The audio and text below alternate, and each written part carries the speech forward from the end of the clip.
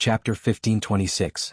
Li Xiaoxin muttered softly, "Even if I have 2 daughters, I still don't want to be this kid's father-in-law. Every time I see him, I'll chase him away with a broom." For the first time the woman did not argue. She said softly, "When I was chatting with this child, I talked about how our family was too playful. As he chatted with me, he casually said something that was quite interesting.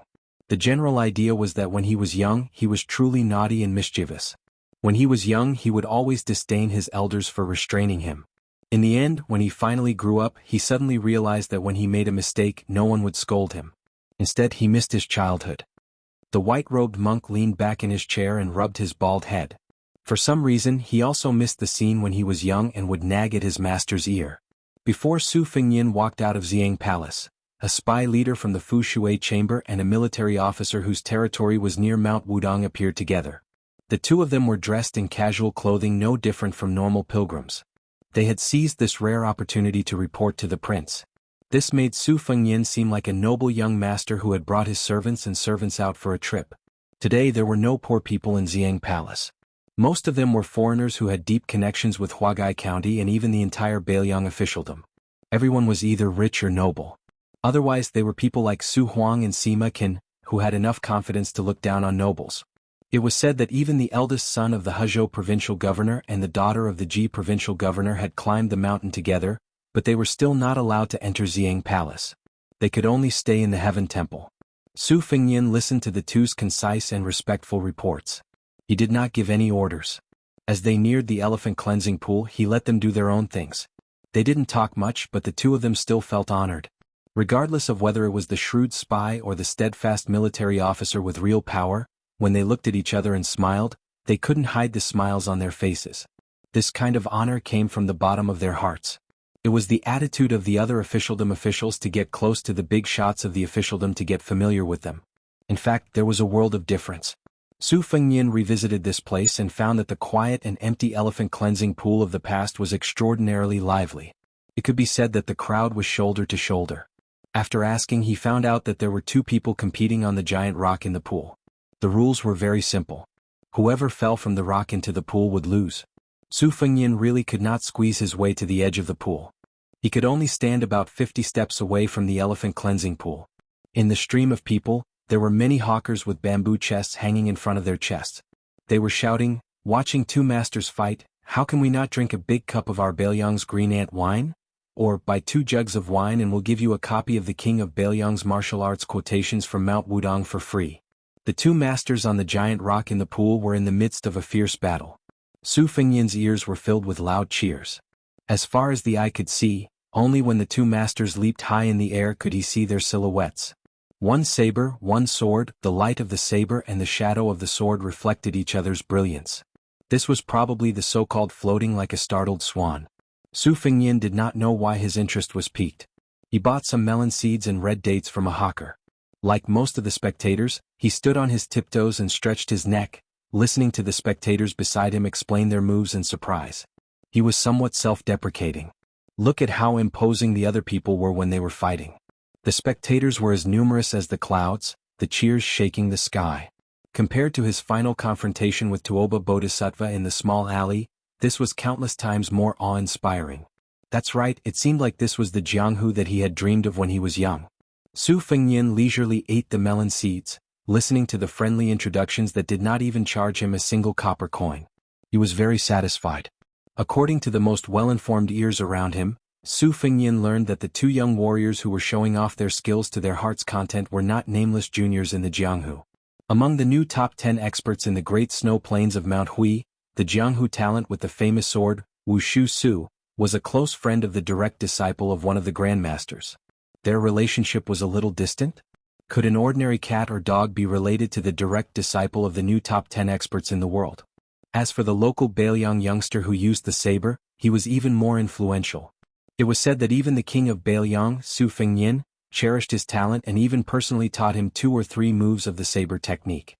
Hearing this, Su Fengyin could not help but grimace even more than when he heard Miss East-West say that she had seen through old Huang's identity with just a glance. Just as Su Fengyin was feeling a little depressed, the crowd was forcibly pushed aside. Su Fengyin turned his head to look and saw 2 men walking side by side. Both of them looked solemn. One of them was holding a long sword, the other had his hands behind his back. It seemed like they were about to participate in a peak battle for the title of top 10 experts in the world. Su Fengyin could only follow the crowd around him and make way for the two experts. It turned out that after the battle between the two young warriors on the giant rock had ended, it was the turn of these two Jianghu heroes who were more important in the Jianghu to compete on the stage.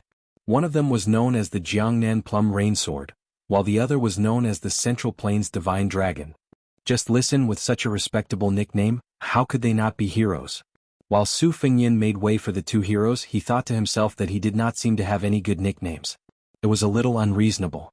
Back then, when the four of them wandered the Jianghu in poor conditions, not to mention the heroine Li East-West who gave herself a string of nicknames, the other two all had. Su Fengyin sighed and ate melon seeds. Not only was he depressed at the moment, but his crotch was also depressed. Chapter 1527. Su Fengyin suddenly turned around and saw a group of familiar faces. Su Huang with his beautiful beard, Sima Qian who always had a bright smile on his face, Lu Duanmao with his evil-looking face, Jean Baosher with a cold expression, and an unfamiliar middle-aged man who reeked of alcohol and carried a long sword. He should be the famous wine immortal Chang Sui. Su Huang laughed in a low voice and said, "I met Taoist Han in Purple Sun Palace, and heard that your highness has come to the mountain. So, I have to find your highness and thank you."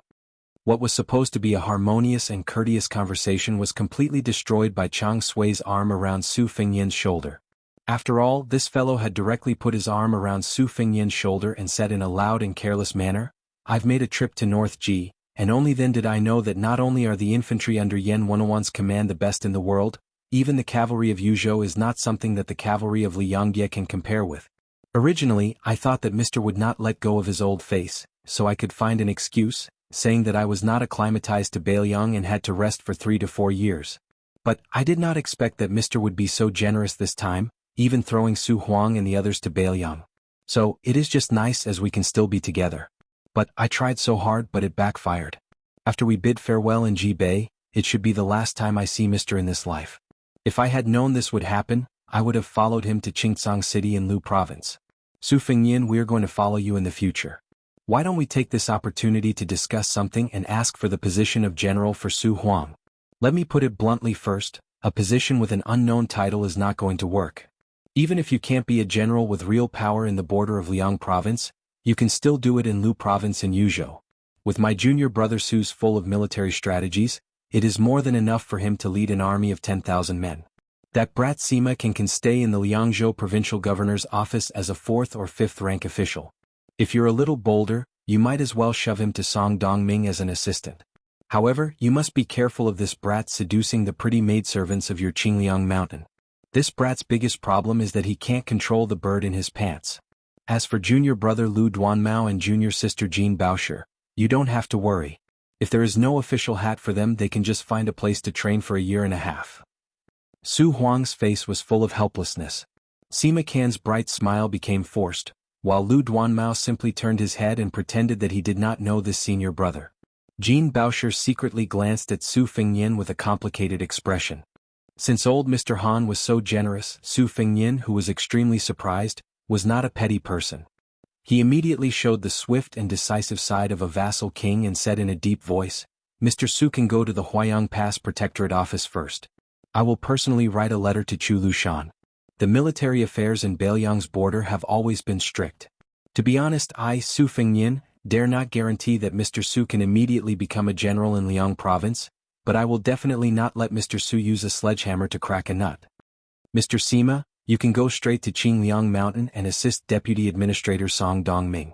Of course, if you don't like being an assistant, you can also go to Liang Province's Provincial Governor Office or Lingzhou's Taiyu County. Right now, there is a merit officer position in the Provincial Governor Office, while Lingzhou's Taiyu County has just vacated a governor. They are both 4th rank officials. It depends on how Mr. Sima weighs it. As for Mr. Lu, I hope that you can go to Lingzhou to help Provincial Governor Su Beiji. Perhaps your position will not be high at the beginning, but I believe that with Mr. Lu's knowledge and Su Beiji's foresight, Mr. Lu will quickly stand out. As for Miss Jean, I really haven't thought of a plan yet. Let me think about it, but before I go down the mountain, no matter what, I will give Miss Jean a satisfactory answer." When Su Fengyin finished speaking, Sima Qian and Lu Duanmao looked at each other in dismay. Even Su Huang was shocked. Jean Baosher pursed his lips tightly and was in high spirits. Only Chang Sui still looked sloppy. He lazily picked up his wine gourd and drank a mouthful of wine. He wiped his mouth and smiled. Great. Su Fengyin said sincerely, I, Su Fengyin, will of course welcome all of you to stay in Bailiang. My second sister will also be very happy. Chang Sui sighed softly. Then, other than the eldest apprentice brother who has a grudge with the Su family, and the youngest apprentice brother who has no choice but to stand against you, you have a total of 8 disciples. Currently, 6 of us are working together in Bailiang. Life and death are fated. Riches and honor are in the hands of the heavens. People come and go as they please. The 6 of us are already considered lucky.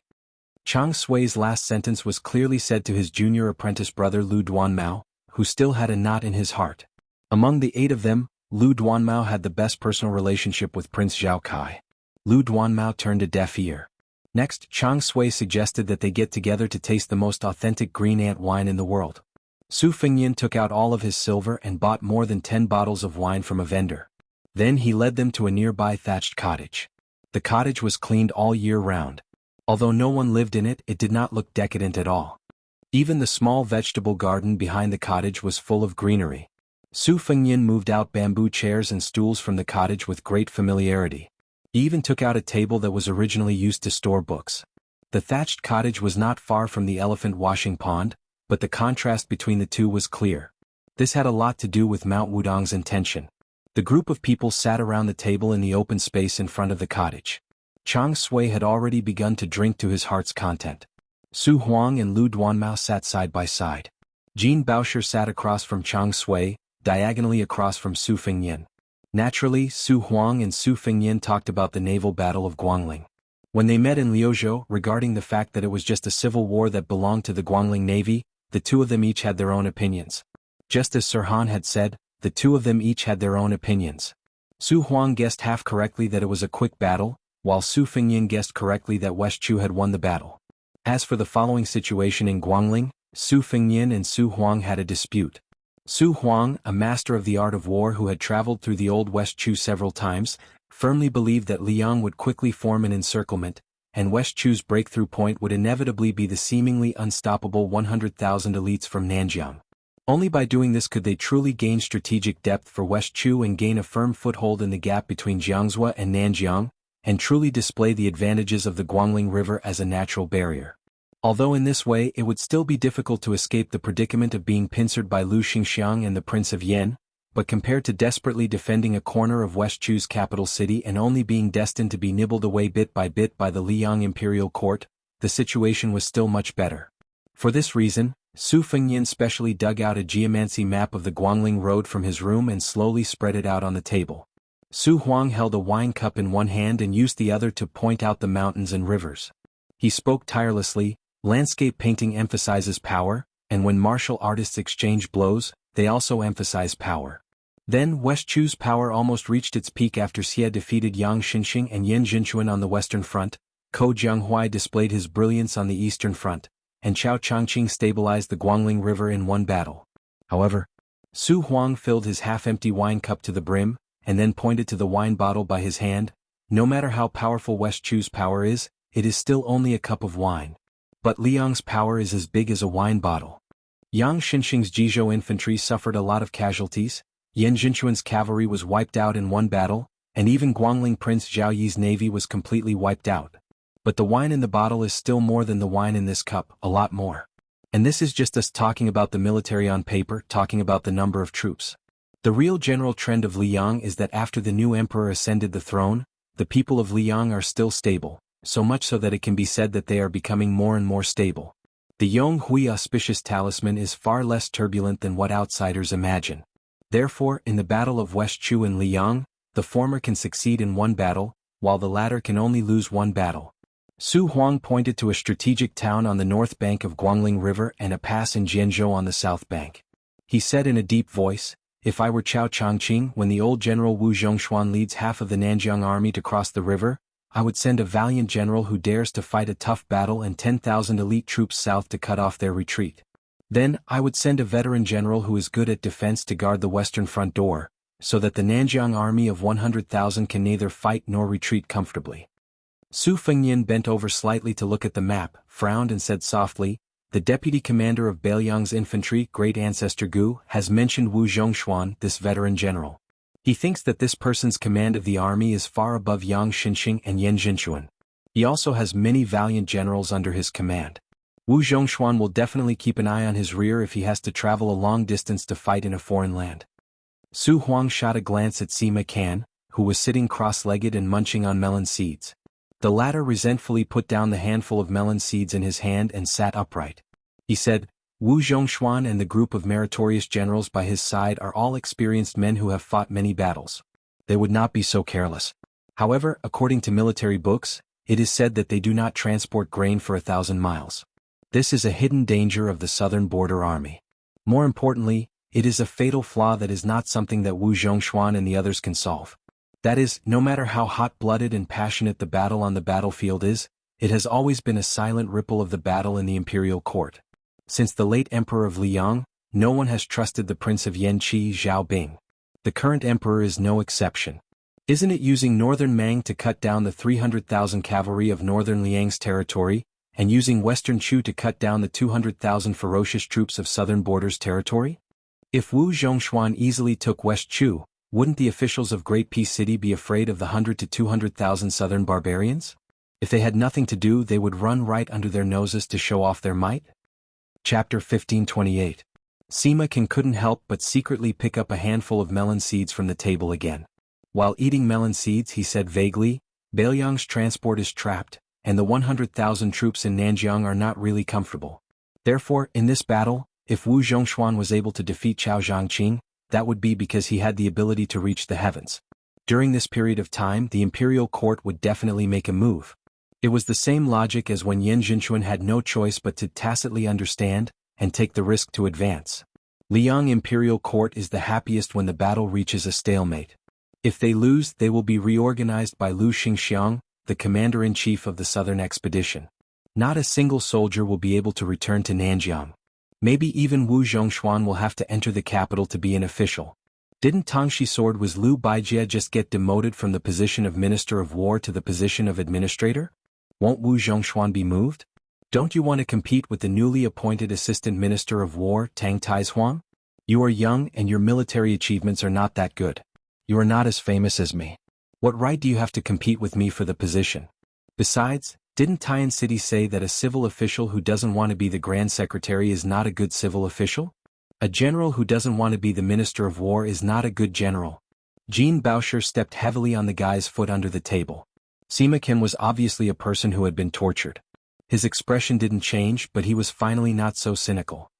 Although the imperial court of Liang is domineering, watching the battle of Liang Mang from the other side, personally fighting with the rebels of West Chu, and deliberately playing tricks with the vassals of the older generation, I have to say that the late emperor of Liang is really a powerful monarch.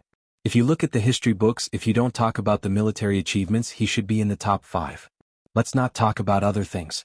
Let's just talk about the general trend of removing vassals. Let's not talk about Beiliang. That Zhao Ying, the Duke of Huainan, went to the battlefield and died, right? Zhao Sui, the Duke of Jiaodong, has been guarding the door of the northeast for so many years, right? Zhao Sun, the hereditary king of Jing'an, also wished he could pour out his heart to the imperial court and carve the word loyalty on his forehead, right? That was why it was said that in a history book of the spring and autumn annals, it was about generals from various countries appearing on stage. Emperors and civil officials were all written to the side. Every page was filled with the words "martial artists save the country." As for the spring of eternal Hui, it was replaced with the words "literati rule the country." With Zhang Julu leading the charge and the 5 ministers outside of the Ministry of War working together, it was truly a magnificent sight. Even 1,000 years later, as long as you are a scholar, you will feel proud of this glorious history. Sima Kan suddenly paused and looked around like a storyteller who was keeping people in suspense. He took a sip of wine and said, "Then here's the problem. Why is it that on the surface the longer Liang drags on, the greater the chance of victory, while Beimang drags on, the smaller the chance of victory? Why is it that Xiandi still insists on having Guangling Road burn, and then let Beimang feel that they have a chance to invade the south at this time? Fighting on 2 fronts, aren't you afraid that even the thickest of assets will be squandered?" Chang Sui was overjoyed and pointed at his shitty with his wine gourd. "In the future, if you can't make a name for yourself in Beiliang, Then go to the restaurant and be a storyteller. Xixiang I will set up the stage for you. Jin Shimi will take the money. Su Fengnian smiled and gave the answer. For the elite troops in the world, it is already the limit to maintain their prosperity for 20 to 30 years. After that, they will only get worse and worse and their shortcomings will gradually increase. Our Bailiang cavalry started in the spring and autumn annals, and now it has been 30 years. First, Great P City is afraid that our Bailiang frontier army will not be able to fight Beimang as time passes.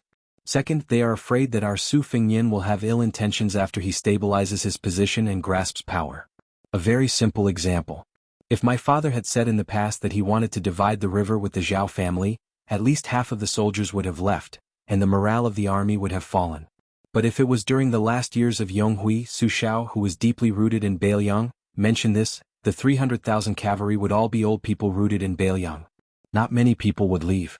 When our Su Fengnian truly holds power for 4 to 5 years, and has all the generals of the border army in his hands, Bailiang, who has never had a good impression of Great Peace City, will not point their spear at Liang. It will be normal in the eyes of Jing for them to establish their own country on the northwest border, right? Chang Sui laughed and said, that's human nature. Sima Can asked with a smile, Wang Yi, have you really not thought about this? Su Fengnian shook his head, not saying anything. Chang Sui finally opened his mouth to talk about serious matters. With hazy drunken eyes he said, when it comes to the various armies in the world, there are actually not many that can be called heroic. My old foundation is the Southern Ji Infantry of the Northern Han Imperial Guard, which has already been ruined by Yang Xinxing. Yan Jinchuan's cavalry was originally one of the best elite cavalry in Liyang. Unfortunately, the old general died a sullen death and did not die in battle. Now the number of soldiers left can be counted on one hand. The newly appointed administrator of Huainan, Kainan, has expanded from 60,000 to 80,000, and her military strength has decreased by quite a bit. The Minister of War, Tang Taizhuang, has single-handedly trained the elite cavalry of Liaodong's Duoyen, which is extraordinary. The Blackwater cavalry of the vassal prince of Liaoxi, Zhao Sui, is also not bad. Wu Zhongshuan's great armor of the southern frontier is said to be able to compete with Yan Wenwan's Yuzhou infantry. The king of Yan, Zhaobing, personally leads the 40,000 Wufeng army. As for the navy, the Guangling navy has been split into two, so there is no need to mention it. The Qingzhou navy has long been corrupted by the officials of the Green Party. If they can fight with words, they will probably be invincible. No matter how you look at it, only your northern Liang border army has been able to maintain its sharpness for a full 30 years. Chang Sui stood up and said slowly, in the Central Plains, relying on natural barriers and cities will definitely not be able to stop Beimang's iron hooves. Therefore, I want to stand here in the only Bailiang frontier army that can withstand the disadvantage of numbers and not take a step back. I want to use my meager strength to block for the Central Plains. Chang Sui raised his head and drank half of the gourd of wine. At the mouth of the gourd in Yuzhou, there are 2 cities and hundreds of fortresses. When Beimang's hooves advance, it will only be after the Bailiang's defenders are all dead. Chang Sui muttered to himself, before I personally went to the border, I always felt that it was grand and majestic when I wrote poems after getting drunk. Only now do I know that the true border of 100 battles is not at all as heroic as the scholars imagined. Chapter 1529. Chang Sui said loudly, why write poems for the dead? It's better to die here and leave your last words. Sima Can said softly, second marshal brother is really drunk. Su Huang suddenly stood up and raised a cup of wine. He looked at Su Fengnian and said, to gourd mouth of Yuzhou, to tiger head city of Liangzhou, to Qingsang city of Liuzhou. A toast to the prince.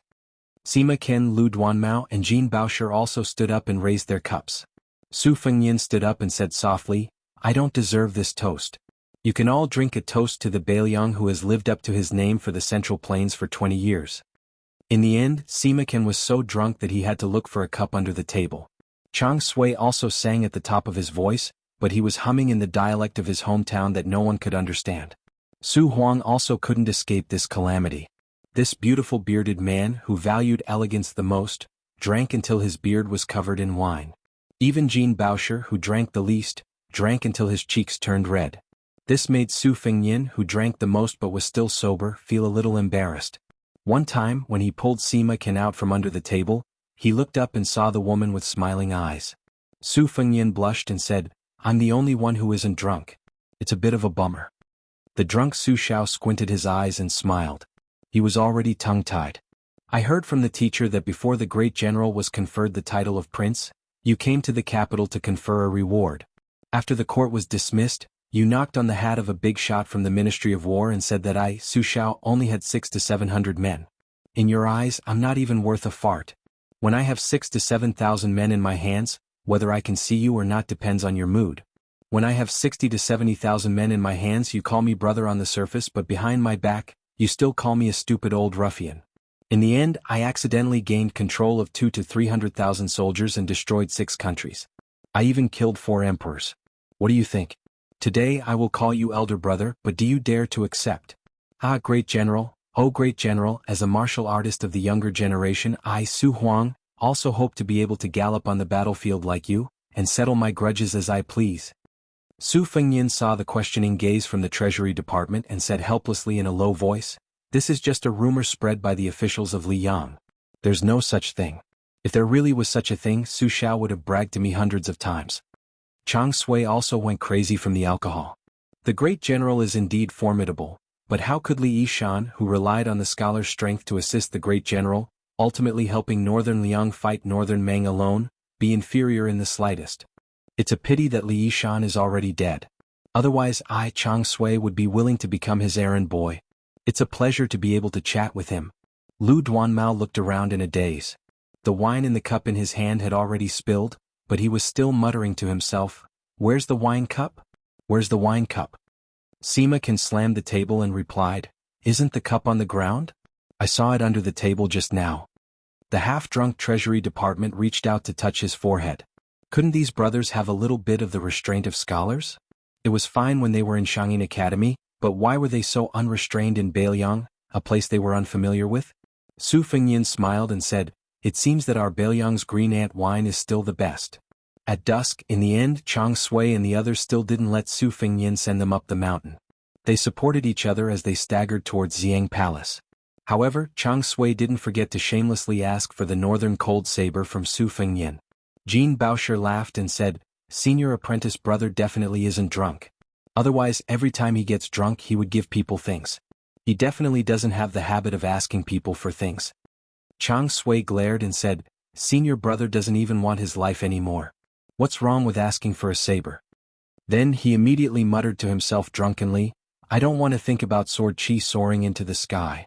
At least I, Chang Sui, can fight like a bull when drunk. Su Fengnian, you brat, you're not honest. Drinking depends on one's character.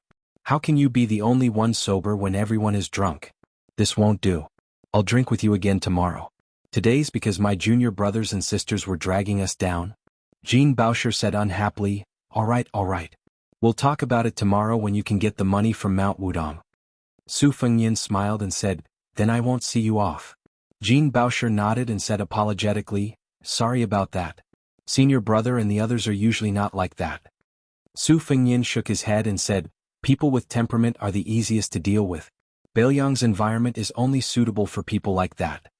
For some reason, Jean Baosher slowed down his footsteps and turned to ask, "Is it really like the rumors at the border? That Dong Zhuo of Beimeng ordered Qi Manor, Sword Manor, and Yu Manor to set up the 3 great formations, chessboard, sword circle, and sitting stance? He even ordered the 100 over Kunlun slaves of Mount Bubang to control the ballista with power equivalent to a celestial sword. He even used the talisman formation, one-line sky of Dao's sect and the Dunhuang flying apsaras of the princess's tomb? Just to stop you from breaking the formation and advancing 200 steps? Su Fengnian smiled and said, "After hearing what you said, I realized that it sounded very impressive. But actually, when I was breaking through the formation, I didn't think much of it. Moreover, I had dozens of Wu family swordsmen behind me to protect me." Jean Baosher whispered, "I see." Su Fengnian smiled and didn't say anything. The woman turned around gently and said with a light voice, "Look at yourself, look at your family, look at your hometown, look at your country, and look at the world. Look at everything one by one, leisurely and carefree." Su Fengnian frowned and fell into deep thought. As dusk approached, Su Fengnian returned to the front of the straw hut and cleaned up the mess. He moved the tables and chairs back into the house and then went to the back of the house to look at the vegetable garden. After squatting in front of the house for a while, he returned to the house and lit an oil lamp. He casually picked a martial arts manual that he had taken from the armory back then and slowly flipped through it. Late at night, Su Fengnian put down the book and walked out of the house. In the eyes of Tantai Pingjing and the other Qi refinement warriors, Great Peace City was rich with the aura of the king. Xiangfan City was eerie with the aura of ghosts. Gangnam-do was elegant and bleak. Bailiang men couldn't compose frontier poems. Bailiang women also didn't have such grievances. Death was death. Su Fengyin looked up at the night sky. A general's success was built on 10,000 corpses. What Su Xiao owed to Chun Xiao I'll repay. Su Xiao spent his entire life in the military. As a general he could only kill people. There was no right or wrong. But no matter how many people he killed in the Central Plains, I, as his son, had to save that many people. And what I, Su Fengyin, owe the 300,000 cavalrymen and Bailiang citizens, I might not be able to repay in this lifetime. Chapter 1530. A huge fleet of carriages entered Bailiang's Yuzhou from Huainan's River Prefecture and headed straight for Wudong Mountain. The fleet was escorted by the imperial guards who had dazzling golden threads wrapped around their scabbards. There were also nearly 20 inner palace experts who had copper-embroidered fish pouches around their waists. Behind this group of carriages, there was another group of luxurious carriages following far behind. The coachmen driving the carriages were, without exception, top-notch martial artists with long Qi auras. It was the time when Liang destroyed Buddhism and promoted Taoism. In the north and south of the Yangtze River, there were new Taoist temples rising from the ground in all the geographical centers and spiritual mountains. The sound of immortal music resounded throughout the Central Plains. Among them, Xingyang Temple in Great Peace City was built like a forbidden palace. There were statues of the 5 emperors including ancestor Taizong of Liang. They were placed on both sides of the statues of the Taoist saints according to the ancient order of Li Zhao and Mu. They took the materials from the iridescent cloud pavilion of the imperial palace and used them to build the gate of Xingyang Temple. They broke the inner palace's sweet spring hall and used it to build the hall of Laojun. The projection wall of the temple was painted with a grand system of 36 heavenly caves and 72 blessed lands of Taoism. For a time, Xingyang Temple became the head of all the Taoist temples in the world. The head of the temple, Wu Lingsu, was the Taoist who personally sealed the gate of the 2 Zen temples. She was now worthy of being the head of the northern Taoist temple. Therefore there was a saying in the world, Xingyang Temple in the capital, ancestral court in the north and south. Just when everyone knew that the white-robed monks of the 2 Zen temples were going to debate with the Taoist priests of Wudong on Lotus Peak, there was another news that the Yue minister who was like the sun in the sky in Great Peace City was going to rush to Bailiang's Wudong Mountain as the head of the imperial court with an imperial edict in his hand. He was going to confer the title of Wudong's supreme leader, Huang Manshan, as a void-pierce master. A middle-aged Taoist with an otherworldly aura was sitting in the carriage. He wore a purple-gold Taoist robe and had a purple horsetail whisk with 3 golden rings on his arm. He was smiling faintly. Beside the honorable Taoist sat a young man who looked very similar to him. Although he was also wearing a Taoist robe, he was closer to the secular world than the middle-aged Taoist. The young man said with a smile, "Father, I thought that after crossing the river province boundary marker, the Yuzhou military would at least send out a few hundred cavalries to intimidate us. It seems that Sugai isn't completely lawless.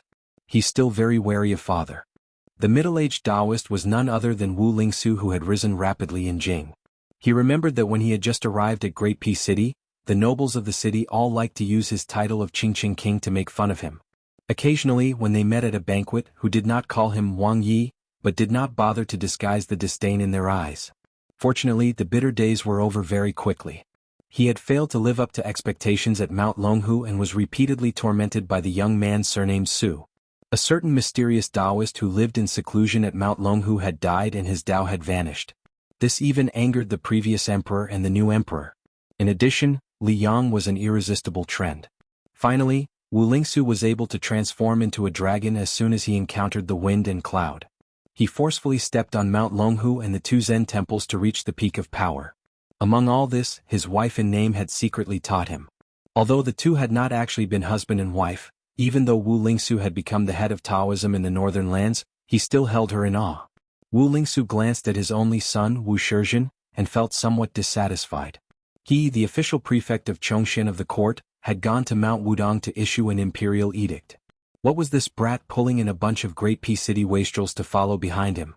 That first young master Wang Yuan ran, his old man Wang Xiongui had already been pushed from the position of Minister of Revenue to the position of administrator of the Guangling Path. First my ass. If it wasn't for the fact that Tantanan still remembered the incense from the spring of Yonghui, with Wang Yuanran's shrewdness and ability, he would have long been eaten to the bone. There were also the other 3 young masters of Jing. Which one of them had any real weight? That pervert surnamed Yen at least had the famous general grandfather Yen Jinchuan. Even if Great Peace City did not give face to the monk, they would still give face to the Buddha. They would more or less not bicker with this brat. But that little fatty called Song Tianbao, none of his ancestors had ever been an official or studied. He just relied on his father's wealth to spend money in Jing. Every day he was a sucker for other people. He was just a silly little fool. Could this kind of rootless wealth last long? It was just 100 zhang tall building built on sand. When the wind blew it could collapse at will. Wu Lingsu said earnestly, Shenzhen, in my opinion, the sons of the aristocratic families in the capital are also divided into 3, 6, and 9 ranks. For example, although Wang Yuanran's father, Wang Xiongui, was demoted from a first-class official to the most dangerous position, the administrator, in the future, the 6 ministries will serve outside the capital for a few years before returning to the capital. As the only remaining pillar of Zhonglu, it is a good thing that one person cannot support the situation. Wang Xiongui may have a chance to make a comeback. Wang Yuanran also has Tantanan to take care of him. Father will not oppose you getting to know him. But compared to the eldest son of Yin Maochun, Yin Changing, and the only son of the Assistant Minister of Justice, Han Lin, Han Xingyin, Wang Yuanran is much worse. He can't even compare to Fan Zhangho, Li Jifu, and Gao Tingshu. As for that Yin family brat who doesn't amount to anything, his family is just like a half-dead person hanging on by a breath. That is why you. Let's talk about Zhao Wenwei, Yin Changing, and Han Xingyin. These 3 people's fathers were all Grand Secretary Zhang's favorite students, and then they had the foresight to part ways a long time ago. The father's generation has a good official reputation. The younger generation's reputation isn't bad either. Even if I try to stick hot face to cold buttocks, they might not necessarily agree. Even if I thicken my skin and enter their homes, I still won't be able to become their close friend or confidant. Rather than this type of futile effort, I might as well spend a bit more effort on people like Wang Yuanran. Wu Lingsu sighed and said, Small matters, it is hard to accomplish great things. Wu Shenzhen said with a bitter face, I actually want to get close to that Qin Xiaobao, but he doesn't even give you father face, so why would he pay me any attention? Wu Lingsu reached out a hand to stroke the horsetail whisk's vermilion silk, saying softly, Us father and son's foundation is still a bit shallow. Wu Shenzhen leaned over to this new leader of Northern Taoism, saying with a low voice, Father, if we can take advantage of this opportunity to trample on that surnamed Su and return to the capital, Father's position in His Majesty's heart will definitely rise a step further. Taking a step back, I can find an opportunity to secretly push Wang Yuanran and the other hotheads out to make a feud with Bailiang. Once they return to the capital and make a ruckus, the Su family's reputation in the capital will be completely ruined. Wu Lingsu was hesitant. That person even dares to refuse an imperial edict, and this is also his territory. How can Wang Yuanran and the others shake him in the slightest? As for the curses of Great Peace City's officialdom, the Su family father and son have never paid them any attention. Be careful not to smash your own foot with a rock. Bailiang's whisk water room spies can fight with Liang's Zhaogo for many years without being at a disadvantage. They cannot be underestimated. Wang Yuanran and the others can't accomplish anything. I don't think they will succeed. Wu Shenzhen said with a smile, I don't expect that Su person to be hurt. It's also good to disgust him. Wu Shenzhen remembered the scene of him being humiliated by that peer at Mount Qingqing. His tone was dark as he said, even if Su person has some information that he can use against him, would he really dare to kill over such a small matter? Wu Lingsu suddenly asked. In the group behind us, the one surnamed Lu, the son of the county chief of Hezhou, said that he used a scabbard to hit Su person in the past. Is that true? Wu Shenzhen said with schadenfreude, it's most likely true. According to what Lu Qingfeng said, Su Fengyin was traveling the Jianghu with an old servant. They passed by Hezhou and had a conflict on the street. In the end, he used the scabbard of a cold blade to smash Su Fengyin's forehead. That guy also said that Su Fengyin threatened to bring 10,000 Bailiang cavalry to raise Hezhou. So Lu Qingfeng asked him who he was and Su Fengyin asked him back, Su Xiao is my father. Who do you think I am? Lu Qingfeng of course did not believe him. After hitting Su Fengyin with the scabbard, he simply pulled out his blade and chased after him for half a street. Last year, I heard from the storytellers in the restaurants in the county that Su Fengyin was His Royal Highness. He really did travel the Jianghu with an old servant by long. He was scared to death. Especially when Su Fengyin refused to accept the imperial edict and sent the Yuzhou cavalry to invade Hezhou. Not only Lu Qingfeng but also his father and his whole family ran out of the city. Afterwards, when they saw that the Yuzhou cavalry had no intention of invading Hezhou, they returned to the county with fear. Wu Lingsu also found it interesting and said with a smile, "But later wasn't there an incident where 10,000 Yuzhou cavalry entered Jizhou? They had to pass through Hezhou." Wu Shizhen laughed so hard that tears almost came out of his eyes. So the family resumed their old business and ran away at night. Fortunately, the Yuzhou cavalry returned through Heluku, so Lu Qingfeng's father did not resign and moved to Jiangnan. However, the Lu family also benefited from the disaster. The entire Hezhou knew about this hero who dared to beat up the king of Beiliang. Even Lu Qingfeng's father received a unique, above average, in Hezhou in the local evaluation hosted by Yin Maochun. Lu Qingfeng and Song Tianbao are good friends who have known each other for many years. When he was welcoming Wang Yuanran and the others, he fell in love at first sight with the daughter of the former assistant minister of the Ministry of Justice. Plus, he was probably sure that Su Fengyin would not lower himself to his level, so he shamelessly followed him to Yuzhou. Wu Lingsu, who was no longer a self-proclaimed king in a corner, sneered, "It is rumored that Song Tianbao's grandfather, as the #1 god of fortune in the two Liao provinces, was not on good terms with Su Xiao, who rose in Jinzhou and Liaodong. Lu Qingfeng and Wang Yuanran, who had a conflict with Su Fengyin in the Jiuzhou embassy in the capital, are indeed birds of a feather flocked together." Wu Shizhen's expression was a bit awkward. It seemed that he had to be included. Chapter 1531. The first round of the debate between Buddhism and Taoism was going to be held at Lotus Peak tomorrow. There were no more places to stay on Mount Wudong. The inns in the towns near the foot of the Southern Divine Path were also full. The two groups of people entered a place called Escape Summer Town. The way they looked for rooms to rest was completely different. One group of a dozen people spent a lot of effort to negotiate with a small inn on the east side of the town. The normal rooms were much more expensive than first-class rooms in the Central Plains. When the innkeeper took the stack of travel passes, he just glanced at them and ignored them. So what if they came from Great Peace City? Wouldn't they still be slaughtered by our inn? However, the names of these guests were not vulgar. The middle-aged man with the sword was Qi Jiajia. It was Yin Changjing and Zhao Chunyuan, a young couple who looked like a perfect match. The handsome young man was called Zhao Wenwei.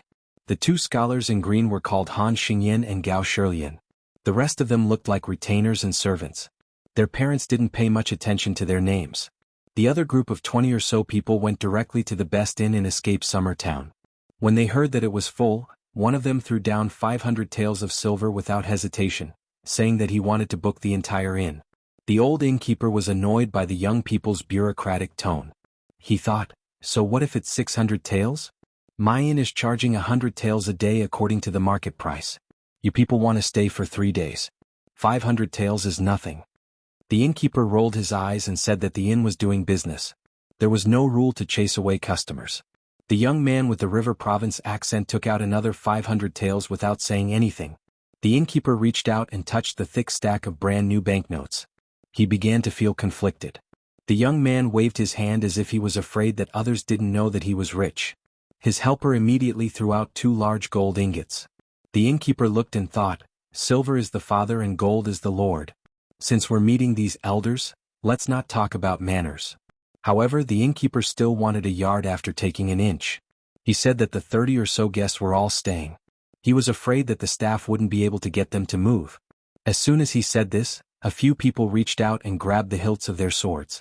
The innkeeper was anxious and hurriedly told them not to fight. Whoever dares to cause trouble in Beiliang today will be finished. The innkeeper picked up the banknotes and gold ingots and went upstairs to explain to the customers. The innkeeper played a petty trick. Not only did he take the initiative to return the money, he even gave everyone 3 to 4 taels of silver. He even told the customers that a group of military lords from the northern Liang border wanted to stay here and that the innkeeper could not afford to offend them. Jianghu. Beiliang. Jianghu. Jianghu. Jianghu, 2. Beiliang. Qi Jiajia. He was the #1 swordsman in the capital. In his early years he was not only the sword master of many princes. Even Bai Yan's daughter Zhang Gaoxia was once his disciple. To be able to trouble him to escort a group of people thousands of miles away, the reason was simple.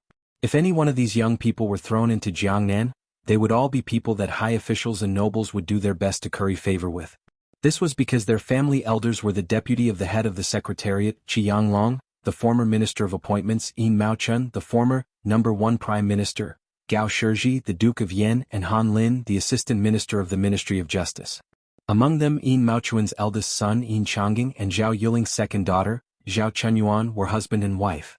The fathers of both families had strongly opposed it. In the end, the emperor, who was only the fourth prince at the time, set them up and married. It was a beautiful story in the capital. Zhao Wenwei, who had the reputation of being a child prodigy, was Zhao Yuling's favorite son. Han Xingyan was the second son of Assistant Minister of Justice Han Lin, who was about to be sent out and promoted to administrator of Huainan. He was about to marry a virtuous county princess.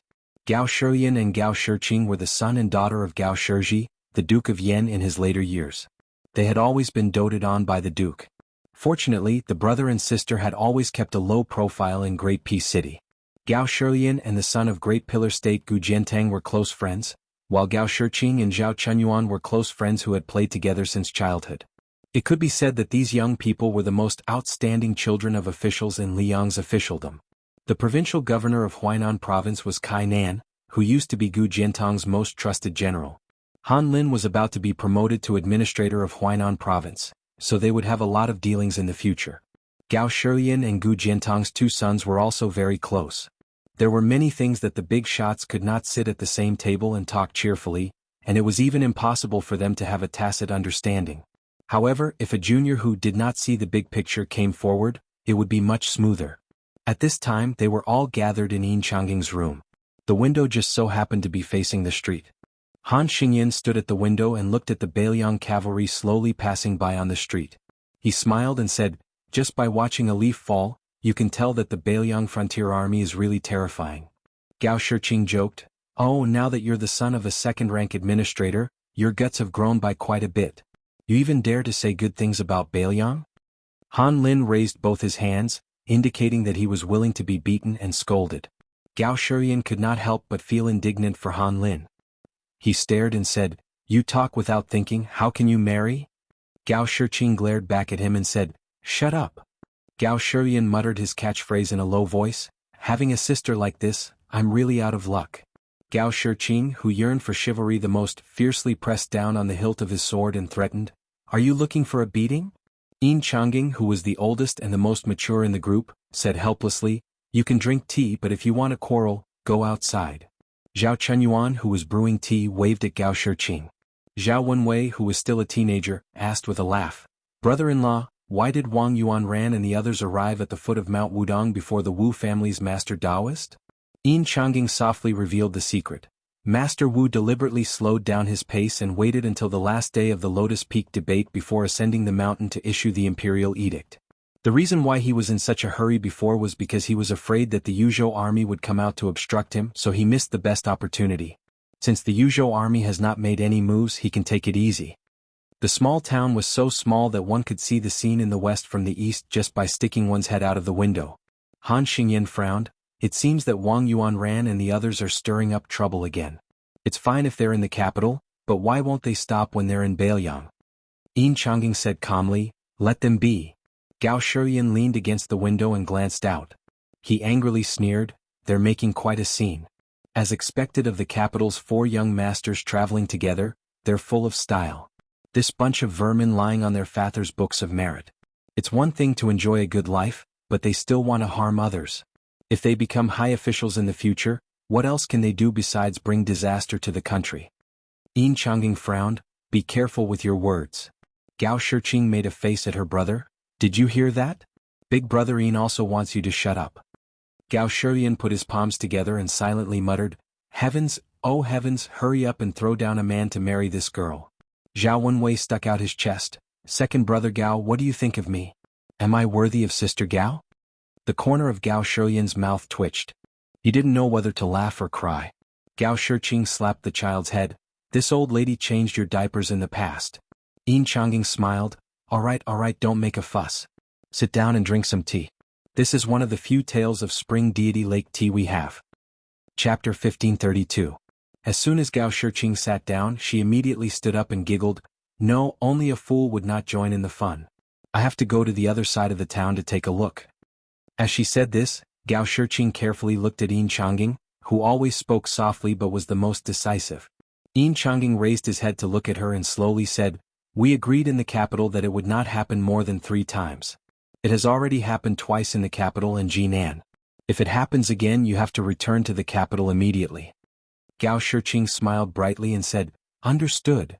Gao Shiqing ran out of the inn like a wisp of smoke and ran along the street to the most popular inn in the town. She did not go too close. After all, she was not unfamiliar with Wang Yuanran, Yen Sei Fetus and Song Pandun.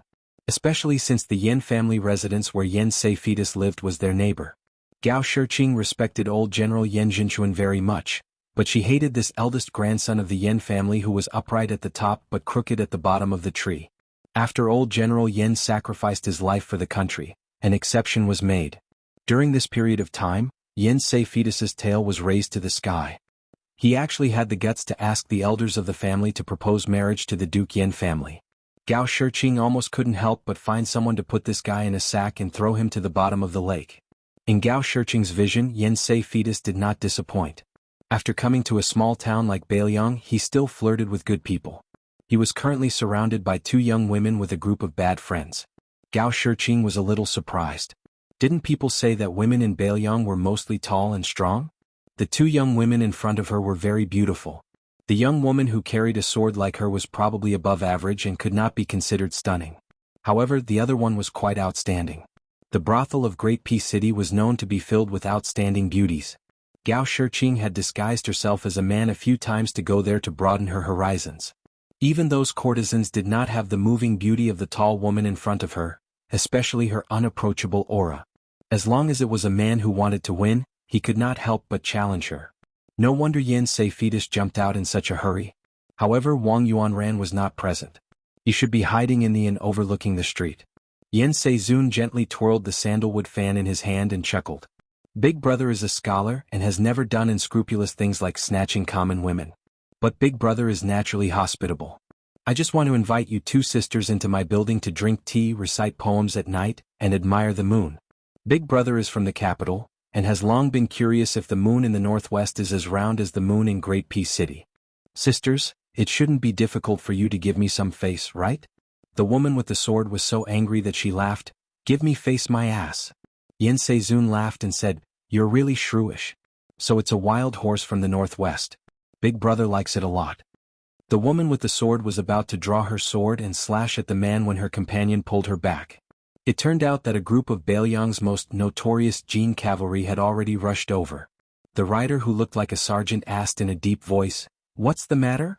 The sword-wielding woman pointed at Yen Sei Fei and his group of young masters and said angrily, Hedonistic sons of rich parents from the capital, in broad daylight you want to. Yen Sei Zun innocently interrupted the woman's words. What do you want? I didn't do anything, I just chatted for a bit. The Jin cavalry sergeant's face was gloomy. His palm subconsciously pressed against the handle of his Bailiang saber at his waist and looked down at the group of young men from the capital. Then are you done chatting? If you're done then scram back to the inn. If you're not done then continue. I'd like to listen in. Yen Sei Zun, who had never been treated this way in the capital, gritted his teeth and smiled lightly. He turned his head and glanced at a young man standing beside Lu Qingfeng. That young man braced himself and took 2 steps forward. He squeezed out a smile and said to the Jin cavalry sergeant, My father is the old governor of Yozhou's Huanggang County. My big brother is the former 8-pass commandant. We're all on the same side. The Jin cavalry sergeant said expressionlessly, Even the current governor of Huanggang County can't control me, let alone the previous governor of Huanggang County. As for the 8-pass commandants, they're just miscellaneous, right? Nowadays, even miscellaneous generals don't count in Bailiang, so what's the 8-pass commandants? On the same side? Who the F***ck is on the same side as you. Seeing this scene, Gao Shiqing was a little dumbfounded. If this was Li Yangye's place, the local tyrant's son would have appeared, and that petty official would have to bow and scram obediently. It wouldn't be strange for him to cling to the powerful and become the villain's accomplice. The Jin cavalry sergeant turned his head and smiled at the 2 Bailiang women. Are you 2 ladies looking for a place to rest? If you can trust me, I know of a Yu Ting Inn on the other side of the street. There might be 1 or 2 rooms left, but the price isn't cheap. There's no helping it. The rooms left in the inn's hands are all superior rooms that they've decided to rip off. If you 2 ladies have enough money, you can consider it. The woman with the sword smiled and said, Brother, thank you. The Jin cavalry sergeant glanced at the group of unfriendly bastards from the capital and said softly to the two women, "I'll send you off." At this moment, a tall young man next to Yen Sedan sneered and said, "Baelyang barbarians." The Jin cavalry sergeant, who had already turned his horse around, suddenly pulled on the reins and dismounted. He said to the other sergeant, "Ma Biao, you guys take these two ladies to the Yuting Inn." This squad leader took off his light armor and cold saber and hung them on the horse's back. Then he turned around and stared at the young man who had called them barbarians of northern Liang. He limped forward and said, "I have taken off my armor and cold saber from my pottery cart. Today I am not a brocade horseman on duty." The tall young man laughed and said, "What UF** King Cripple, you want to fight me one-on-one? I'm afraid I'll accidentally use too much strength and break your other leg." The man surnamed Tao laughed. "If you can kill me it'll just be because you're capable." The tall young man curled his finger. In the hut not far from the elephant washing pool, Su Fengyin was moving books and drying them. Suddenly the Yuzhou lieutenant and the spy leader of the Fu Shui Fang appeared together. Su Fengyin, who was squatting with a book open, raised his head and smiled. "If you have something to say, say it." The leader of the spies spoke very quickly, but his words were clear. Reporting to Wang Ye at the foot of the mountain in Fuxia town, 64 Jin cavalry and 27 Fu Shui Fang death warriors are confronting 23 people led by Wang Yuanran, the youngest son of Guangling's Dean of Dao. The causes. Su Fengyin waved his hand and ordered the lieutenant, Luo Hongkai, go down the mountain and lead 500 men to Fu Shui Fang. Don't confront them, just fight to the death. Su Fengyin pondered for a moment and then continued, the other side should have quite a number of martial art masters as bodyguards. Sui Taizhan, you take out the 4 A-class Fang Fushui men of sacrifice currently on Mount Wudong and send them down the mountain with Captain Luo. Luo Hongkai asked carefully, Your Highness, are we really going to fight to the death? Su Fengyin smiled. How can we do that? Su Fengyin quickly added, just beat them half to death. After this matter, people will give a thumbs up to Baelyang for treating guests with courtesy. The two men quickly left. Luo Hongkai rubbed his chin and said, Old Sui, our prince is indeed a scholar, right? Sui Taizhan said unhappily, What's the use of telling me this? Why didn't you flatter him in front of the prince? Luo Hongkai, who was striding forward, rolled his eyes and said, Just say yes or no? Sui Taizhan wiped his mouth and smiled. Of course. Chapter 1533. Escape Summer Town. Escape Summer Town. Escape Summer Town. Just from its name one would feel refreshed. However, at this time it was very angry. In reality, of Wang Yuanran's group, in terms of appearance, other than the grandson of the old General Yan Jinchuan, who looked like a villain, the rest of the group, including the tall young man who had seriously injured the captain of the Jin cavalry, only had a slightly arrogant attitude. They did not look like villains with a belly full of evil tricks. The 4 silent elders of the family also had the style of a great master. On the side of Baelyang, there were more than 60 patrolling Jin cavalry on the streets of the small town. They all wore light armor and only carried cold knives. They did not carry bows or crossbows. The Jin cavalry captain who was in charge of the affairs of the 3 towns at the foot of Wudong Mountain, Escape Summer Town, had a sturdy body. However, he had a pair of small eyes. When he squinted, they seemed to disappear from his face. He supported the captain of the Jin cavalry, whose chest was full of blood. The latter had been punched in the chest by the tall young man and flew back several feet on the street. It was clear that he had suffered serious internal injuries. Without 2 or 3 months of recovery he would not be able to do anything on duty. The reason the Jin cavalry captain did not act on impulse and order the 60 brothers who had accompanied him to attack the enemy was because the enemy had many hidden aces. Even with the help of the Fu Shui Fang spies, they might not be able to gain an advantage. In addition, the young man who had injured the captain had already announced his identity. He was the son of Li Yang's Saxing field captain. Saxing field captain was one of the 4 field captains in the capital and had real power. His rank was not very high, but he was a strong candidate for the 12 great generals of Li Yang's 4 campaigns, for garrisons and 4 pacifications. The commandant of the imperial cavalry, who had just turned 30 years old, was a descendant of a general of northern Liang. He had long been influenced by the filth of the hedonistic circle and was very familiar with it. When there was trouble, the main character would generally not come out and make a ruckus. He felt that it was beneath him and needed a handy henchman to stand up for him. The young man whose father was the shooting sound commandant belonged to this group. To be able to have such a good general of Great Peace City act as a helper, The other young masters who did not show any fear in the face of more than 60 Bailiang cavalry had to have a high status.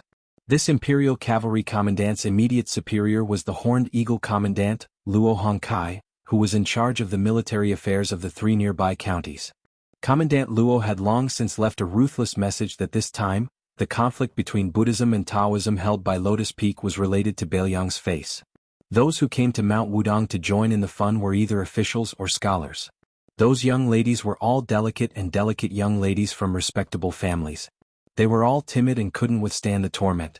When you see these people, you bunch of rough men should be more amiable. It's best if you give them a smile. When you need to give them directions, you should speak nicely and not be impatient. In short, if any bastard dared to embarrass Bailiang in front of outsiders, then he, Luo Hongkai, would make him lose a few layers of skin. The Imperial Cavalry Commandant was in a difficult position. Although he only needed to say one word and this Wuxia town would really start fighting, and if the 60 Imperial Cavalry couldn't win, there were still Commandant Luo's 2,000 elite soldiers at the foot of Mount Wudong. However, since he was the commandant in charge of 200 Imperial Cavalry, he couldn't be so impulsive. If he beat up the son of a shooting sound commandant, then so be it. If there were 1 or 2 sons of court generals with the surname Zhenping, or if he accidentally crippled the sons of high officials of the 6 ministries, then the matter would blow up. In the end, would the king really have to personally clean up after them? However, the Imperial Cavalry Commandant was sullen and angry. Thinking about this group of bastards who had come from Great Peace City to show off their strength, it was fortunate that they weren't Baimang barbarians. Otherwise he wouldn't have to be so hesitant. Today's matter was clearly started by the nobles of Jingdo. Wu Zhangtao's ox cart was already tolerating enough. If he had been the one to see that scene, he probably would have pulled out his sword and chopped them down without another word. Who dares to bully the women of Bailiang? Wang Yuanran let out a soft breath. Fortunately, the commandant was someone who understood the big picture. Otherwise, if the 2 sides really started fighting without any regard for the consequences, then his secret plan would not be easy to clean up. Wang Yuanran's gaze swept over the people around him. He saw the subtle expressions of his companions. Yen Tongshu's body trembled slightly. There was both the fear of facing the legendary Bailiang soldiers and also the excitement.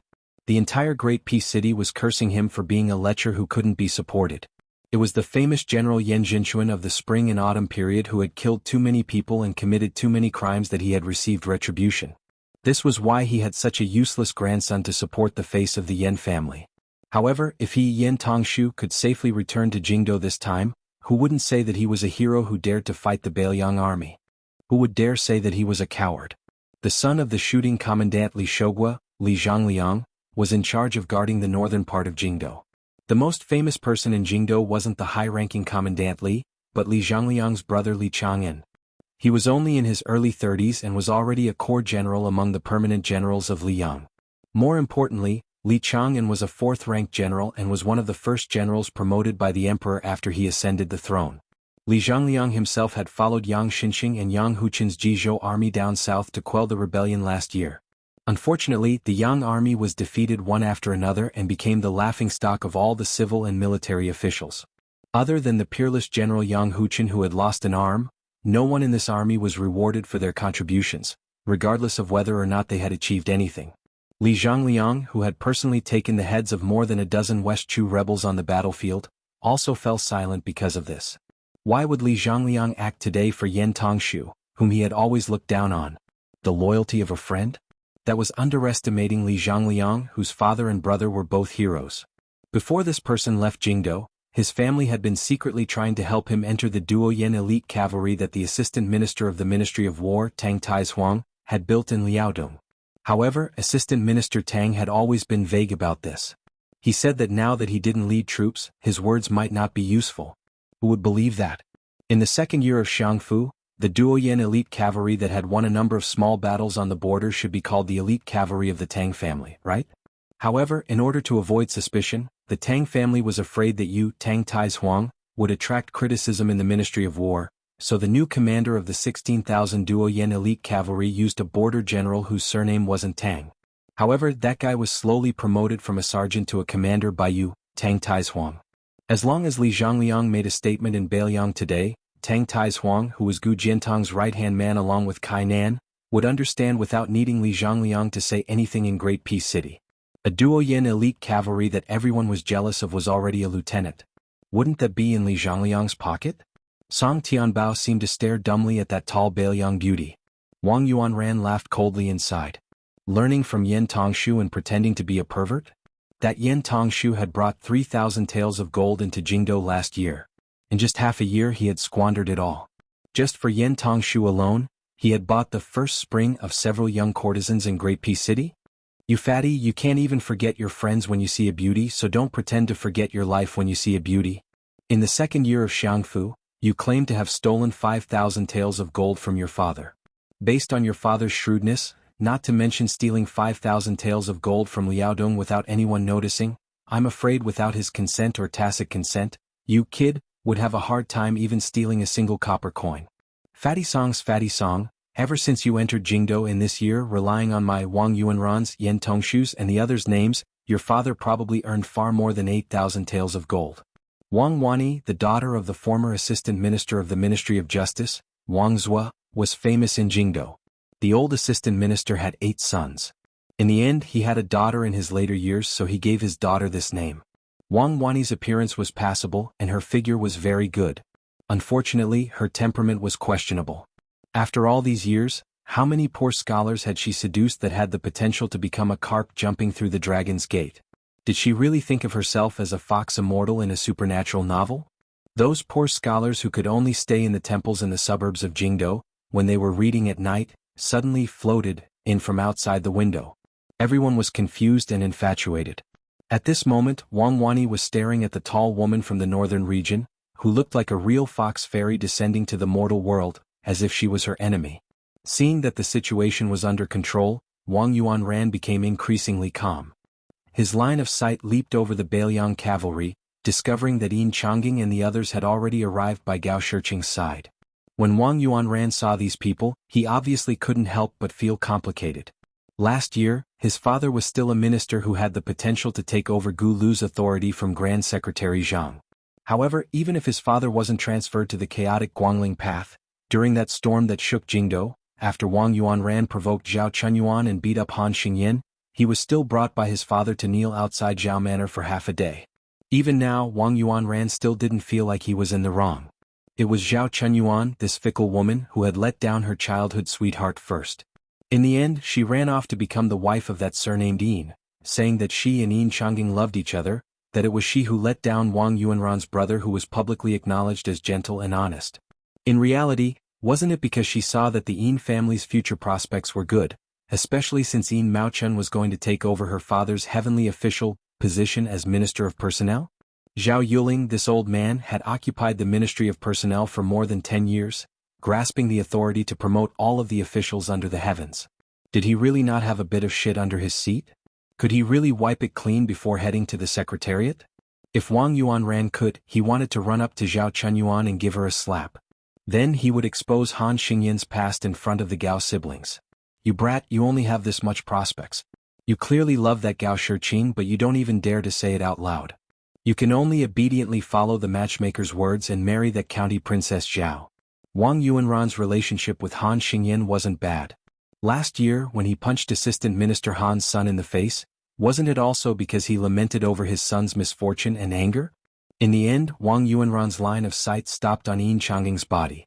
His gaze was exactly the same as the one Wang Wani looked at that Beiliang woman.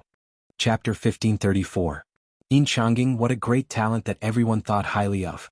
Benevolence, righteousness, propriety, wisdom, trust, gentleness, respect, frugality, it all seemed to be in one person. Was there really such a perfect young talent in the world?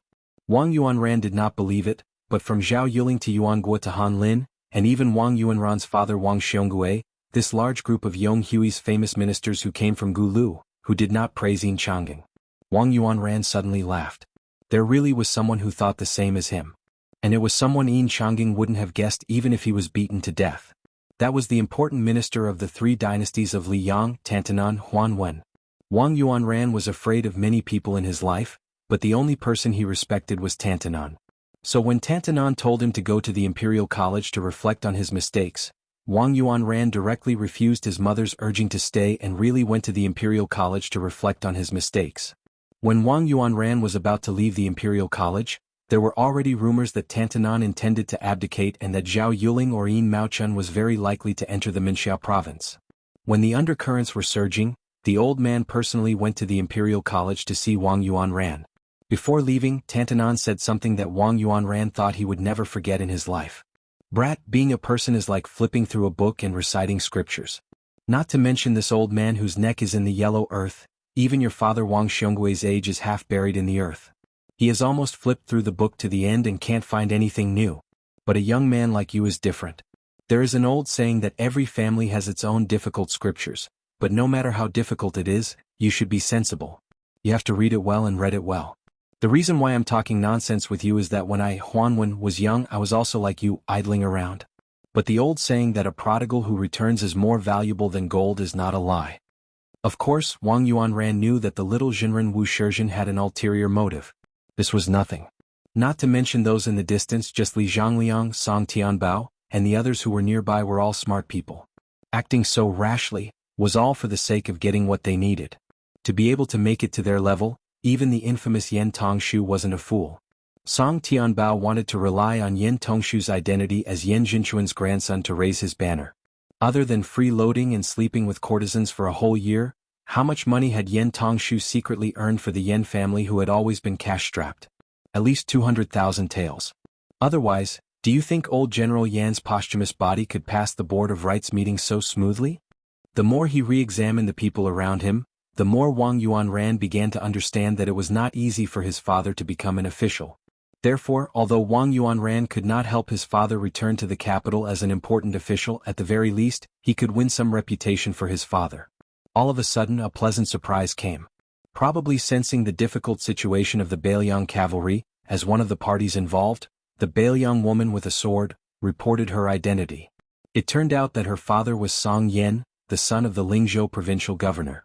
As the second in command of the civil officials in Lingzhou, he could be considered one of the top officials in Bailiang.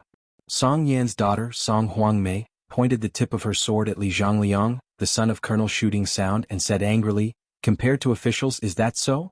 What's so great about your father's bullshit, Colonel?" Wang Yuanran could not help but laugh. Now that Bailiang had cut a large number of surplus generals and colonels, as long as they did not hold military power, they did not even have the right to hang the Bailiang saber when they went out. However, the colonel of Li Zhangliang's father, Li Shougua, was indeed quite amazing. He was now a fourth-rank official, comparable to Song Yan's Zizhou. Furthermore, this Colonel Shooting Sound did not dare to say that he would immediately become one of the 4 generals of the 4th expedition, but as long as he operated it well, after 4 to 5 years of smooth sailing, he would definitely become one of the lower-ranked generals. Furthermore, his brother had a private nickname of Little Chen Wang in the Liang military circle. In front of Li Zhangliang, this Colonel Shooting Sound was still not enough. The pervert Yen Tongshu first snickered, and then laughed even more exaggeratedly. This hedonistic son of a rich family had the ability to make a man tremble. He held a fan in one hand and covered his heart with the other. "Brother, I'm scared to death." Yen Tongshu finally stopped laughing. He curled his lips and said, "Don't even talk about Zizhou. The provincial governor is just SOSO." At this time, the cold and elegant woman who had been indifferent to the farce finally spoke. She turned her head and said softly to the commandant of the Imperial Cavalry, "My father is Administrator Li." The commandant of the Imperial Cavalry was stunned. The woman smiled sweetly and said softly, "Yes, I also have a younger brother called Li Hanlin. He is now the commandant of the Liangzhou crossbowmen." In the Bailiang military, whether it was the garrison troops or the border troops outside the Great Wall, most people had heard of the name Li Hanlin. It was even more effective than the number 1 civil official in Bailiang, Li Gongda. The commandant of the Imperial Cavalry smiled knowingly at first, but he became more and more conflicted. Today's matter was really not a matter of whether the two sides were high or low officials. He was an insignificant commandant of the Imperial Cavalry in Bailiang. It was not because he was worried about his background that he did not dare to give the order to beat those bastards into a pig's head. It was because the war at Liangmang was so intense that he, the only son of the Imperial Cavalry, had no chance to go to the border to kill the barbarians because his father and mother had dragged in all the elders of the family to pester him. However, his father had been a military officer at the Great Wall of Yuzhou and had always paid attention to the general situation. As the commandant, he knew quite a bit about the relationship between Bailiang and the Liang Imperial Court. The more this was the case, the more he could not make trouble for Commandant Luo or even the prince and implicate Bailiang in an even more dangerous situation. He turned his head to look at his subordinate, Sergeant Tao Che, who was unwilling to leave no matter what. Even this old brother of his knew the severity of the matter. He had taken off his armor and saber and was going to fight with Li Zhongliang as a Bailiang citizen. How could he act rashly? Tao Che was once a sergeant of the Bailiang crossbowmen. Like Li Hanlin, he was also an elite scout responsible for clearing the path for the Dragon Elephant cavalry up north. His left leg was severely injured in battle and he had no choice but to retire from the crossbowmen. According to the rules of the Bailiang Frontier Army, he could have served as a deputy in the local garrison. However, Tao Che refused no matter what, saying that he was an old cripple and that he would be satisfied if he could return to the local garrison as a sergeant. That one call of the Bailiang barbarians. For an old soldier who had probably spent half his life fighting the Bailiang barbarians to the death, it was too hurtful. The Imperial Cavalry Commandant Fan Xiangda lowered his head and said softly to his old brother who had returned from the Liangzhou border, "I'm sorry." Yen Tongshu opened his fan with a snap and smiled. What's the saying again? The temple is small and the wind is strong, but the water is shallow and there are many bastards. Who would have thought that I would be able to meet both the administrator and the daughter of the governor while casually strolling through the streets of this small town? What, you want to use your power to bully people? You want to use your private army to kill us good people? Wang Wani was instantly amused. Using power to bully people and good people, these two phrases coming out of Yen Tongshu's mouth really had a different flavor. Wang Yuanran and Li Zhongliang both had calm expressions. The more powerful the Bailiang side was, the more cheers they would receive in the capital in the future. However, the four experts beside them were a lot more nervous. With the combined strength of 2 master-level experts and 2 level 3 experts, not to mention 60 to 70 cavalry, even 2 to 300 cavalry wouldn't be a problem. However, if they really met the daughter of the Bailiang administrator, then it would be the same as angering the daughter of the Grand Secretary in the capital of Liang. At that time, it might alert the large-scale regular army here. Who started the bloody policy of Liang's 20 years of Jianghu? Wasn't it the old Liang Prince Su Rentu? Moreover, it was said that the Su Fingyin who had just fought with Tuoba Bodhisattva was on Wudong Mountain right now. At that time, not to mention protecting the safety of these young masters and ladies, they might not even be able to protect themselves. Not far away, Gao Shiqing also smiled and said, "This Yen Tongshu isn't stupid to the extreme. This way the Bailiang cavalry will either retreat with their tails between their legs, or they will have no choice but to use their power to bully people and kill innocent people." Gao Shiyan snorted coldly and said, "If I were the Imperial Cavalry Commandant, I wouldn't waste my breath. Even if I don't kill people, I would hang Yen Tongshu up and beat him up." Chapter 1535. Yin Changjing shook his head and said, "Northern Liang is in a dilemma. If we don't completely fall out with them, we won't be able to capture Yen Tongshu and the others with an army of at least 600 riders and a few martial experts protecting them." Gao Shiyan said unhappily, "To be able to make Bailiang suffer a setback once, won't they be treated as heroes when they return to the capital?" Yin Changjing smiled. "Let's go, we've seen the show. You guys really wasted that pot of Spring God Lake tea." At this time, the streets of the small town rumbled like thunder. Even Zhao Chenyuan felt a suffocating pressure.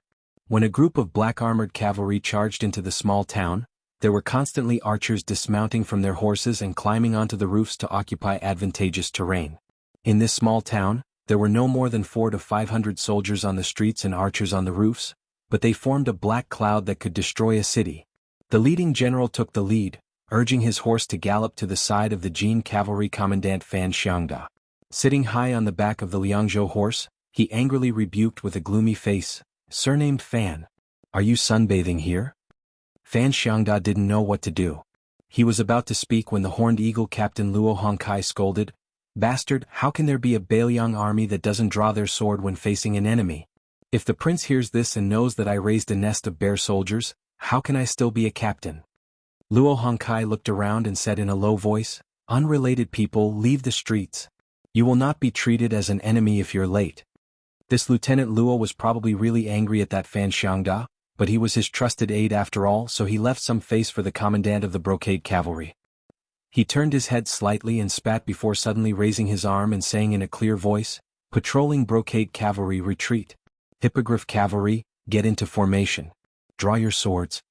Luo Hongkai stared darkly at the group of people and grinned out of habit. His teeth were especially white and frightening. If anyone escapes without reason, the archers will kill them on the spot. The streets of the small town weren't wide. Logically speaking, it wasn't suitable for cavalry to gallop through. However, it wasn't hard for a cavalry to charge through. It wasn't like they were going to collide with those orderly infantry formations, so they could do whatever they wanted. The Horned Eagle Captain Luo Hongkai had around 3,000 soldiers under his command.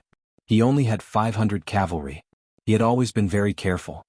He begged and asked his superiors for more than 800 B-grade war horses from the Bailiang horse farm. In the local army, other than the first-class captains who guarded the dangerous passes, this was already a shocking achievement. For the captains of Yuzhou and Lingzhou, where most of the soldiers were infantrymen, to have 200 B-grade war horses was already a miracle.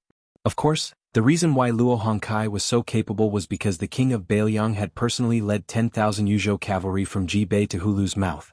Thanks to the prince, the Bailiang horse farm, which usually didn't pay much attention to the garrison troops in Liangzhou, had finally changed their view of the garrison troops in Yuzhou. Within the scope of their responsibility, they would give priority to war horses to Yuzhou, which was never known for its cavalry. As for the captains of Lingzhou, they could forget about it. Who asked Yuzhou to have a Wandao who fought side by side with the prince? Do you have one in Lingzhou? Yan Tongshu was probably so scared that his legs had turned to jelly. His face was pale and his lips were trembling. Even though the 4 experts who had quite a reputation in Liang Lake walked out and stood in front of them to protect them, this eldest son of the Yin family still couldn't help but tremble. This time he was finally not as flirtatious as before. The son of the county chief of Hezhou, Lu Qingfeng, had a long face. He even had the thought of dying. I just want to marry an assistant minister's daughter as my wife to bring honor to my ancestors. How can you Bailiang kill people just like that? Li Zhongliang, who had experienced the toughness of the battlefield, was probably the calmest one among them. He was sizing up all the details of this regular army in Bailiang. The 2 local playboys of Bailiang who had joined the group to run errands for the rich and powerful in the capital almost turned around at the same time, wanting to escape into the inn. However, the middle-aged man who was acting as a guard instructor for the Li family suddenly reached out his hands and pulled the 2 back. Then 2 arrows flew through the air. If he didn't pull them back from the gates of hell, then the 2 pitiful creatures would have been nailed to the back by the arrows. If they were lucky enough to survive, they would be heavily injured. Wang Yuanran finally couldn't hold back and said angrily, "You Bailiang really dare to kill people on the street for no reason?" The Hippohawk captain Luo Hongkai didn't waste his breath on him and waved his hand. The cavalry started to charge. An old expert who was the stabilizing force behind the scenes in the Yen family attacked first. The old man was a true second-grade master. If it wasn't for the fact that he suffered a fatal injury on the battlefield when he was middle-aged and coughed non-stop every time it rained and even breathing was painful, the old man might have already been a first-grade King Kong or even a mysterious Finger Realm expert. After the old man was saved by Yen Jinchuan from the battlefield, he stayed in the Yen family to repay his kindness. In the capital, he had the nickname of Half-Chi River Crossing. It was said that although the old man had difficulty breathing when he was sick, when he was facing an enemy, his earth energy was extremely dense and he was also very skilled in martial arts. The old man faced a Hippohawk cavalry that charged at him, and he was just about to smash the warhorse's head with his palm when a wisp of a strange figure suddenly flashed out from the side. The figure's hands pushed lightly on his chest, and it actually pushed him back to where he stood on the spot. Just as the old man exhaled, he had no choice but to take another breath. The slightly wrinkled clothes on his chest trembled and returned to normal. He wasn't the only one. The other 3 experts from his camp all tried to block the rider's path, but they were all blocked by someone else. Even though the 8 of them clashed 4 times in the blink of an eye, each with their own advantages and disadvantages, this gap allowed the Horned Eagle rider to reach Yan Tongshu, who was standing at the outermost edge. When the rider brushed past Yan Tongshu, the northern cold saber that didn't seem to be swinging left a large wound on the shoulder of the stunned Yen family's eldest young master. Fortunately, Li Zhongliang pulled Yan Tongshu back. Otherwise, the wound would have been on Yan Tongshu's neck. After the first rider, there were still hundreds of riders coming from behind. Li Zhongliang, who didn't want to get too deeply involved, had no choice but to fight personally. He took 2 steps forward, bent his back and twisted his head to dodge the blade on the back of the horse. Then, he slammed his shoulder into the side of the warhorse, sending both the rider and the horse flying. However, the 3rd rider didn't give Li Zhongliang any chance to catch his breath. Li Zhongliang took a series of quick steps, turned around and grabbed the rider's arm that was holding the blade. Li Zhongliang roared angrily and dragged the rider off the horse, throwing him towards the fourth rider. The latter didn't even put away his blade. Instead he leaned his body to the right and dodged it.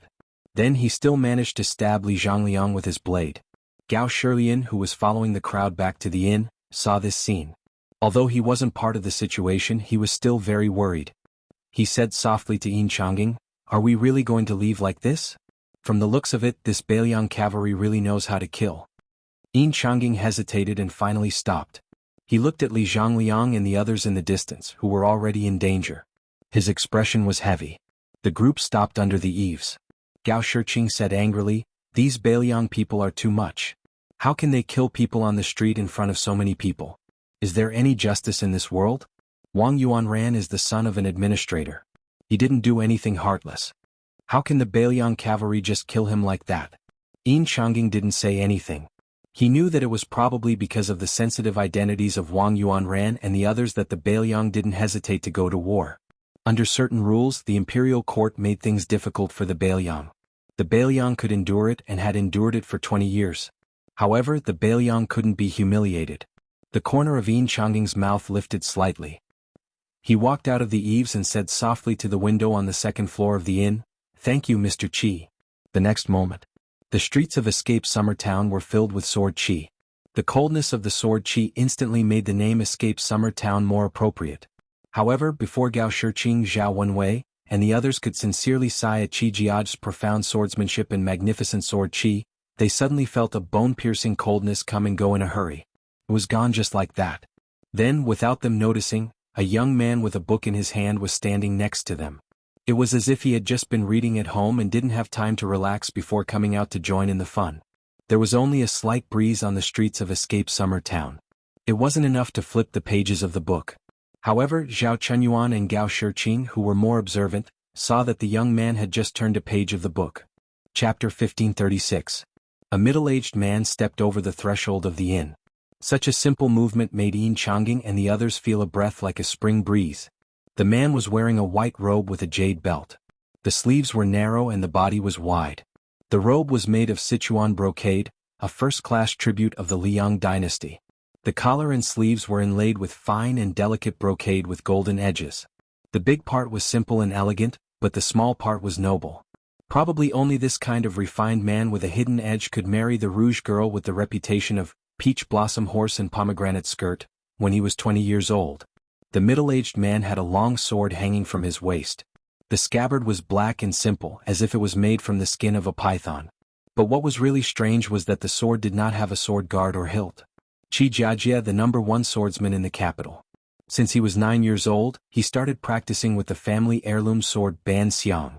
In the past 30 years he traveled north to the two Liao provinces, south to Jianghuai, east to Jianshi, west to Jianghe, and visited all the famous mountains and rivers in the world.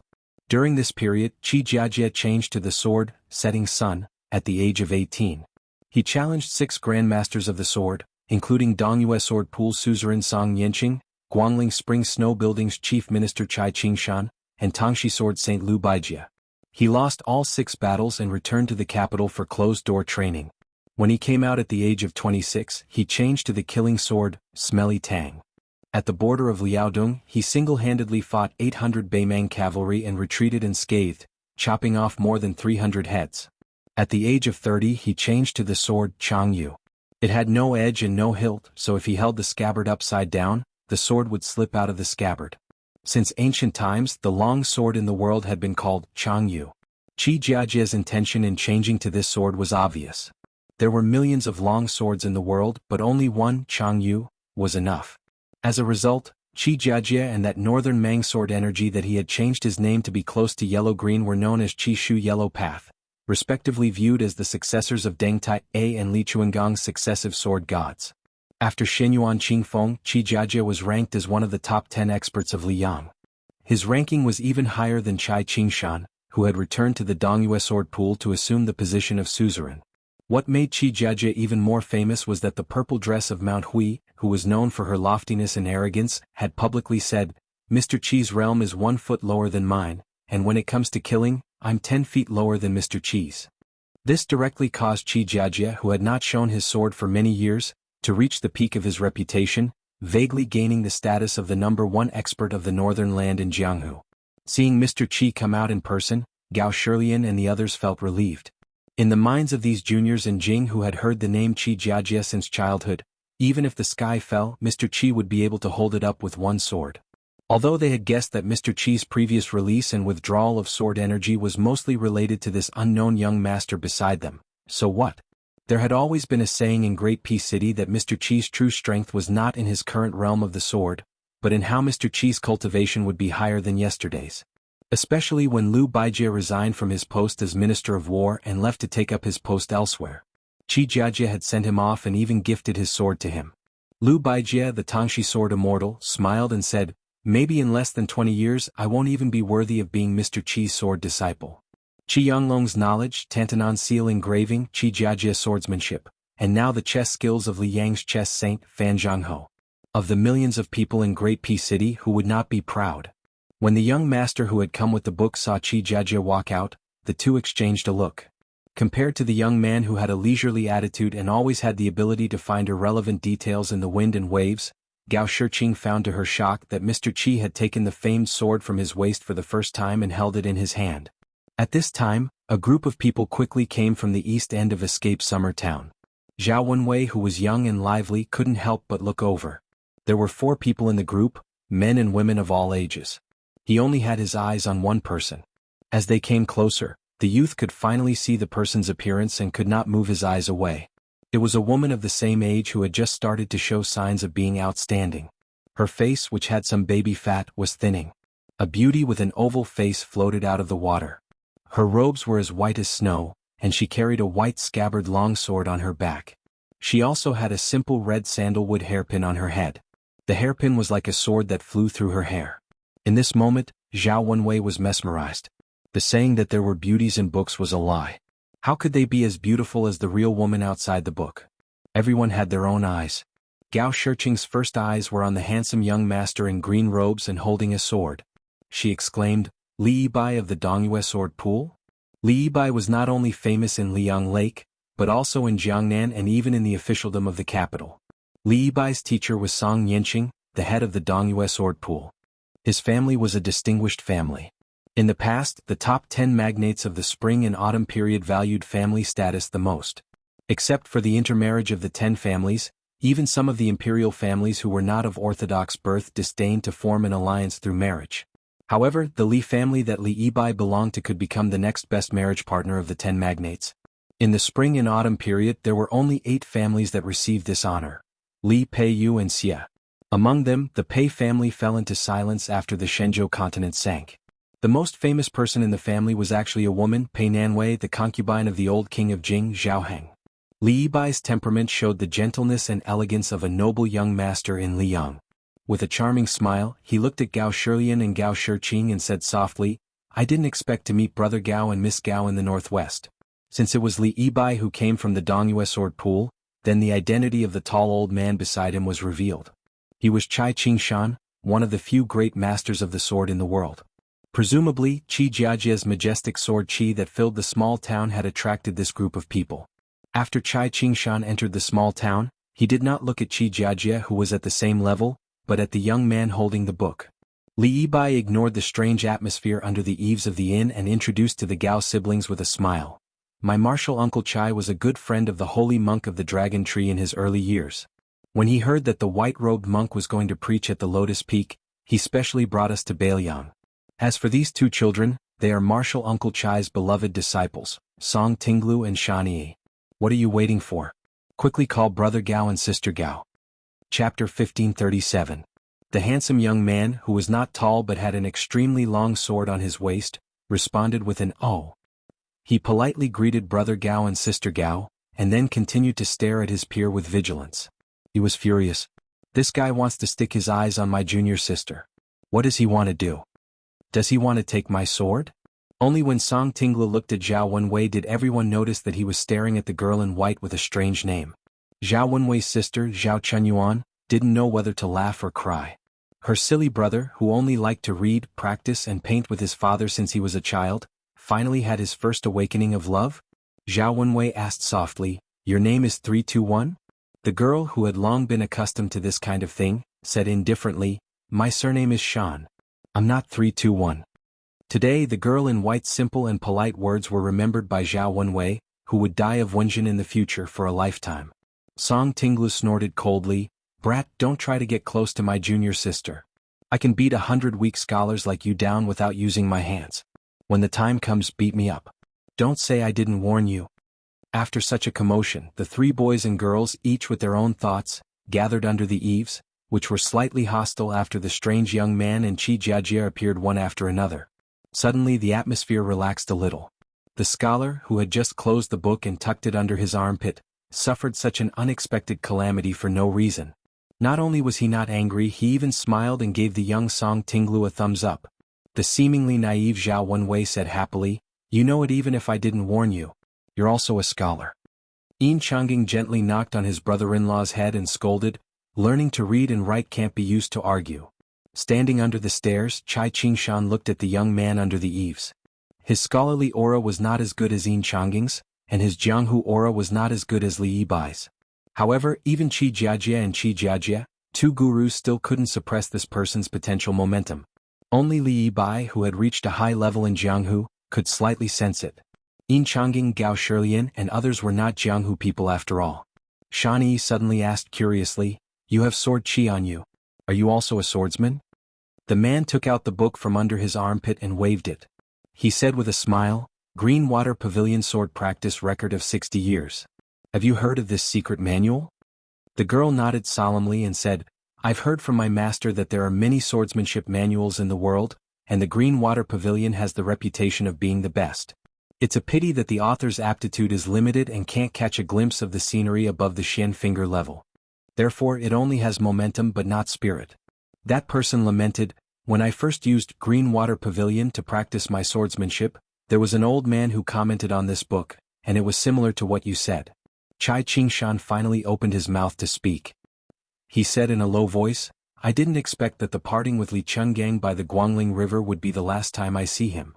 That person put away the book again and said slowly, "If it weren't for Great Master Chai's obstruction and the fact that he was not as skillful as he was, I and the old man in the sheepskin fur coat would have been able to walk up to the reviewing platform by the river." Chai Qingshan said expressionlessly, "It's a matter of loyalty to the emperor. At that time I, Chai Qingshan, was a guest of the Spring Snow Building in Guangling. Of course I had to stop Li Chungang.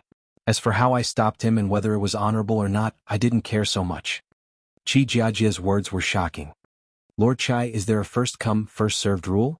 Chai Qingshan, who came from the southeast to the northwest this time, did not bring a long sword. The old man glanced at Qi Jiajie's sword, long sword, and did not speak. Yin Changing gently held his wife Zhao Chuanyuan's hand to ease her tension. The person beside him was the northwest vassal king Su Fengyan. Zhao Chuanyuan was a socialite from a noble family in the capital. She had also heard countless legends about this person. He had traveled to Liang Lake twice, went to Beimeng alone once, traveled to the West regions twice and fought in Beiliang once. How many high and mighty masters in the world had died in the hands of this young man? Back then Ren Tu led the army and rode horses to Jianghu, trampling the courage of half of Jianghu. As for the son, he smashed the Liang River Lake, which had been flourishing with great difficulty, into a mess almost all by himself. Martial Emperor City had become a thing of the past. Yang Taisui died at the Iron Gate Pass. Catman Han Xingshen died suddenly. Song Nianqing died in a foreign land. Master Lu Hao suddenly disappeared. Xie Lingzhen of the Spring Invitation Cottage in Shishu died for no reason beside the Spring God Lake. Zhao Ningxin, the young genius of the Taoist master residence in Longhu Mountain, was beaten to the ground. Gao Shilian and Han Xingyan swallowed subconsciously. They looked at each other and saw fear in each other's eyes. Even Gao Shiqing, who was not afraid of anything, quietly took a few steps back. Su Fengyan, who had rushed from Mount Wudong to the escaped summer town at the foot of the mountain, did not feel as if he was facing a great enemy when facing the two sword masters, Qi Jiajie and Chai Qingshan. He turned to look at the bloody battle on the other side of the street and turned back to look at Gao Shilian, who was standing beside Yin Changing. "You are the son of Duke Yen Gao Shiji. My spy from Fushui mentioned that you would come to Mount Wudong with Qi Jiajie and the others. So when Qi Jiajie released his sword energy, I came. Other than telling Qi Jiajie not to do anything unnecessary, I also wanted to thank you." Gao Shilian, do you still remember that martial addict Kong? He was a young man from Beiliang who went to Tai and City earlier than Yen Qiji. Now he is working in the Ministry of War. I heard that when he first came to the capital he was bullied a lot.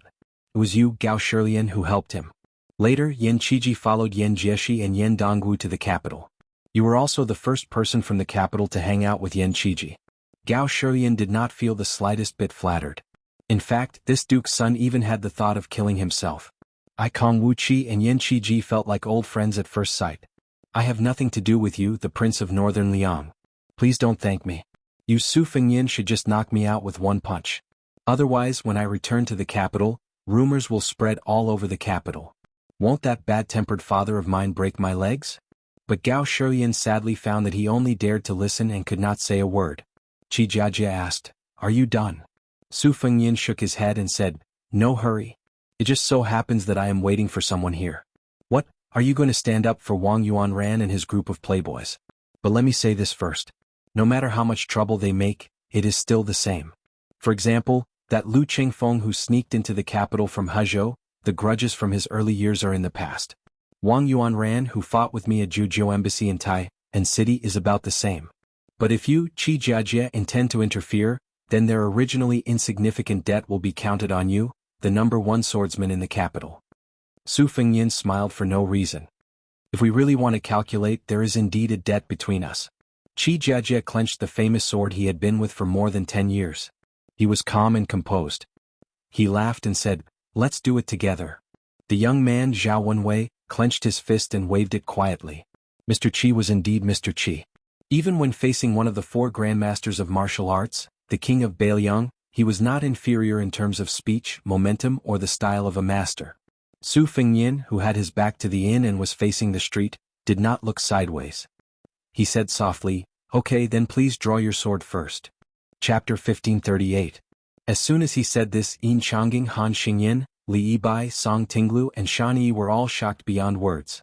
To Qi Jiajie, who had the potential to become the grandmaster of swordsmanship, he said he couldn't even draw his sword out of the scabbard? Perhaps in Jianghu for 1,000 years, only ancestor Lu, who passed the gate of heaven but never entered, could say this. This guy with a book under his arm, was he trying to oppress others with his power? Although Qi Jiajie didn't dominate the martial arts world with his abundant qi, he was able to become the best swordsman in the capital. His strength was close behind the 14 Wu judges. It would be ridiculous if he couldn't even draw his sword. It was clear that a battle was imminent, but Chai Qingshan, who was inexplicably involved in the center of the storm, didn't move. He didn't intend to take Li Yibai and his 2 disciples away, nor did he circulate his qi to prevent any accidents. Obviously, if Su Fengyin and Qi Jiajie were to fight freely, there wouldn't be much difference whether they were in or out of the town. Chai Qingshan must have bet that the confrontation between the two would be a gentleman's fight. The 2 sides would form a tacit agreement to fight within a square inch, so as not to implicate the people in the town. How could Chai Qingshan miss such a rare opportunity to train his mind in martial arts when he had a certain level of insight and experience as a bystander with a certain level of expertise? How could Chai Qingshan miss such a rare opportunity? Qi Jiajie tilted the famous sword Chang Dao, which was cast from the Jinglong sword furnace. It was 3 feet and 3 inches long. His 5 slender fingers didn't reach out to draw the sword, but the Chang Dao suddenly sounded like a dragon's cry. Less than an inch out of the scabbard, the yin suddenly felt a cold wind blowing against their faces. This time, after a slight stop, the Chang Dao's length suddenly increased to more than 3 inches. The Chang Dao left the scabbard twice, both times very smoothly. But in this world things could be done once or twice but not thrice. The Chang Dao didn't move at all. The 3 people from Dongyue Sword Lake, who had sharpened their hearing after practicing martial arts, could already hear the constant sound of mosquitoes and flies flapping their wings. Yin Changjing and the others also noticed that outside the eaves on the streets of the town, dust gradually flew into the air, forming land tornadoes.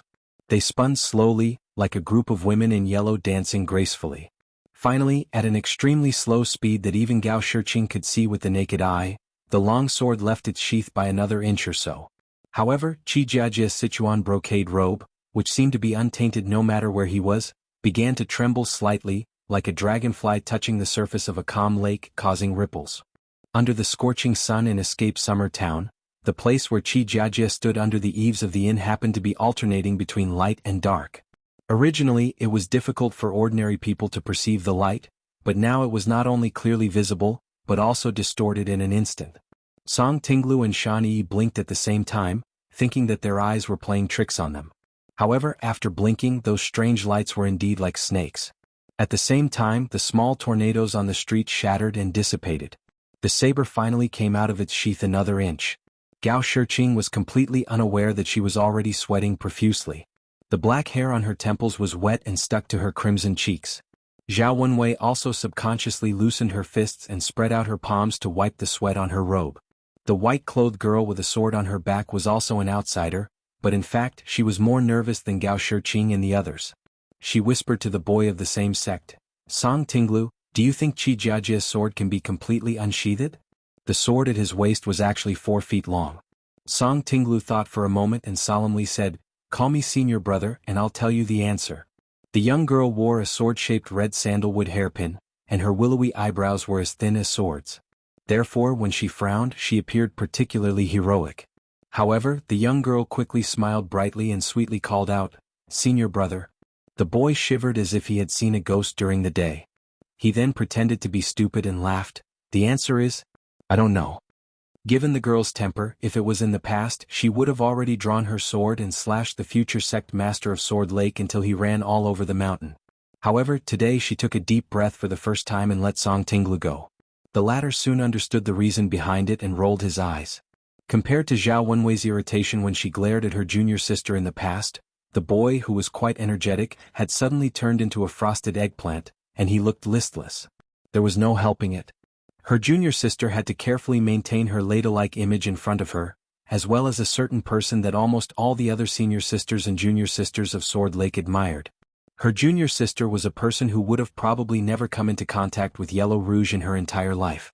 However, after arriving in Yuzhou, every time she saw a cosmetic shop on the street, she couldn't move her feet away. At that time, even if she had to make a scene, she should have told her master not to agree to come to Bailiang with her junior sister. After the dust that had created the small tornado dissipated, it was blown up by the wind. Su Fengnian waved his hand and gently scattered it. Qi Jiajie bent the fingers of his sword-wielding hand and turned it into an illusory grip on the saber. The saber spun rapidly as if thunder was rolling in his palm. Seizing the opportunity, the saber was forcibly pulled out of its sheath by 3 inches. However, a spider web appeared on the bluestone floor under the Northern Sword Hero's feet, and the cracks continued to expand and extend outwards. Gao Shiyan was so frightened that he hurriedly pulled Zhao Wenwei back in a hurry. The young couple Yin Changying and Zhao Chenyuan both saw Sir Qi's white robe begin to flutter. Then the movement became louder and louder, flapping in the wind like a war banner on the battlefield. Zhao Wenwei, who previously had the leisure to secretly size up the white-clothed girl, felt uneasy. She wanted nothing more than to cheer for the immortal Sir Qi. She desperately hoped that Sir Qi would pull out the entire saber in one spurt of energy and extinguish the arrogance of the young king of Bailiang. However, to be honest, after seeing this notorious Northwest vassal king with her own eyes, putting aside his provocative words, he was no different from those outstanding scholars Zhao Wenwei had seen when she was studying in the diligent department of the Imperial Palace and Zhaojiaowing Imperial College. He had a good background, a good appearance, and a good temper. He was the kind of person who could be hated even if she didn't like him. When Qi Jiajie finally raised his right hand, he put 2 fingers together and hovered in the air an inch above the saber. Qi Jiajie's momentum suddenly changed. If before he was like the 5 great mountains towering over the central plains, now he was like the Guangling River surging eastward into the sea. Chapter 1539. Chai Qingshan said softly to the 2 children, "Look carefully at how others comprehend the sword while watching the tide." When Qi Jiajie was 18, 27 and 36 years old, he had watched the Guangling tide 3 times. Finally, he comprehended the method of operating the Qi activity of the sudden inspiration. Looking at the experts of the Jianghu today, Qi Jiajie is far inferior to the 14 Wu judges in terms of Qi circulation. He's also not in the front of the 10 people on the Great Snow Plateau. However, in terms of Qi circulation, not to mention Master, even Shenyuan Qingfeng might not be able to compare. Chai Qingshan couldn't help but snort coldly. "You 2 have been to the Guangling River twice and have seen a lot of excitement. You 2 haven't stopped talking. What did you comprehend in the end?" Song Tinglu turned his back to his master and made a face. The girl said in a deep voice, "Master, I'll definitely watch the tide carefully next time." Chai Qingshan was stunned and then smiled bitterly. Song Tinglu muttered, "Pretend, keep pretending." Shani's face instantly turned red. She reached behind her and couldn't help but pull out the new sword Fuji that she forged. Every disciple of the sword pool had to forge a new sword if they wanted to leave the sect and travel the Jianghu. Therefore, other than the countless genius swordsmen in the Dongyue sword pool, there were also countless talented swordsmithing masters who left their names in history. As for Shan Yi, this disciple that Chai Qingshan had taken a liking to, whether it was learning swordsmanship or forging swords, she had an amazing talent. If a martial artist wanted to have a strong physique, they had to pay attention to step by step. Shan Yi was only a 4th grade expert, but her unique understanding of swordsmanship was already at the 2nd grade master realm in Chai Qingshan's opinion. Song Tinglu hurriedly begged for mercy. "Junior sister, can you not fight here? There are so many outsiders here. How can I gain an undefeated record in the Jianghu in the future?" Shan Yi was too lazy to pay attention to this guy who kept saying that he wanted to gain an undefeated record in the Jianghu. He could learn from anyone, but he just had to learn from that short-lived one bushing in the capital. He said that he didn't want to win against many masters in his life, but he wanted to be undefeated. This was the new sword that he had to bring with him when he left the sect. Otherwise, Song Tinglu would be carrying a wooden sword in the sword pool, acting so sloppy. Qi Jiajia's long saber was almost completely unsheathed, leaving only the tip of the sword unsheathed. Zhao Wenwei said softly, "Okay." Then he realized that Shan Yi was glaring at him, and the confused youth's momentum quickly fell to the bottom. At this critical moment, Su Fengyan actually walked to the street and looked up at Wudong Mountain. On the mountain, in front of the thatched cottage near the elephant cleansing pond, stood a young Taoist dressed in an ordinary Taoist robe from Mount Longhu. Beside him was a man who was squatting on the ground and reading an ancient book with narrowed eyes. The latter said softly, "Focus, this isn't the action of a gentleman." The young Taoist said calmly, "Mister, although it goes against my conscience, my surname is Zhao after all. I'm a Taoist from the Celestial Master Residence. Uncle has been preaching in Great Peace City for many years, and now he's still in a precarious situation in the capital." In his letter, Uncle mocked himself that he couldn't even be Prime Minister Qingci. Moreover, Mr. also knows that if Wu Lingsu is allowed to gain power, not only will it be a misfortune for Buddhism, but the orthodox Taoism will also be shaken. The scholarly man who seemed to have bad eyesight was almost glued to the page of the book. He sighed and said, "Choosing the lesser of two evils?" He wanted to say something but stopped. He shook his head and smiled helplessly. "I, by you, won't nag about those great principles. Everyone says one is one. We scholars know a lot and like to say 1, 2, 3, 4. If you don't stop us, the 5, 6, 7, 8, 9 will also come. Sometimes if I ask myself, it's really annoying. Alright, do your work. Don't worry about me. This book is not bad. I've searched for many years but couldn't find it. I'll take this chance to read it first." Zhao Ningxin hesitated. Although this time at most, will make him lose the destiny that was about to form in the western regions. "But mister, you still shouldn't have come to Wudong Mountain. Once he's angry it's fine if I die, but mister, you shouldn't have died in this Bailiang. Mister should have gone further than Sun Ping in the past." Baiyu dabbed in his saliva and gently turned a page. He said, "If the heart is too big, the appetite will inevitably be too big. It's harmful to the body." Zhao Ningxin sighed. He walked forward a few steps, closed his eyes and formed a seal with his fingers.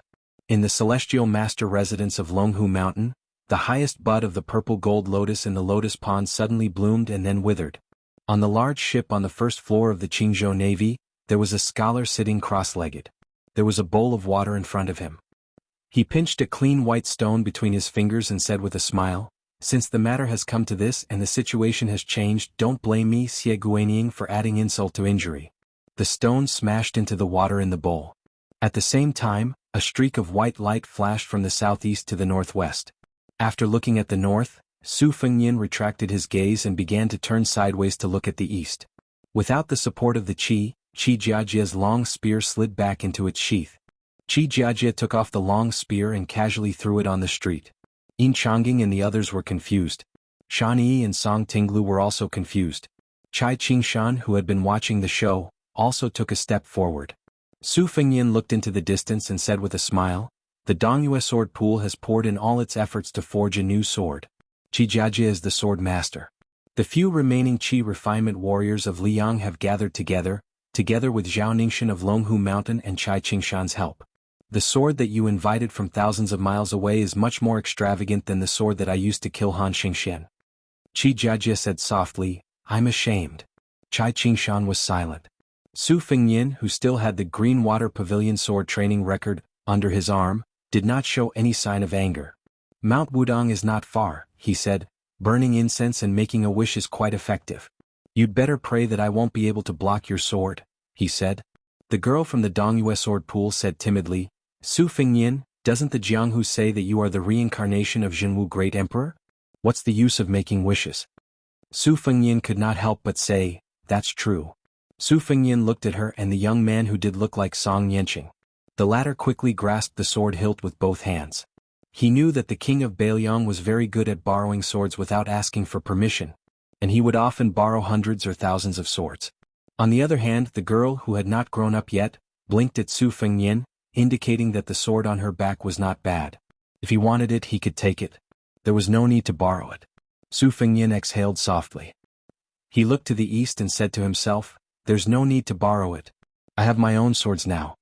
Su Fengnian rose from the ground and stepped into the air. In the sky, the man was surrounded by swords like locusts. I have a sword. 2,400 swords. 6,000 miles long. Chapter 1540. The world-renowned Mr. White Lotus was still reading the book. If there were other people around, they would think that this scholar had buried his head in the book. It was a funny scene. Back then, during the battle at the Spring God Lake, Zhao Ningxin invited the ancestors of Mount Longhu, but his golden body was still broken. However, after Zhao Ningxin's realm fell, he resolutely decided to go into a life-and-death seclusion to cultivate the Tao arts of the Jade Emperor Pavilion, which was as famous as the Wudong Great Yellow Court.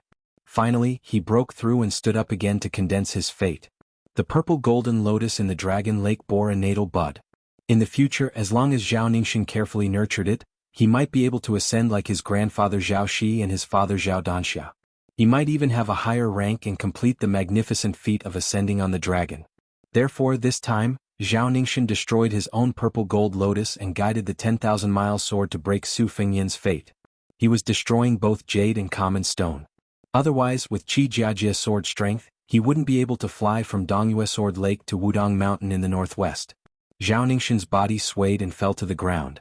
He murmured, along the way I kept telling myself that it was for the sake of the Central Plains orthodoxy, for the people of Liang, and at least for the 1,000-year inheritance of the Celestial Master's mansion in Dragon Tiger Mountain. But in the end it was just for my own selfish reasons. I wanted to solve the inner demon of my defeat at Spring God Lake. Bai Yu walked to the young Taoist with a book in his hand and said softly, ordinary people bully others, immortal people bully heaven and earth. It's not hard, but it's easy to deceive yourself. It's always easy to say it's easy, but it's hard to say it's hard. He bent down and put his hand on the young Taoist's shoulder. He said softly, Ningxin, don't blame yourself. Since you've passed this hurdle, you should cherish it more. As for me, I won't be able to pass this in my life. I don't want to be like Xianyuan Jingqing who can't get out of Mount Hui. In the future, you and I will be senior brothers. You can cultivate in peace on the mountain, and I can be Zhang Julu at the foot of the mountain or Sun Ping who died before achieving victory. It doesn't matter anymore.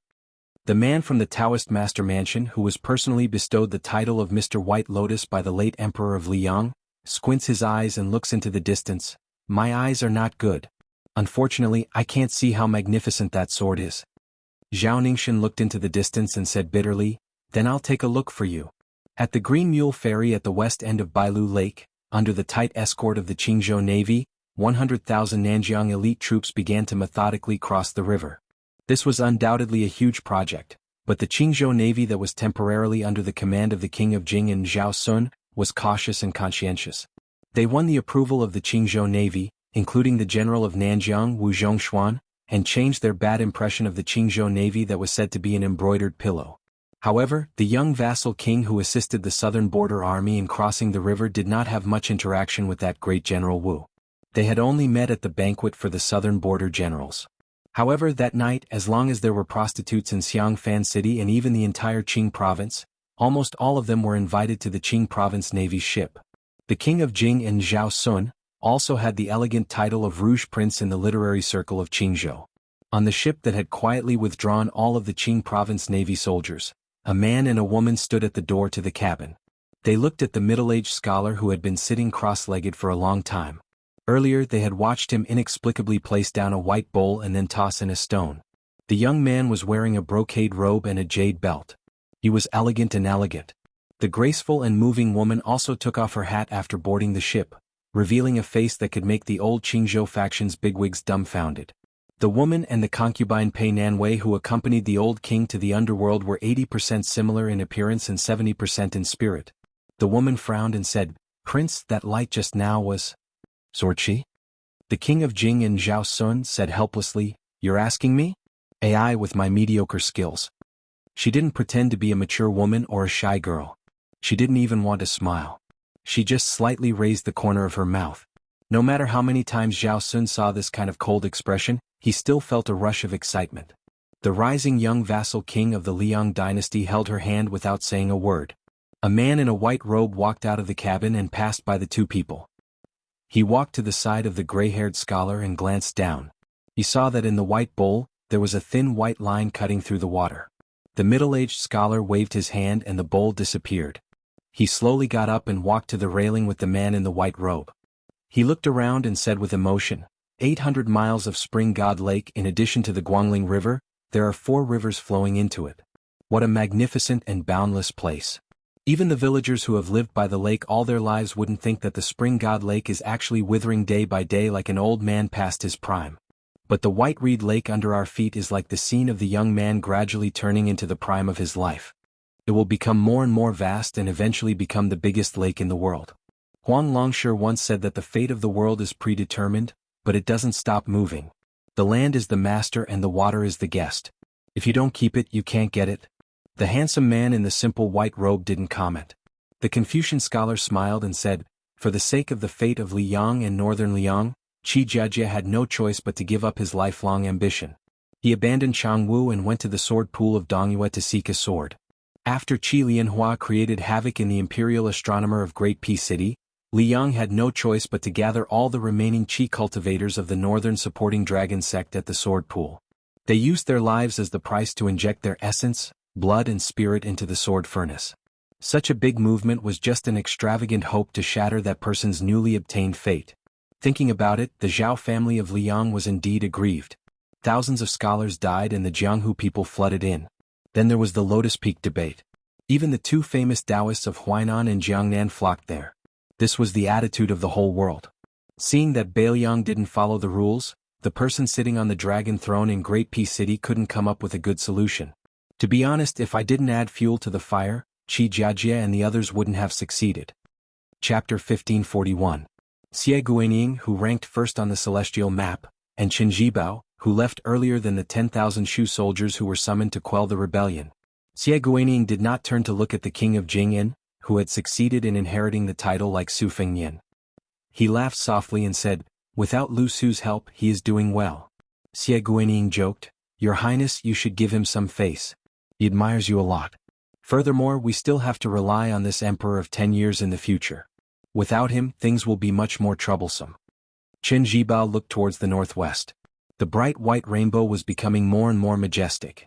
Even the extraordinary king of Shu narrowed his eyes subconsciously. Before Xie Guaniying noticed the clues and threw the stone into the bowl, in a large reed marsh at the east end of Bailu Lake, a small boat stood still and moved with the waves. On the bow of the boat, there was a bright red robe that spun quickly like a blooming peony. The red robe suddenly stopped. The joyful face looked towards the sky. Just as she was about to fly into the sky, the woman lying on the boat with her eyes closed said, "Don't worry about men's business." In the capital of West Chu, Chao Changqing, who had rushed back to the imperial court from Bailu Lake to take charge of the military and political affairs, came to the wide white jade square outside the hall. His gaze followed the sword light from east to west.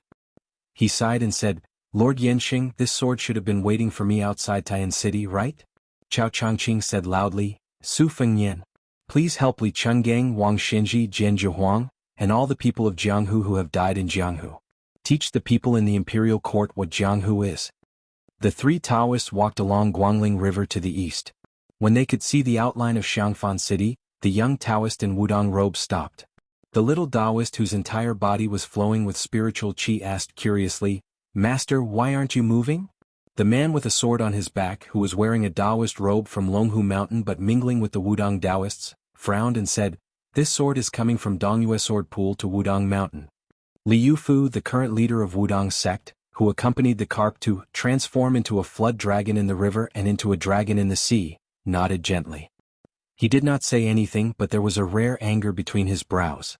Qi Xianxia, the Taoist priest of Mount Longhu, who came to look for the master and disciple of Wudong, praised, "This sword has no scabbard, the world is the sword's clothes. If I can face this sword head-on in this life, I will die without regrets." The little Taoist, Yu Fu, said softly, "Life and death, how important is that? Let's not die so easily." Qi Xianxia was speechless. She turned her head and stared at the little Taoist. She smiled knowingly and said, "You look like someone. When he was timid, he was even worse than a woman. When you're brave." Qi Xianxia didn't say that. When he was bold, even the immortals in the heavens were afraid. The donkey-riding middle-aged man, who had already passed Jiang'a and entered Shishu Dao, suddenly said angrily, "Liang, oh Liang, how can you play with this sword like this? Aren't you forcing me, Dong Tai, to go to Beiliang's border?" The young man who was pulling the box on the back of the donkey said with a sad face, "Master, can we not let our emotions affect our decisions? It wasn't easy for us to come to Shishu Dao from there. My calves and stomach have become thinner. In the end, we didn't see any scenery and we have to go beyond Beiliang's Great Wall." The peach blossom sword god, who had never meddled in Li Yang's court, rubbed his chin and said, "Li Yang has gone too far in this matter. It's not as simple as stabbing someone in the back, it's going to someone else's house and digging up the foundation of their house in front of them. Using the words we heard from someone 2 days ago, if the uncle can bear it, the aunt." The young man quickly cut him off and said, "The aunt can also bear it." Dong Tai bent down and rubbed the back of his old companion, the donkey. After thinking for a while, he said, "There's no rush. Master will first take you to see the scenery of Shishu. I have a feeling that in the future no place in the world will be safe. Only this place will be more peaceful. If you can find a wife here, that would be for the best. When that time comes, Master will have nothing to worry about and can leave Shishu Dao alone." The young man laughed foolishly and said, "That's ridiculous." Dong Tai rolled his eyes and said, "You're just secretly happy." The young man suddenly said angrily, "Although I don't know what happened, if I were the king of Beiliang, a great grandmaster, I would have already killed my way to Great Peace City and beat up that Emperor Li Yang." Dong Tai sighed and said, "So Su Fengyin is the king of Beiliang, and you can only be my Dong Tai's useless disciple." The young man said angrily, "I'm really going to find a wife in Shishu Dao. When the time comes, I won't care about you anymore." Dong Tai turned his head and looked to the north. "Then hurry up." At the border between Beiliang's Lu Zhou and Beimang's Gusai Zhou, Tuoba Bodhisattva, who was discussing matters with a group of generals including Lu Gui, suddenly strode out of his tent. This king of the northern courtyard had a complicated expression. If he had known this would happen, would Su Fengyin have stayed at Huda City and fought with him again? If he died like this, the history books would say that he was a northwest vassal king who died in battle at the border. He would not die for no reason and cause the door to the central plains to open. At the imperial astronomer of Great Peace City, without those chi cultivators, the imperial astronomer of today was too quiet. A young man wearing a yellow dragon robe and a young man wearing the uniform of the imperial astronomer walked side by side. The emperor tried his best to speak calmly and asked, "Little bookshelf, how confident are you?" Under the sunlight, the young man raised his hand to cover his forehead and looked at the sky. He smiled and said, "I don't know about other things, but someone is unforgivable." The young emperor also smiled. "I'm clearly a formidable person, but my son wants to be a hero. How funny." The young man suddenly became worried. "Brother Emperor, are you not afraid that he will completely side with Beimang?" The emperor asked. His father, Su Shao, has only done 2 things in his life. He used 20 years to conquer the Central Plains and another 20 years to resist Beimang. Do you think he dares to side with Beimang? Does he dare to let his father's efforts go down the drain? The young man said, "Oh." The emperor was extremely happy. He smiled and said, "Right, the Su Fengyin who doesn't want to be a loyal official but a filial son?" Chapter 1542.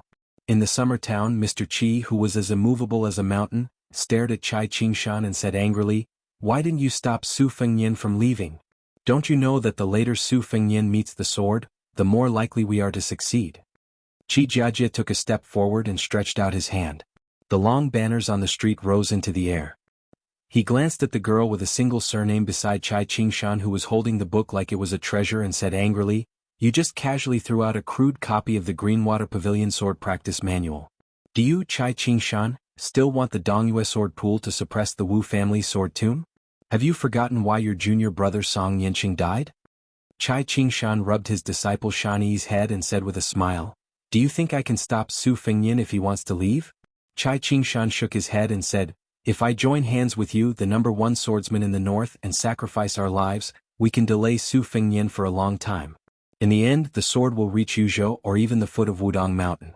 But I don't think this will affect the outcome of the battle. The Dongyue Sword Pool and the Wu Sword Mound have been fighting for the title of the Sword Pool for hundreds of years, from the Dafeng dynasty to the current Liang dynasty. The disciples of the Dongyue Sword Pool have different levels of swordsmanship and different levels of swordsmanship. Have you ever heard of anyone who failed to honor the swords they forged?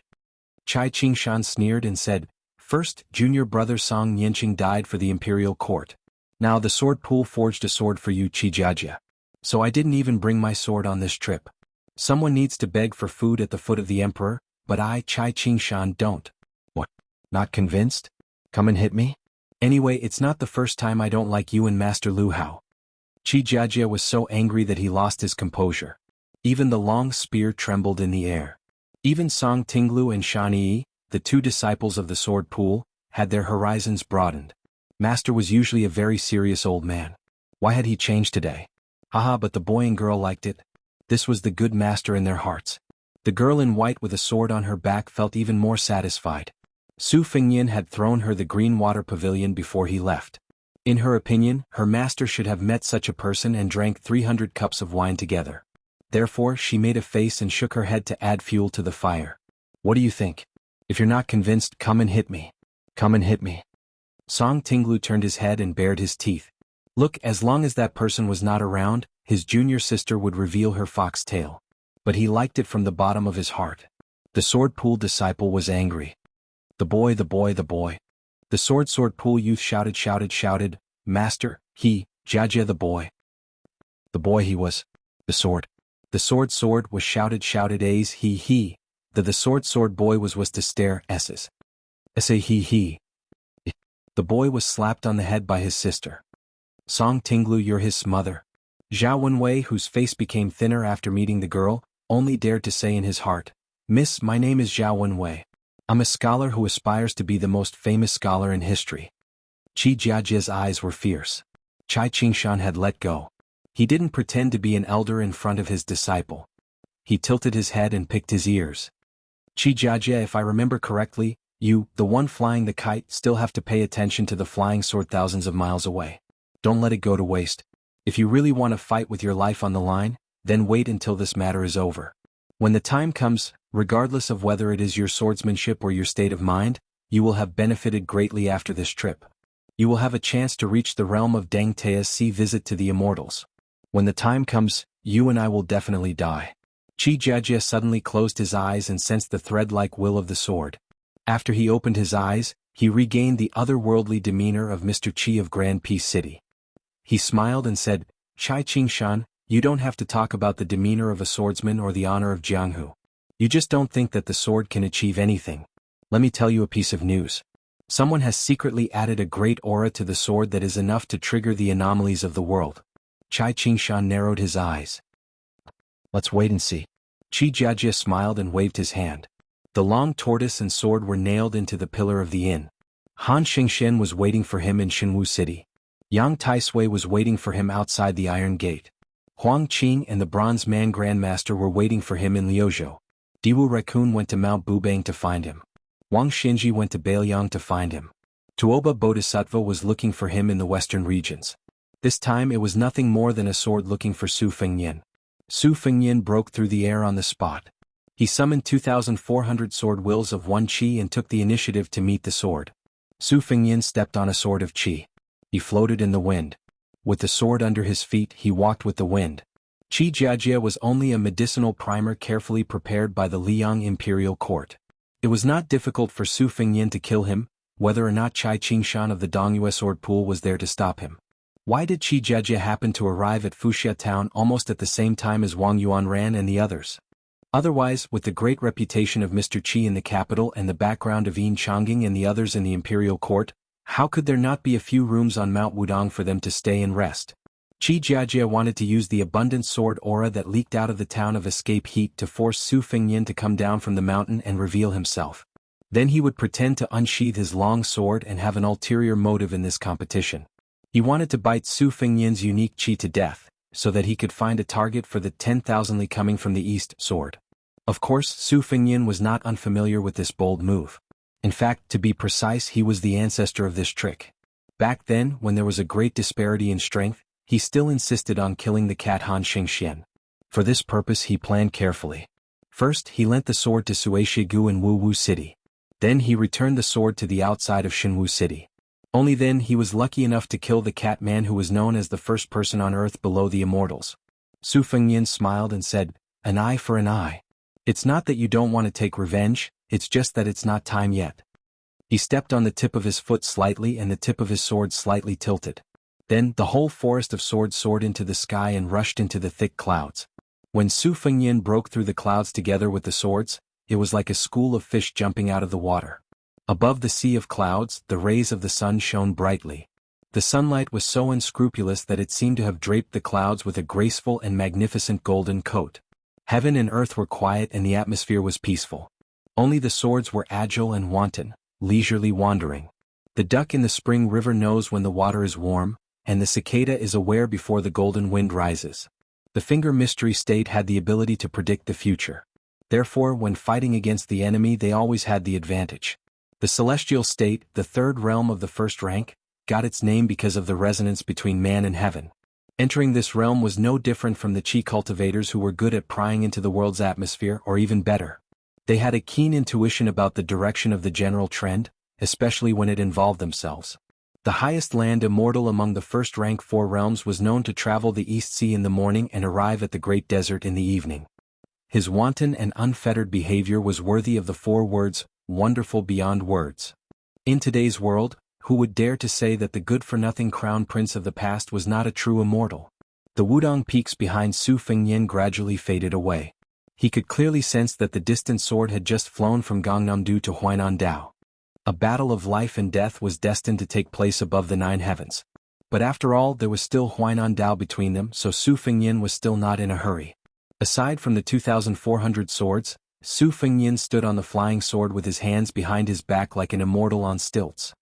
He stared at the vast sea of clouds and sighed. He never thought that he would have such a day. It had always been Su Fengyan's childhood dream to be a hero who could walk on snow without leaving a trace and leap over roofs and vault over walls. In any case, his Su family already had the Su family saber that could make all heroes in the world bow their heads. Then he would carry his saber and roam Jianghu and Jianghu, eradicating evil, helping those in distress and helping those in distress, killing bandits to save women and children, killing rapists to save beautiful girls. On one hand he was chivalrous and righteous, and on the other hand he was acquainted with the heroes of Jianghu whose names shook the world, earning himself a nickname similar to Divine Saber Su Fengyan. At that time, the Jianghu of the Central Plains was quite popular to use the title, Gongzi, as a suffix. When he was young, His Royal Highness discussed with his eldest sister for a long time and very carefully listed out a large number of Gongzi. For example, if he wore a white gown, he would use the title Jade Tree Gongzi. If he wore a green gown, he would be called Azure Dragon Gongzi. He had long promised his younger brother Huang Man, that he would help him snatch the world's most beautiful woman as his wife.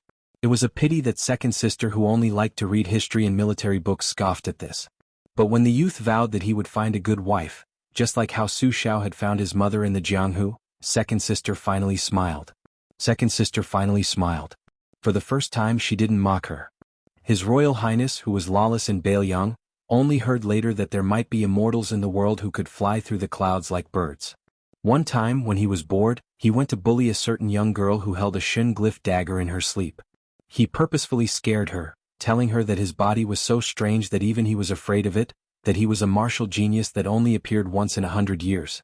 If he was willing to practice martial arts and the sword, he would be able to fly on his sword and defecate above Great Peace City in 15 minutes. With a thought, the swords moved. The dense swords around Su Fengyan spread out slightly, but the flying sword under his feet would be in front of a flying sword every 100 feet, and the swords would collide with each other. Su Fengyan smiled as he stepped out and stepped on the sword 10 zhang away.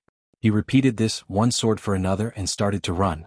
Chapter 1543. A long time ago, when they had just settled down in Mount Qingliang, the eldest sister had not yet married off to the distant Jiangnan, the second sister had not yet had a wheelchair as a companion, and the younger brother had not yet been enlightened.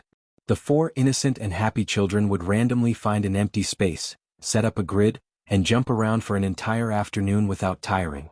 When it was time to eat, the man who did not wear armor and thus only looked like a rich man would always call for the children under his wife's orders. His legs were slightly lame, and the man had a temperament of wanting to save face in front of his children. As a result, he would only laugh happily and watch them play. If it were not for his wife personally coming to catch them, the man would continue to watch, telling them to slow down and not fall. No one would ever know why. Ever since he left Liaodong in Jinzhou, a man who had seen the magnificent scenery of northern Han, later Sui, western Shu, and so many other countries, would, in the end, patiently watch his 4 children perform the same routine over and over again. Yet, after his wife urged him to leave, he would feel reluctant to part. It was as if he hoped that his 4 children would always be this carefree, that they would not grow up, that the woman would not marry out of the family, and that the son would not take on any burdens. Perhaps no one would ever know that there was a young man, who was not a sword immortal of the land, who jumped around on a flying sword above the sea of clouds just because he thought of the happy times of his childhood. Su Fengyan finally stopped and lay down on his back. Beneath him, 100 flying swords instantly gathered and connected. Su Fengyan lay on a large bed of flying swords. He narrowed his eyes and gazed at the sky, the brilliant sunlight falling on his body. His golden body was resplendent. Not long ago, on an official road in Yuzhou near escaped summer town, the exhausted young woman could no longer endure the scorching sun. She told her companion that she wanted to rest for a while. Afterwards, she leaned against the trunk of a willow tree by the side of the road and took a nap. A bald little monk in a tattered kasaya squatted by the young woman's side. After she fell asleep, he gently waved his sleeve, fanning a gentle breeze. However, the little monk was a little worried. He noticed that she seemed to be having nightmares again. He frowned. It wasn't just this afternoon nap. In fact, ever since the 2 of them entered Bailiang's territory, she often had nightmares like this. She would wake up in the middle of the night from time to time. No matter how tired she was, she would refuse to close her eyes and sleep. I didn't take good care of Thingy. Thingy has suffered a lot. She hasn't bought any rouge for more than half a year. She doesn't even look at the shops. Thingy even deliberately said that she doesn't like rouge anymore. Master, while Thingy still likes rouge, please teach me. This time, I will study diligently and become a Buddha as soon as possible. The small monk suddenly heard a very familiar voice. This stupid disciple of yours. The little monk hurriedly raised his head with a face full of pleasant surprise. Then, he stretched out his finger and made a shushing sound, indicating that the newcomer should not disturb her. The little monk did not even bother to wipe away the tears on his face. The white-robed monk who had rushed over from Mount Wudong sighed in his heart. His daughter was right. She was a stupid girl. Li Xiaoxin slowly sat down on the ground. Abbot. The area within a radius of 10 feet immediately became cool. The white-robed monk closed his eyes and gently stretched out his hand to touch the space between his daughter's eyebrows. 3 years of Xiangfu. It was the end of autumn. The Beimeng army had gathered again. 400,000 elites were continuously pressing on Huayang Pass. A young monk broke through the clouds and landed outside the city like an immortal. He sat cross-legged. The young monk suddenly raised his head and said in a deep voice, "The world is so big. Please allow me to erect a benevolent monument in front of Beimeng City." He closed his eyes and put his palms together. In fact, he did not say it out loud. No matter how big the world was, it was only the east, west, north, and south. The cavalry did not charge. Instead, they slowly held the line and then released thousands of arrows. The arrows were densely packed like a swarm of locusts. The entire sky was like a fragile piece of silk that was instantly torn apart by sharp weapons. The young monk lowered his head and chanted sutras, forming a golden body. As waves of arrows rained down, the monk's golden light began to waver and weaken. The arrow rain was endless. Scarlet blood began to gradually soak the kasaya.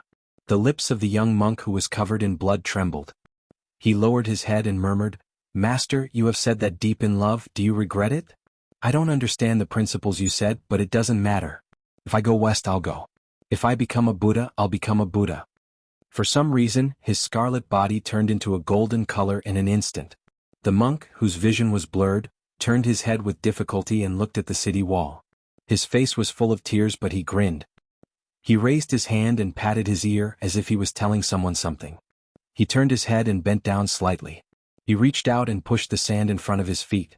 It seemed that he was lifting something up for setting down something. He bent 2 fingers and gently knocked. Between heaven and earth. Suddenly, there was a clear and melodious sound of a wooden fish. Under the shade of the willow, the girl suddenly cried. After opening her eyes, she looked around blankly. When she saw that the stupid Nanbei was still there in that white robe, she did not know if she was still dreaming. She cried even harder. The little monk, who did not know what to do, pulled his master's sleeve and said in a hoarse voice, "Master, what's wrong with her?" The white-robed monk held his daughter in his arms and comforted her softly. Okay, silly girl, don't be afraid. Father and the stupid Nanbei are here." The white-robed monk reached out and wiped his daughter's forehead. She fell into a deep sleep. This time she had no dreams and slept very soundly. Li Xiaoxin let his daughter continue to sit against the willow tree. After helping to wipe the tears on her cheeks, he touched his big bald head and turned to the little bald head beside him and said, "Nanbei, when she wakes up, take her to the Xiang Palace on Mount Wudong. Your master's wife is waiting for you there. She complains that the vegetarian dishes in the Taoist temple on the mountain have no oil and are not delicious. She misses your cooking very much. Remember to buy more chicken, duck, and fish at the small town at the foot of the mountain. When I come back, let's have a good meal together tonight." The little monk Nanbei said awkwardly, "I don't have money. Master, do you?" The white-robed monk glared and said in a low voice, "When you reach Bailiang, will the Sugai not provide food?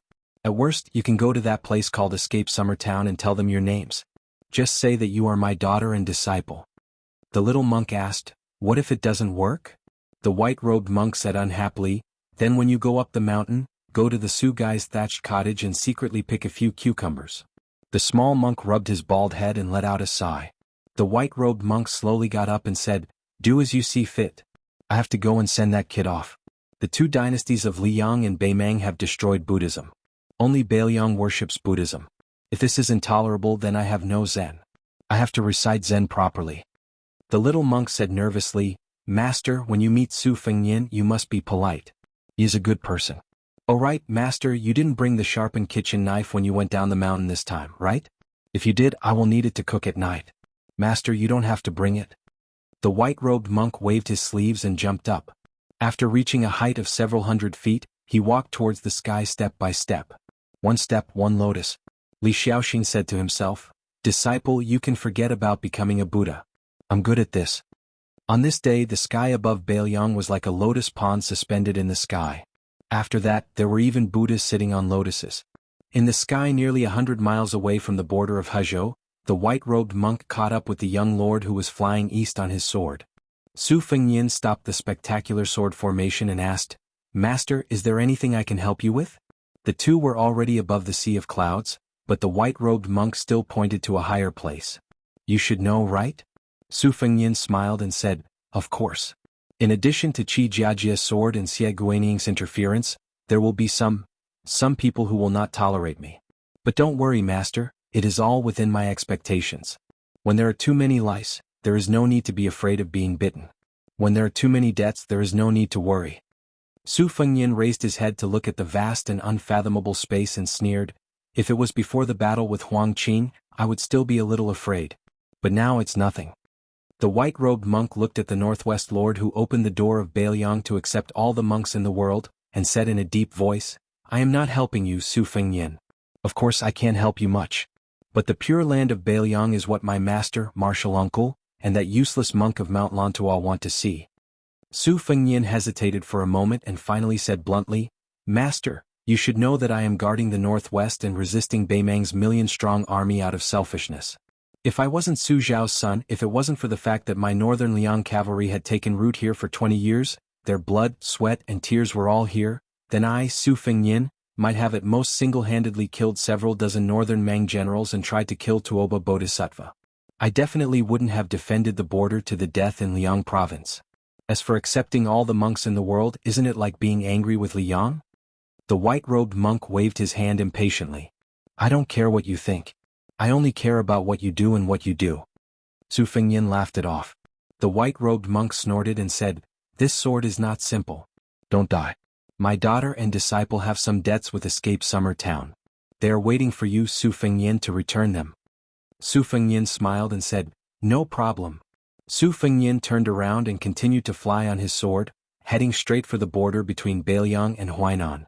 The white-robed monk turned to face the west, but when he turned his head to look at the slightly lonely slender figure, He somewhat resembled himself when he went down the mountain from the 2 Zen temples and traveled thousands of miles to the west alone.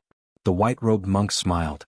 Not long ago on Mount Wudong, his wife said that it would be great if they had 2 daughters. At that time he thought it was ridiculous, but now it seemed that it was not so ridiculous.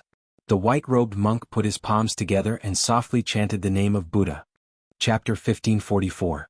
Around the white-robed monk, lotuses as large as mountains bloomed one after another. The lotuses bathed in the dazzling sunlight rose above the sea of clouds. Thousands of lotuses rose in Baoyang. The white-robed monk put his palms together and lowered his head, saying softly, "When my heart is clear, when can I not see Tathagata? Where my heart is clear, where is not the Western paradise?" The white-robed monk slowly raised his head and said loudly, "Lotuses fall in the Buddhist kingdom." On top of the lotuses there were many Buddhas sitting on them. The Buddha's light shone down on the earth and covered the entire land of Baoyang. Wudong's peaks were high and cold to the north. In the area northwest of Liang, only the Dansha Peak, Jiazi Peak, Goddess Peak and the others which originated from Hezhou, were adjacent to the other 6 peaks. It could be said that Wudong did not monopolize the beauty. When Su Fengyin drove the group of swords to the border of Yuzhou province, unlike the tranquil sea of clouds at the border of Yuzhou province, the scene in front of him was surging like a huge tide. The mountains of Hezhou province had sunk into the bottom of the sea of clouds. Only the most precipitous 6 peaks rose above the sea of clouds.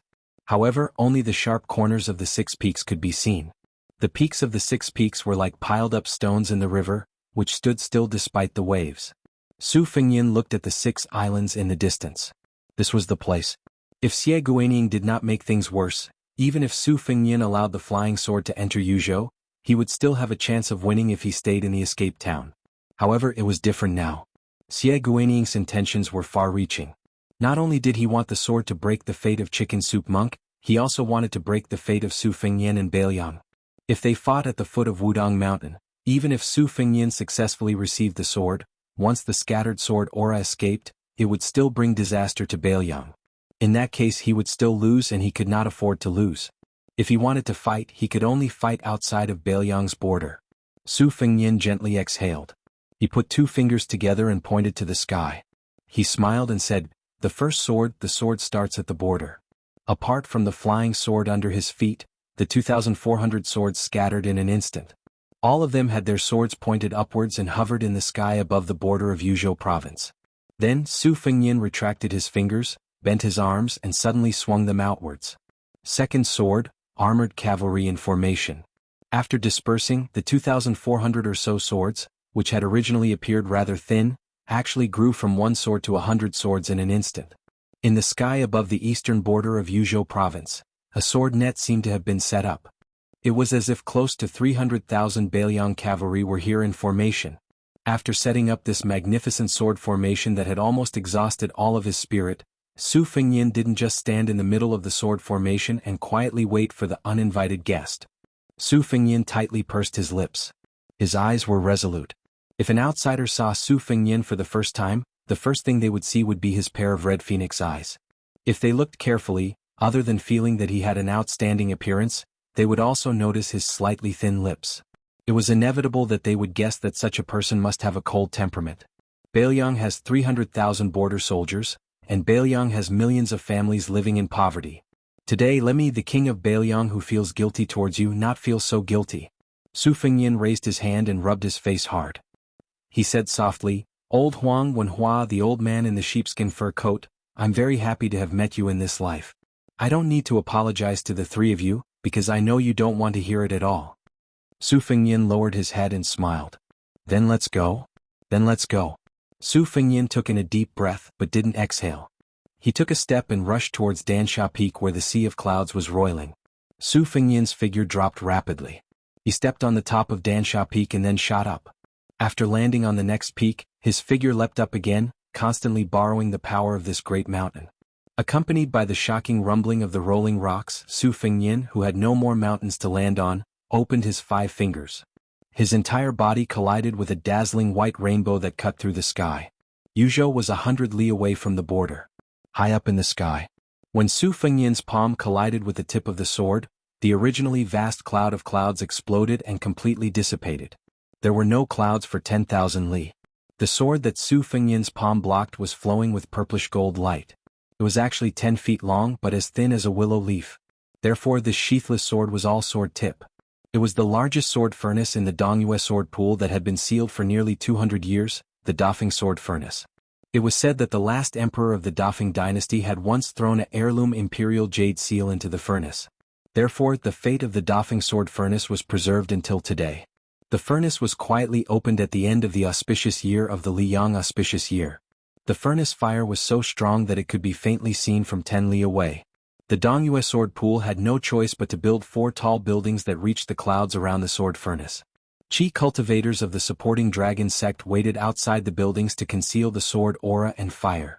Su Fengyin was knocked back more than 10,000 feet by the collision of the sword. He was pushed back more than 2 li. Even Tuoba Bodhisattva's all-out attack, Dong Tai's all-out attack, or even Wang Xinji at her peak, would not have such power. Su Fengyin's mind was clear of distracting thoughts. All the qi in his body madly gathered at the point where his palm and the tip of the sword collided. Although the incomparably sharp tip of the sword had not yet pierced through Su Fengyin's palm, Su Fengyin was well aware that as long as there was a small opening, even if the opening was insignificant, it was very likely that he would be defeated like a landslide. Chapter 1545. The nameless sword, which had come from the Dongyue sword pool to the sky above River Province in a spurt of energy, seemed to have the intelligence of a human. After being enraged, its aura increased instead of decreasing. The sword qi swirled chaotically, illuminating Su Fengyin's purple-gold aura. The chilling sword light had solidified, whipping Su Fengyin's body. Ripples appeared on his robe that was flowing with aura energy. The sword swept past Dongyue Path, Guangling Path, Gangnamdu Path and Huainan Path. One sword light chilled 19 provinces. At this moment it had almost reached the peak. Its momentum was unstoppable. Su Fengyin pressed his palm against the sword tip. In order to weaken the terrifying momentum of the sword, he had no choice but to bend his knees slightly and lean his body forward. One man and one sword dragged a thick trail of smoke and mist in the sky. They passed Bo's Peak, Zishu Peak and Old Man Peak. Su Fengyin's retreating figure passed 3 peaks in a row. He was less than 50 li away from the sword formation at the border of Yuzhou. Su Fengyin's robe was covered in hard frost. The aura that leaked out of his body was clearly not enough to disperse the frenzied sword intent. When Su Fengyin saw Goddess Peak from the corner of his eye, he finally let out a breath. The sword tip pierced his palm instantly. Blood splattered. Su Fengyin used the sword tip as a fulcrum and leaned his body forward. His posture was like pushing a mountain with one hand and shaking Kunlun with his strength. They passed Goddess Peak, Jiazi Peak and Dansha Peak. They passed 3 more mountains. The sword tip had completely pierced Su Fengyin's palm and slightly peeked out from the back of his hand. Su Fengyin was expressionless. He stretched out his left hand and placed it on the back of his right hand. The aura in Su Fengyin's body circulated for 800 li in an instant, surging like the tide of Guangling River. 2 palms, 1 horizontal and 1 vertical. Layered thunder.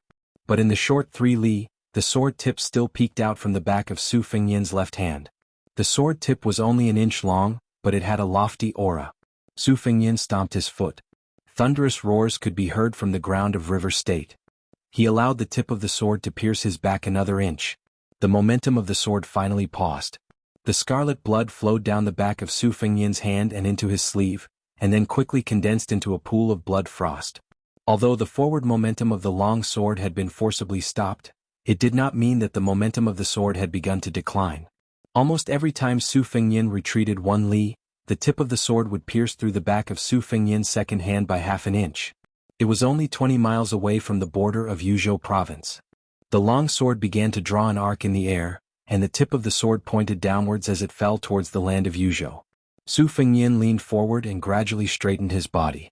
A traveler straightens his lapel when he is close to home. The tip of the long sword touched Su Fengyin's right chest. It was just a hair's breadth away from piercing through. The 20 or so flying swords behind Su Fengyin buzzed at the same time. After gathering together, they sounded like drums in the battlefield, resounding through the clouds. Bleeding from the 7 orifices? Su Fengyin was already bathed in blood. In particular, his face, which was not covered by the long robe, was constantly seeping blood. Before the dense sword energy could clear it, fresh blood would flow out. 10 li. The long sword had already pierced through his chest. Su Fengyin had maintained his posture from beginning to end with his palms pressed against the sword. He lowered his head to look at the sword.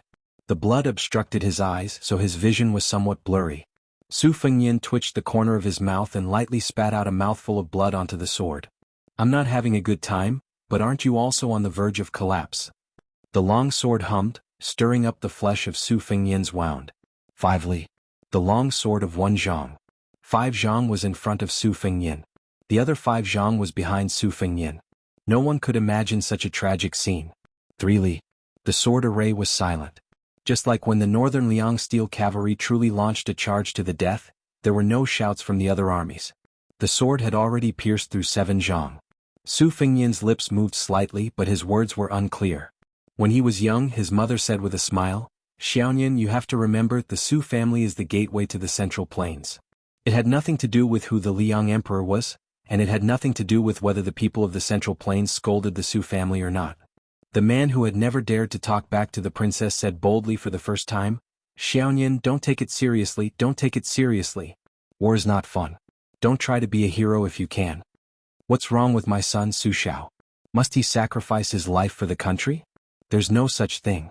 Su Fengnian just said to himself, "Mother, I'll listen to you, not my father." 2 li. Behind him were the barren mountains and rivers of Yuzhou. The long sword had already pierced through 8 zhang.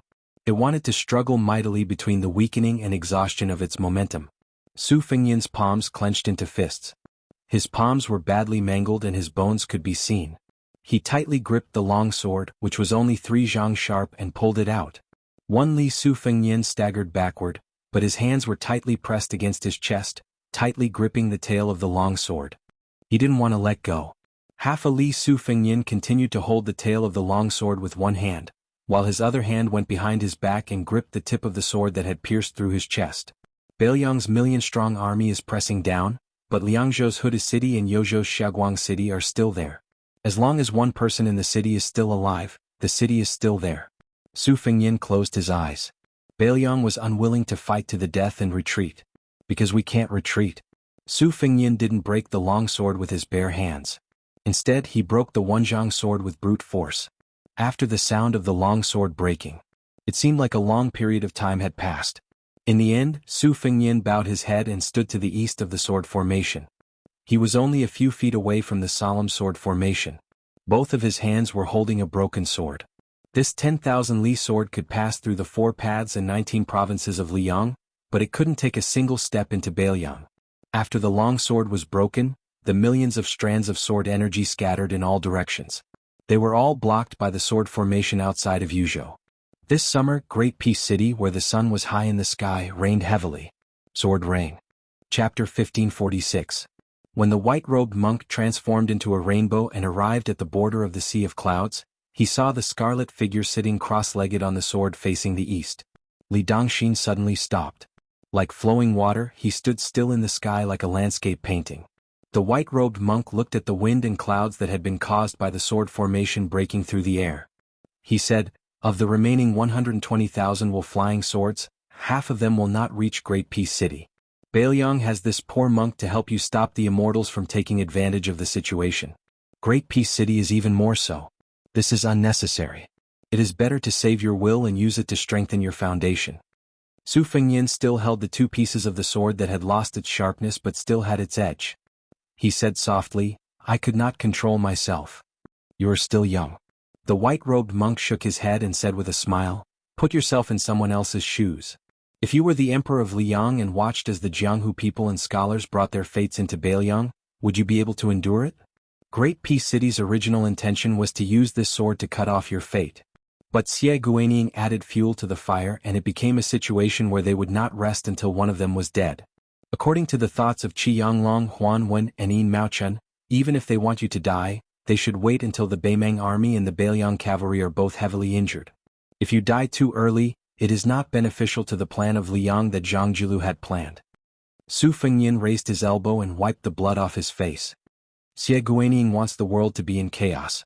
He doesn't just want to gain fame from the Guangling battlefield, he also seems to want Qin Jibao to replace me as the king of the Northwest. That's right, as long as I die, the 3 fronts of Beiliang will be shaken. The closest one to Beiliang is Huainan Jidushi Kainan. Yan Wenluan probably won't let him enter Yuzhou, let alone holding the imperial edict to take over the command of the Beiliang frontier army. And the king of Shu Qin Jibao, who has a good reputation in Beiliang, is undoubtedly the best choice. Even if the Liang imperial court is unwilling, they can only agree. After all, with Qin Jibao in the northwest and monopolizing the power, it is better than Beiliang fighting on their own. In the end, Beimeng will break through the border and encroach on the central plains. Of course, in this way, apart from the Beiliang cavalry, Qin Jibao also has Shishu and Nanzhao as strategic depth. This is equivalent to completing the best situation that my master, Li Yishan, originally envisioned. To the Zhaosher of Liang, it is no different from a dove quenching its thirst. But there is no other way. Without this poisonous wine to quench their thirst, they will die even faster. The white-robed monk touched his bald head and said helplessly, "Just listening to it gives me a headache. You people of the imperial court, don't you feel tired?" Su Fengyin dismissed this with a smile. He turned his head and asked with a grin, "Zen Master, have you received the east, west and north-south commands?" The white-robed monk made a sound of acknowledgement and then did not say anything else. Su Fengyin waited for a long time but did not hear anything. Finally, the white-robed monk turned his head and looked at the young man who was sitting on the sword in the air. He said slowly, "The sword under your butt is trembling. How long are you going to pretend to be a master? Do you really think you are an immortal who eats the clouds, drinks the dew and drinks the wind?" Su Fengyin's face was extremely embarrassed. The white-robed monk lifted his sleeve and gently waved it. Su Fengyin turned around with his sword and rushed towards Mount Wudong. The white-robed monk flew beside him and said indifferently, "I am only sending you back to Fuxia town to help you pay back the money. Don't ask for a yard after getting an inch. You want me to help you scare Qi Jiajia and Chai Qingshan." Even if he didn't have energy to protect his body, there was still a cool breeze blowing gently, and he didn't feel the slightest bit of coldness when it brushed past his face. Even Su Fengyin exclaimed endlessly in his heart. This is a Buddhist sect divine ability that can form a small world of 10 feet in all directions. Was it Dong Tai's sword? Or was it the Confucian sage Chao Changqing who had turned into a tyrant? Su Fengyin thought about it carefully and found that the chances were slim. Perhaps guessing Su Fengyin's thoughts, the white-robed monk laughed and said in a self-deprecating manner, "This penniless monk is only good at taking a beating. I can't compare to you, Su Fengyin, who was able to completely withstand that sword strike. If it were this penniless monk, although that sword strike could not harm this penniless monk at all, this penniless monk would definitely not be able to stop it from invading northern Liang. What, do you want to steal this Buddhist skill? I advise you to give up this idea, unless you are not king of Beiliang and shave your head bald one day." Su Fengyin hurriedly shook his head gently and looked down. The culprit's sword that was placed on his leg had severely injured his physique. The injury looked frightening, but the hole in his chest had actually started to be mended by the moving red threads, showing signs of stopping the bleeding. Su Fengyin estimated that he would need to recuperate for about half a year before he could fully recover. During this period of time he might not even be able to defeat a grandmaster like Qi Jiajia, let alone Tuoba Bodhisattva. However, compared to the damage to his own qi that was easy to disperse and difficult to gather, the situation was already much better. After all, his body could slowly recover, and his qi dynamic and divine will could also be like a pond that slowly stored water. There would be a day when it would be full. The amount of water in a pond and the width of the pond depended on the strength of a martial artist's body.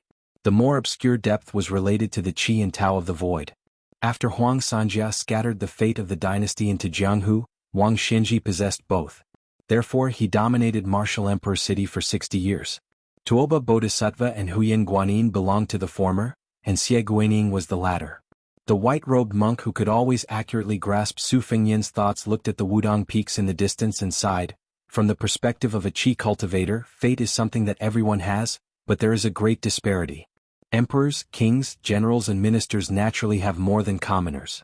However, why is there a saying that water can carry a boat but it can also capsize it? The simple words "the will of the people" have already revealed the secret of heaven. Heaven and earth are parents just like a pair of strict father and loving mother. There are gods 3 feet above the head. Heaven's net is wide but it does not escape. The earth produces 5 grains to nourish people, and a gentleman carries things with great virtue. When I was traveling to the west, Huang Longshi sent me off. When I returned, I was greeted by Huang Longshi. This person has always been mysterious. Once he accidentally said that after flipping through the books, Su Fengyin was just a character who left because of fate, while Qin Jibao was the person who was born to slay both the dragon and the python. Therefore you should have died in the battle at the border, leaving behind infamy in the annals of history for thousands of years.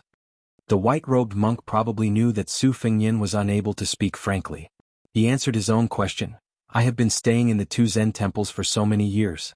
I often ask myself, why is there someone who can become a Buddha in this life but not in the next life? Is it because those who become a Buddha will not become a Buddha? Buddhism has spread to the East, and when in Rome, do as the Romans do. The difference between Mahayana and Hinayana is becoming more and more obvious. I dare to say that there is an epiphany, and then put down the butcher's knife to become a Buddha.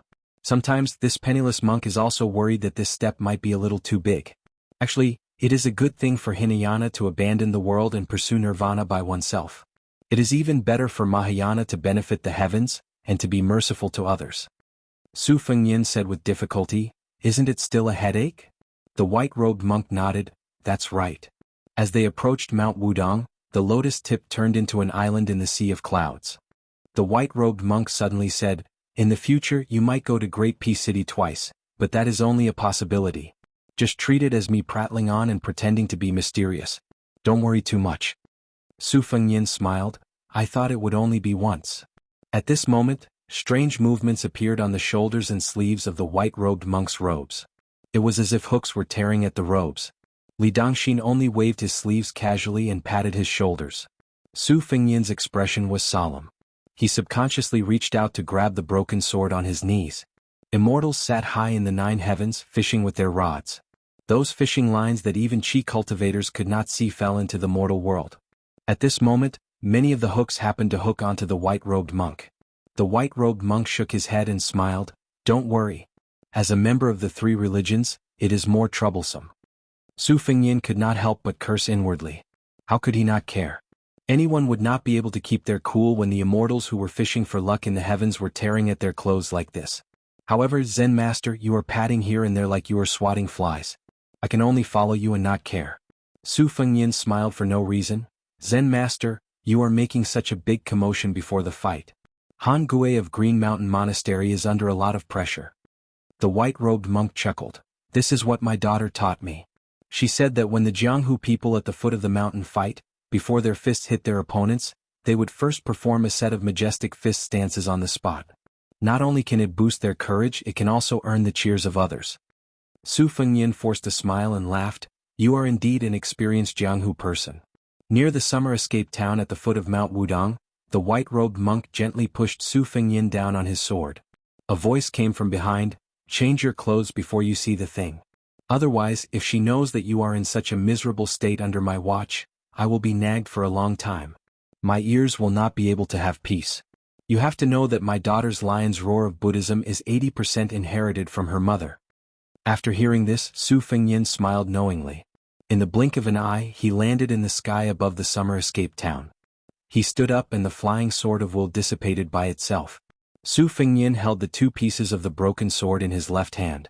After he pulled out Qi Jiajia's long sword, he was more seriously injured than he was. His body was not bad, but his heart of the sword was almost destroyed. In this lifetime he would not be able to make a breakthrough in the realm of the sword. Therefore, Su Fengyin really had to be wary of Chai Qingshan, who had chosen to stand aside for some reason. Chapter 1547. When Su Fengyin's feet landed on the street, without the protection of the white-robed monk's 10 feet of pure land, a mouthful of blood surged up to his throat. He forced himself to swallow it back down. In fact, it had only been an hour since Su Fengyin left on his sword. The situation in the town had already stabilized. Under the suppression of Luo Hongsai's 500 horsemen and Sui Tieshan's men of sacrifice from the whisk room, the injured Wang Yuanran and the others had been detained. Qi Jiajia had also let Yin Changing and the other nobles return to the inn. He stood on the street with Li Yibai and Chai Qingshan.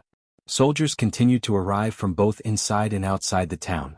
Even the most senior member of Wudong Mountain, Yu Xingrui, had come to the edge of the town and stood on a mud wall.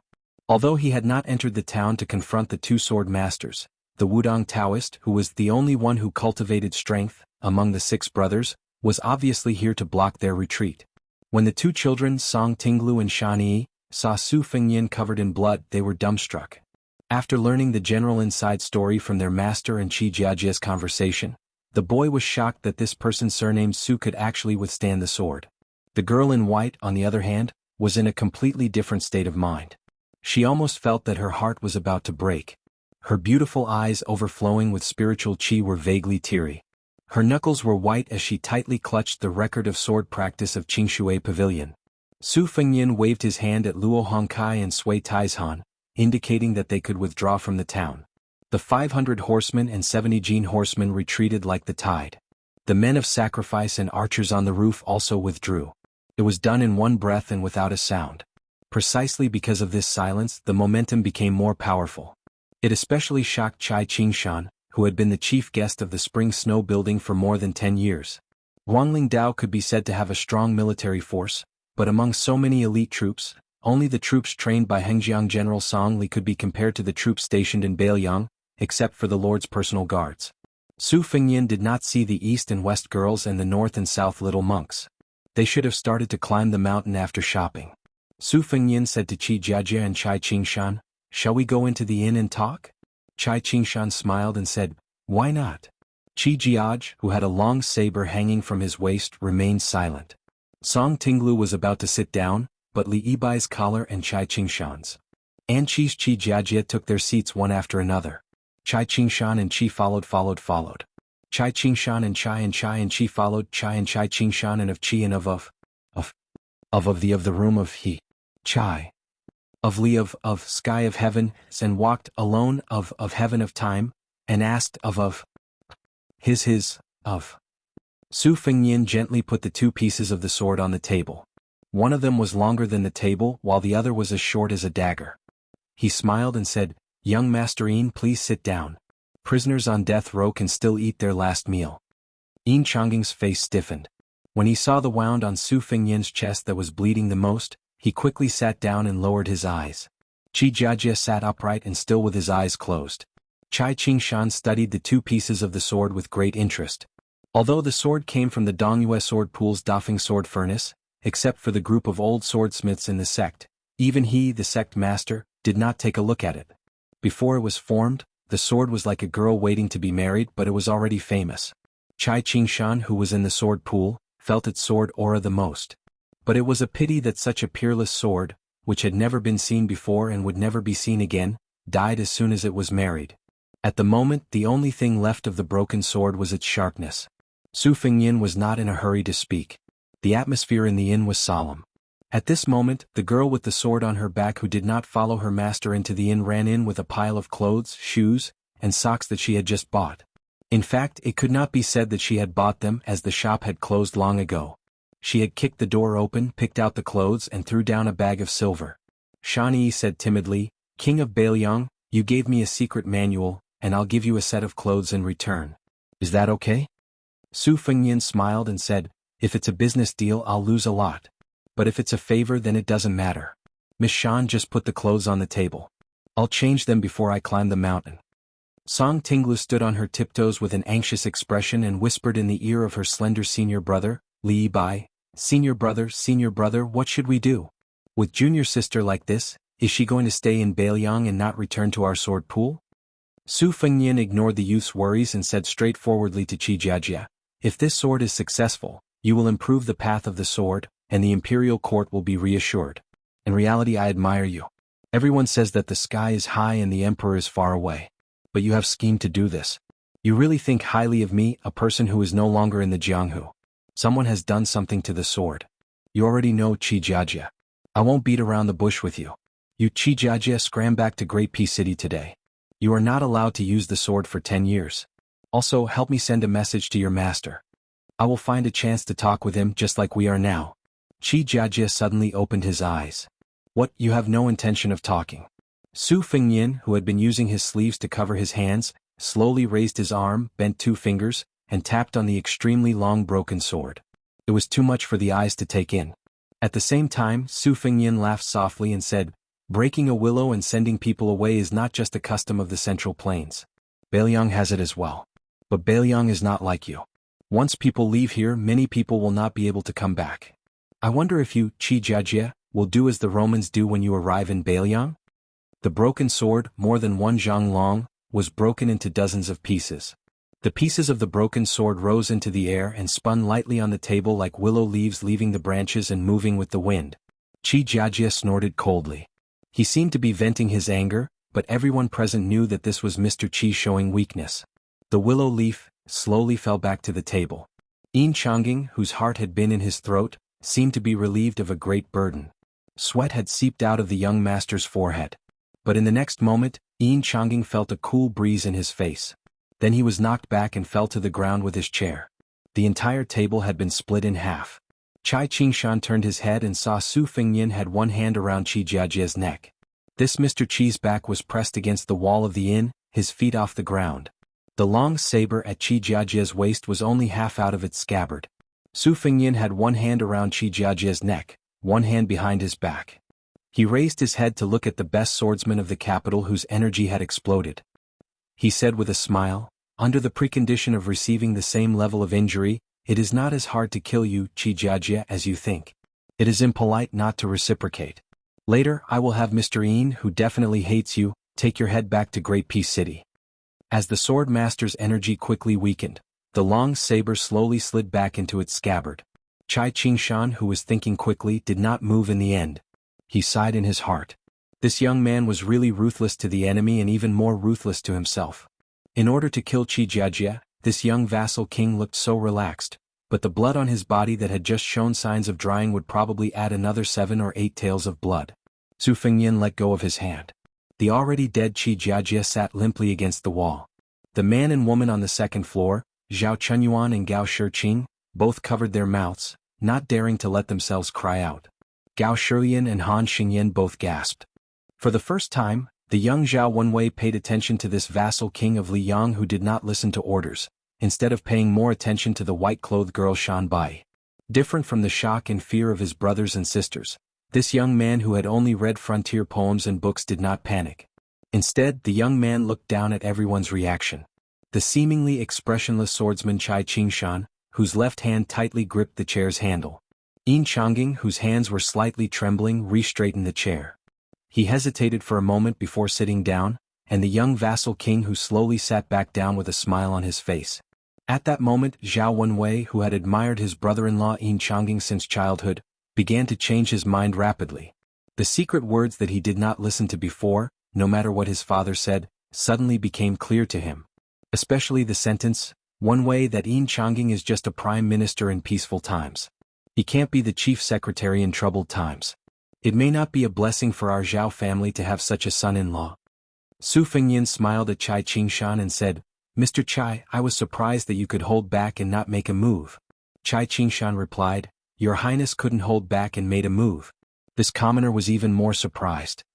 Su Fengnian, whose body reeked of blood, glanced at Chai Qingshan's 2 disciples and said, "Mr. Chai has taken in 2 good disciples. There is hope for Dongyue Sword Pool to rise again." Although Song Tinglu regarded this elegant but ruthless vassal king as a great enemy, he still couldn't help but straighten his back when he heard these words. Nonsense, being praised by one of the 4 grandmasters of martial arts evaluation. If this spread to Jianghu, he, Song Tinglu, would become famous overnight. In the future, when he left the sect to travel Jianghu, wouldn't he easily have friends all over the world? Chai Qingshan laughed heartily and said, "Then I will take advantage of your Highness' auspicious words." Su Fengnian smiled at the young Song Tinglu and said, "I heard that you want to be the second Wen Bushing to become famous in the capital? There are dozens of willow leaf flying swords on the table. I will give them to you. Do you dare to accept them?" The young man raised his chin and said, "Why wouldn't I dare?" Chai Qingshan sighed helplessly. This troublemaker. These things were really troublesome to deal with. Su Fengnian really did put away the broken swords on the table.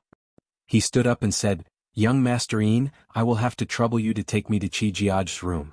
I will change my clothes so that I can go up the mountain."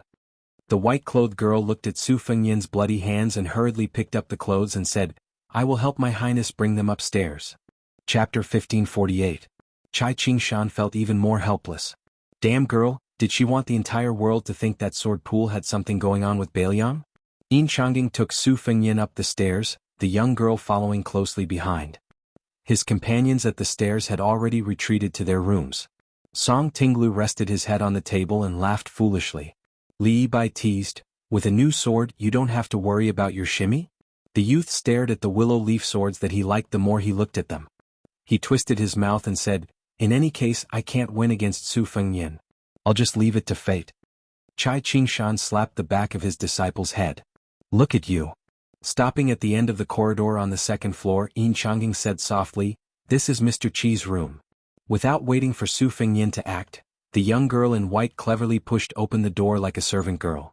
Su Fengyin stood at the door and said to Yin Changing, "If you have the guts, when you return to Great Peace City, tell Yin Maochun that the king of Shu, Chen Jibao, has Xie Guanying supporting him and is like a tiger that has grown wings. Once he establishes his authority in Guangling Road, this person's threat to the court will not be below mine, Su Fengyin. Of course, whether you say it or not is up to you, Yin Changing. Also, I can't force it." Yin Changing seemed to have made a decision with great difficulty. He suddenly said in a low voice, "Wang Yi, can I come in for a chat?" Su Fengyin stilled and then smiled. "No matter." The young girl with a sword on her back, her face slightly red, was busy. Not only did she put down the clothes, she even put the sword on her back on the table. She did not treat him as an outsider at all. At this time she was carrying a wooden basin out. She saw Yin Changing walk in. After her shock, she did not ask anything. She only said to Su Fengyin shyly, "Wang Yi, I will go boil a basin of hot water for you. Wang Yi may have to wait a while."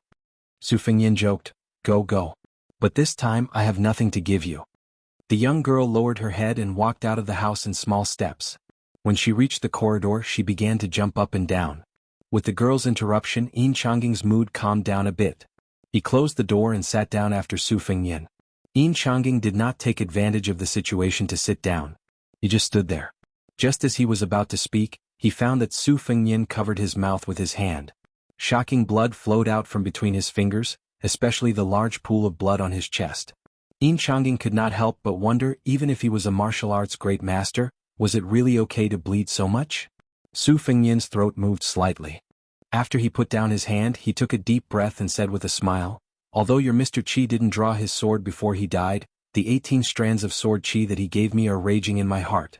I have no choice but to ask you to make it short." Yin Changing did his best to not smell the pungent smell of blood. He quickly thought of the right words and said, "Has your highness heard that Tantanon has the intention of giving up the position of provincial master?" Out of the corner of his eye, Yin Changing saw Su Fengyin reach out a hand and press it against his abdomen. His 5 fingers were curved in a mysterious way, as if he was suppressing those sword qi. Su Fengyin's expression was amused. He nodded and said, "I've heard. Your father and father-in-law both have a chance of taking over this position. Can this be considered keeping the goodies within the family?" Yin Changing shook his head and said in a heavy voice, "Zhao Yuling has always looked down on me. Part of this is because Zhao Yuling has great expectations for his youngest son, Zhao Wenwei. In reality, your highness should be well aware that back then, my father was the first to leave Zhonglu, even earlier than Zhao Yuling, Yuanghua Hanlin and the others. It was precisely because he had a disagreement with the old Grand Secretary on the matter of Bailiang." Su Fengyin smiled and interrupted him. "There was a disagreement, but don't be in such a hurry to throw dirty water on Zhang Julu. Back then Yin Changing was the first to leave Zhonglu. His disagreement with Bailiang's politics was only a small part of the reason. Most of it was the late emperor's intention. The late emperor needed to cultivate someone who could succeed Gu Lu and contend against Zhang Lu as a civil official. Unfortunately, the Green Party was disappointing, and the scholarly clique in Gangnam-do even more unbearable. Yin Changing tried twice in secret to rope them in, but he failed. That was why he had no choice but to stay in this corner of Hanlin Academy. Not only was the late emperor greatly disappointed, the one who should be even more disappointed should be Yuan Binshi. As a result, Yin Changing couldn't continue. As he spoke, Su Fengyin coughed from time to time. He continued, "As expected, scholars are naturally not suited to discussing business face-to-face, but they do have a set of schemes behind the scenes. Fine, if you can't say it, I'll say it for you. Although your father and Zhao Yuling are relatives by marriage, they've never seen eye to eye. If I'm not wrong, your father's true best friend, the one he's willing to see as a kindred spirit, is only Han Lin, who's about to become the administrator of the Huainan Dao, right? What, you want me, Bailiang, to take care of the ambitious Sir Han? And what will your return be?" Yin Changing suddenly felt somewhat lacking in confidence. He said softly, "After Sir Han takes up his post in the Huainan Dao, he will immediately propose to the court that the administrator's mansion be moved to the border between Ji and Hezhou." Su Fengyin nodded. "I understand." Yin Changing breathed a sigh of relief. If he continued to speak, there were some things that only the heavens and earth would know. It was truly too difficult to say. Su Fengyin waved his hand. "Fine, you can return to Great Peace City at ease. As for the Huainan Dao and Jizhou on the way back, tell that administrator to be at ease." Yin Changing wanted to speak but hesitated. Su Fengyin laughed coldly. As for what should be done, Bailiang will naturally weigh the pros and cons. In short, we won't make things difficult for your father and Han Lin. In this transaction your side will definitely be more profitable. Yin Changjing bowed with clasped hands. Then Yin Changjing will quietly wait for the good news. When Yin Changjing quietly left the room, he discovered that the girl from the sword pool holding a basin of hot water was standing not too far away. Chapter 1549. Of course, Su Fengyin did not have the face to let a girl serve him. When he closed the door and took off his robe alone, he was somewhat puzzled. Why was it that the older he got, the thinner his skin became? After the time it took to burn a stick of incense, Su Fengyin, who had finished bandaging his wound, opened the door again. The girl blinked her big eyes and did not speak. Su Fengyin rubbed her head and said softly, "Little girl, thank you. If you can wait until Bailiang is not at war, then you can come here to travel Jianghu." The scenery outside the Great Pass, although it is not as lush as the trees in Jiangnan of the Central Plains, is also very beautiful. The girl's eyes were somewhat resentful. The way he rubbed her hair was too much like a kind elder. Su Fengyin suddenly clasped his fist and smiled. He imitated the children of Jianghu and said loudly, "The green mountains do not change, the green water flows forever. We will meet again someday." The white-clothed girl was startled and then she couldn't stop laughing. No matter how hard she tried, she couldn't hide it and she couldn't be reserved. Su Fengyin left in large strides. When he reached the outside of the restaurant, Luo Hongkai was already waiting at the door with his horse. Beside him stood the Imperial Cavalry Commandant Fan Xiangda, whose hands and feet were bound. There was also the Imperial Cavalry Commander Tao Nyocha, who had returned from Liangzhou to take up his post within the borders after being injured. Su Fengyin took the reins and looked at the platoon leader Tao, who had internal injuries and a pale face, before getting on the horse. He gave him a thumbs up. The young king rode away, leaving behind a trail of dust. Luo Hongkai gently kicked Fan Xiangda. Before he got on the horse, he heavily patted Tao Chei's shoulder and laughed. "Good job, this time you have made me proud." Tao Chei, who was almost slapped to the ground, smiled foolishly. Jin Cavalry Commandant Fan Xiangda was unhappy. Tao Chei turned his head and said, "Commandant Fan, pinch me. I'm afraid I am dreaming." Fan Xiangda was amused and laughed. "Dreaming in broad daylight." Tao Chei said heroically, "Commandant Fan, today I will invite you and your brothers to drink wine together. There will be enough." Fan Xiangda was surprised and said, "With that little money of yours, you even sent it to your family. Can it be enough?" Pottery Ox Cart chuckled and said, "Don't you have Commandant Fan to cushion it?" Fan Xiangda stared blankly for a moment before sneakily putting his arm around the corporal's shoulder. "Old brother Tao, let's discuss something. In any case, it's just the two of us and Field Officer Luo today." Field Officer Luo went to Wudong Mountain with His Highness. "Let's drink tonight. Why don't you tell your brothers that His Highness gave us a thumbs up?" Tao Nyocha said in all seriousness, "Commandant Fan, borrowing money is borrowing money. It's not like I won't return it. A Tao Nyocha am an honest man." Fan Xiangda sighed. Tao Oxcart lowered his voice and said, "If you borrow money and don't collect interest, then it's done. What do you think?" Fan Xiangda laughed and said, "No problem. Tomorrow I will treat you to another round of wine." In order to take care of Tao Nyocha, the two of them did not ride horses. The commandant and corporal walked side by side through the escaped summer town.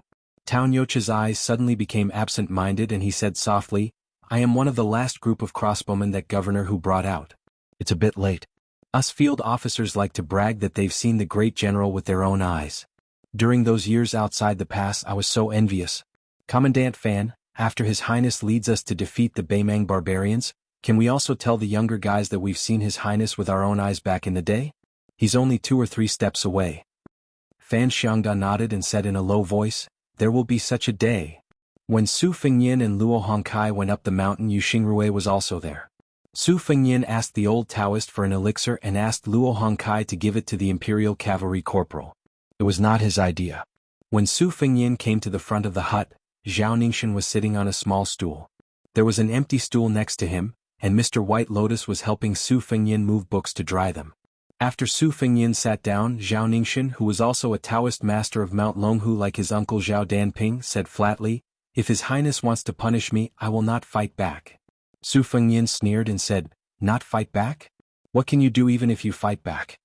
Zhao Ningxian looked into the distance and said, "I am willing to cultivate on Mount Wudong for 10 years. Su Fengyin glanced at the busy Mr. White Lotus and said with a smile, What? In order to let Mr. White Lotus go down the mountain safely, you are willing to give up the reputation of the Taoist Master Mansion? Baiyu slowly got up, wiped the sweat on his forehead and walked to Su Fengnian. He squatted beside the two and looked at the king of Bailiang with squinted eyes. He said with a smile, "My Highness, let Zhao Ningxin go and I will stay. How about it?" Su Fengnian smiled.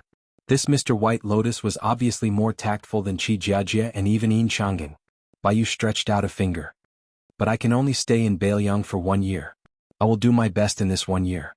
Su Fengnian stretched out a hand. 5 years. Mr. White Lotus shook his head. "That is unreasonable. 1.5 years. 1.5 years at most." Su Fengnian sneered. 4 years. Just 4 years. I will give you face. Don't say 1 year less. 1 day less and there is no room for negotiation. Mr. White Lotus still shook his head. 4 years? The Central Plains will be too late. Besides, Bailiang doesn't need me to stay for 4 years. My Highness is a sensible man. 1.5 years is enough. The world is set. Su Fengnian withdrew 2 fingers. 3 years. If you bargain again I will beat you. Oh no, I mean Zhao Ningxin. Baiyu suddenly sat down on the ground. Then you can beat him. I can't help you anyway. I can just watch the show. Su Fengnian hesitated for a moment and finally said, "For Zhao Zhu's sake, 2 years. If you talk nonsense again I will beat you too." It was unknown where this scholar got the strength from, but he stood up with lightning speed. His figure was very vigorous. Mr. White Lotus bowed and said, 2 years it is. Su Fengnian quickly got up and helped Mr. White Lotus up. He said with a smile, "Mr. White Lotus, are you still not used to our Bailiang? And when will you go to Mount Qingliang?" Zhao Ningxin looked at the two with a blank face. Chapter 1550. All good things must come to an end. In the end, Zhao Ningxin was persuaded by Baiyu to leave the mountain. Baiyu's eyes weren't good, so he didn't send him off. Before leaving, Baiyu told Zhao Ningxin that he might as well go to the Earth Lung Mountain where the evil dragon was killed and live in seclusion. He also told Zhao Ningxin not to involve the Dragon Tiger Mountain in the waves. Great Peace City had Prime Minister Zhao Danping to support the Taoist Master residents, so Liang wouldn't make things too difficult for the Taoist Master residents. Zhao Ningxin was worried. Clearly, he was worried about Mr. White Lotus becoming a hostage in Bailiang. Baiyu didn't care. He comforted him and said that Su Fengnian and Bailiang might not even be able to cross the river. It was too early to burn the bridge. After Zhao Ningxin left the mountain alone, Su Fengnian, who had to change into a clean set of clothes, appeared beside Baiyu. Zhao Ningxin going to the number 1 blessed land of Taoism, Earth Lung Mountain, to cultivate was a private deal between him and Baiyu. Dragon Tiger Mountain had schemed against the Su family 3 times. The first time was under the old locust tree in the capital to steal the fate. The second time was when the old Taoist master who was like a child came personally to kill Su Fengnian. This time, Zhao Ningxin didn't hesitate to use his life golden lotus to guide the flying sword. How could Su Fengnian just let Baiyu stay in Bailiang to manage the government affairs with a smile? If it wasn't for the sake of Huang Manor's master Zhao Shituan, even if Su Fengnian let Zhao Ningxin leave Bailiang, he would definitely make this noble with the same surname as the country suffer. Baiyu lowered his head to look at the mountain path. With his poor eyesight, he couldn't see Zhao Ningxin's figure clearly. He said softly, "According to what the Lord said, Earth Lung Mountain is not only a blessed land of Taoism, but also the place where the Zhao family of Liang suppressed the rivers and mountains in the south. Zhao Huangqiao, who lived in seclusion in Dragon Tiger Mountain, failed. First, the Black Dragon was injured by the Wudong leader Li Yufu. Then even Zhao Huangqiao himself was killed by the Lord. Then Zhao Ningxin quietly entering the Earth Lung Mountain, which is still sealed by the imperial court, is tantamount to stealing from the Liang royal family. This matter, if it was someone else, they really couldn't do it. Only Zhao Ningxin was the most suitable. Firstly, his surname is Zhao and he has the advantage of being close to the water pavilion. Secondly, Zhao Ningxin is a person who carries the fate of a sect. Furthermore, now that the Qi cultivators of the Liang North sect are almost all dead, and the last bit of vitality was used to forge the sword in the Dongyue sword pool. When Mr. Baiyu came down the mountain for the first time, it was not to have an audience with the current emperor, but to have a private meeting with the crown prince of Nanjiang, Zhao Zhu. Seeing the flood dragon but not the dragon, isn't it because you want to create the merit of supporting the dragon and become a minister who follows the dragon? Mr. White Lotus smiled and said, "But now, I have no choice but to be trapped in northern Liang for 2 whole years. Even if I succeed by a fluke, the merit of raising the flood dragon into a dragon will inevitably be greatly reduced. Does the Lord not have anything to say? Su Fengnian turned his head and said playfully, Mister's words are not kind. Right now, Zhao Zhu is being held back by the #1 general of the southern border, Wu Zhongshuan. The troops that he can barely mobilize are the 2,000 to 3,000 that went up north to quell the rebellion. Most of them were borrowed from Wu Zhongshuan. Right now Mr. is staying by Zhao Zhu's side. Even the cleverest housewife cannot cook without rice. Other than staring at the crown prince of Yanqi, what else can you do? It's better to go at the right time than early. I'm thinking for Mr's sake. When Mr. has accumulated enough prestige in northern Liang, Zhao Zhu will let Mr. take charge of a department. When the conditions are right, success will follow naturally. Bai smiled bitterly. In that case, I have to thank the Lord for his good intentions. Su Fengnian said with a smile, we'll be under the same roof for the next 2 years. It's tacky to say thanks. When the two returned to the thatched hut, Bai took the initiative to speak. Prince, please tell me about the situation in northern Liang. I'm kind enough to know what's going on. Otherwise, if I go to Deputy Administrator Song of Mount Qingliang, I'll be in the dark and become a joke. This pair of disappointing eyes of mine is not far from being blind. Su Fengnian was momentarily distracted. For some reason he remembered the blind chess player Lu Su who made a living by gambling on chess in Yongzi Alley in Qingzhou. This person had successfully assisted Zhao Sun in stabilizing his position as king of Jing'an. He had also planned the 1,000-mile rescue at Guangling Road. He had helped Zhao Sun win the praise of the Liang court and the initial trust of the court. He had finally attracted the attention of the Lord of Heaven, who took drastic measures to summon him to Great Peace City. It was not strange that Lu Su did not agree to come to Bailiang. However, Lu Su's calmness in going to the capital was puzzling. Su Fengnian collected his scattered thoughts and said slowly, Huda City has Lu Jinu presiding over military affairs. This is Bailiang's greatest fortune. It won't be a problem to defend it for another half a year. However, this is on the premise that the 3 towns of Huayang Pass, Liuya and Fuling don't divide their forces. If Qingcang City of Liuzhou or Shaguang City of Yuzhou are in danger, any one of the battlefronts will be in danger. When the time comes, we'll have no choice but to have Yozhou's Horned Eagle Commandant Luo Hongkai or Lingzhou's Pearl Commandant Huang Xiaokuai rush to the battlefield. However, before the new city in Liangbei is even larger than Huda City is built, the pressure of transporting troops on such a large scale and over such a long distance is far too great. I'm afraid that not only will we be exhausted in the end, we won't be able to put out a nearby fire. Therefore, from the looks of it, although our Bailiang has a firm advantage on the battlefield, on the invisible battlefield, we're at most on par with Liangmang. Over at the mouth of the gorge, Shaguang City is the last major border city. Yan Wenluan has already issued a military order to Mount Qingliang and the Protectorate. He said that if Shaguang City is breached by Beimang before Huda City, then he Yan Wenluan will have his vice commander Chen Yunchui carry his head to Huayang Pass. Su Fengnian gently exhaled. With a grave expression he said, Beimang probably didn't expect that Liangzhou and Yuzhou would reach such a stalemate, so they're also trying hard to find a way out. Therefore, some time ago Dong Zhuo, the great king of the southern courtyard, sent several tens of thousands of Dong family's private army north of Huda City to Liuzhou. Fortunately, as Chu Lushan predicted, he managed to tie down the Dong family's cavalry with 8,000 cavalry. Otherwise, the outcome of the battle in Liuzhou would have been too horrible to contemplate. This battle, which neither side publicized, was actually the most hair-raising battle since the start of the war in Liangmang.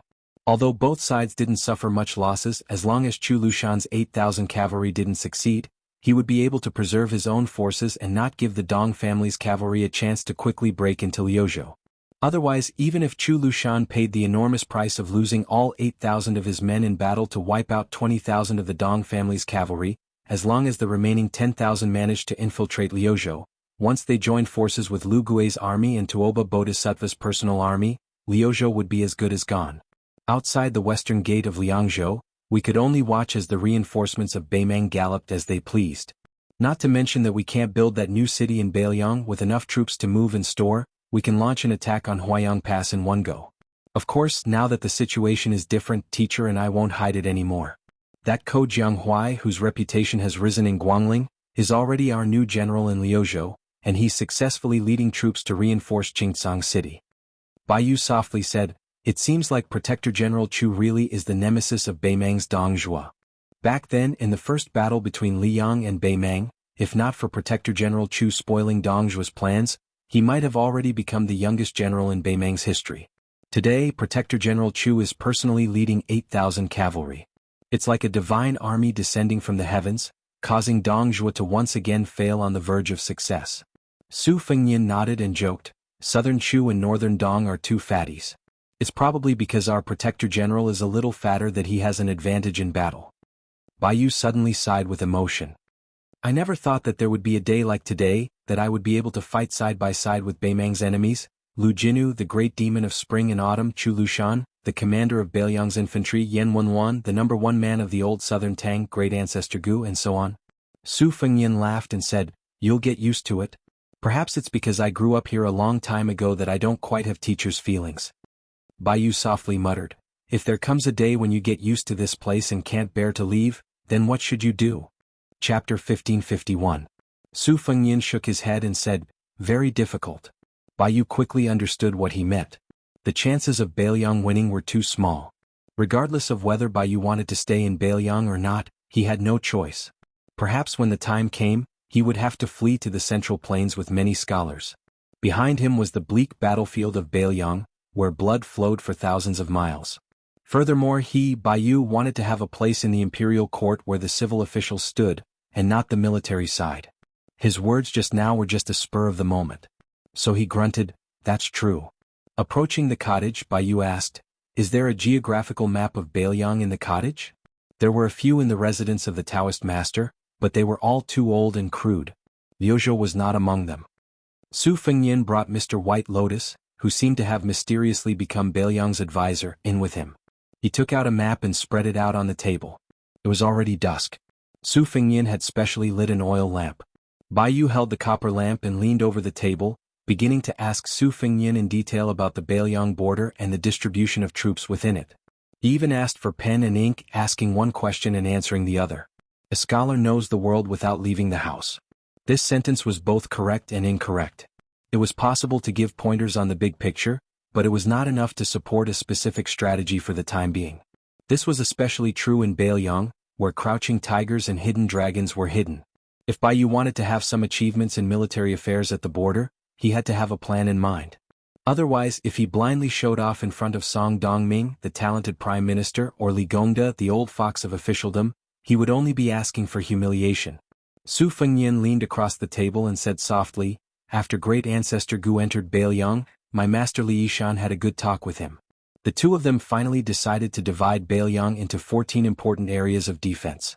For example, the Horned Eagle Captain Luo Hongkai is in charge of the troops stationed in one of the 14 areas, so he is also one of the captains in the area.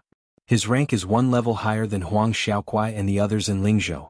Now, other than the general of a province like Huang Fujin, after the last round of replacements by Chen Shiliang, this new group of captains who hold real power are mostly in their prime. There are even a few who are not even 30 years old. They have been loyal to Beiliang since their father's generation and have great enthusiasm for the border. They cherish the country their fathers have built. Therefore, there are some discussions in the various academies. For example, on the surface, I rely heavily on scholars who go to Liangzhou and give them all the seats in the prefectures and county-level offices. But in reality, there are still some prejudices favoring favoritism and paying attention to the bloodline of the generals. I accept these kinds of questions. After all, there is nothing I can do. Beimang is at my doorstep. I can only dare to promote these people. After Bai Yu put down his brush, he narrowed his eyes and stared at the map. His finger that was slightly stained with ink slowly brushed across the map. He asked casually, The provisions of the newly built Liuzhou are all under the responsibility of the provincial governor of Lingzhou, Su Beiji? Su Fengnian quickly thought about the hidden meaning behind this question, but he could not figure it out. He nodded and said, Sir, you must have heard of Su Beiji's nickname. Moreover, Beiliang has long begun to buy provisions from the neighboring provinces.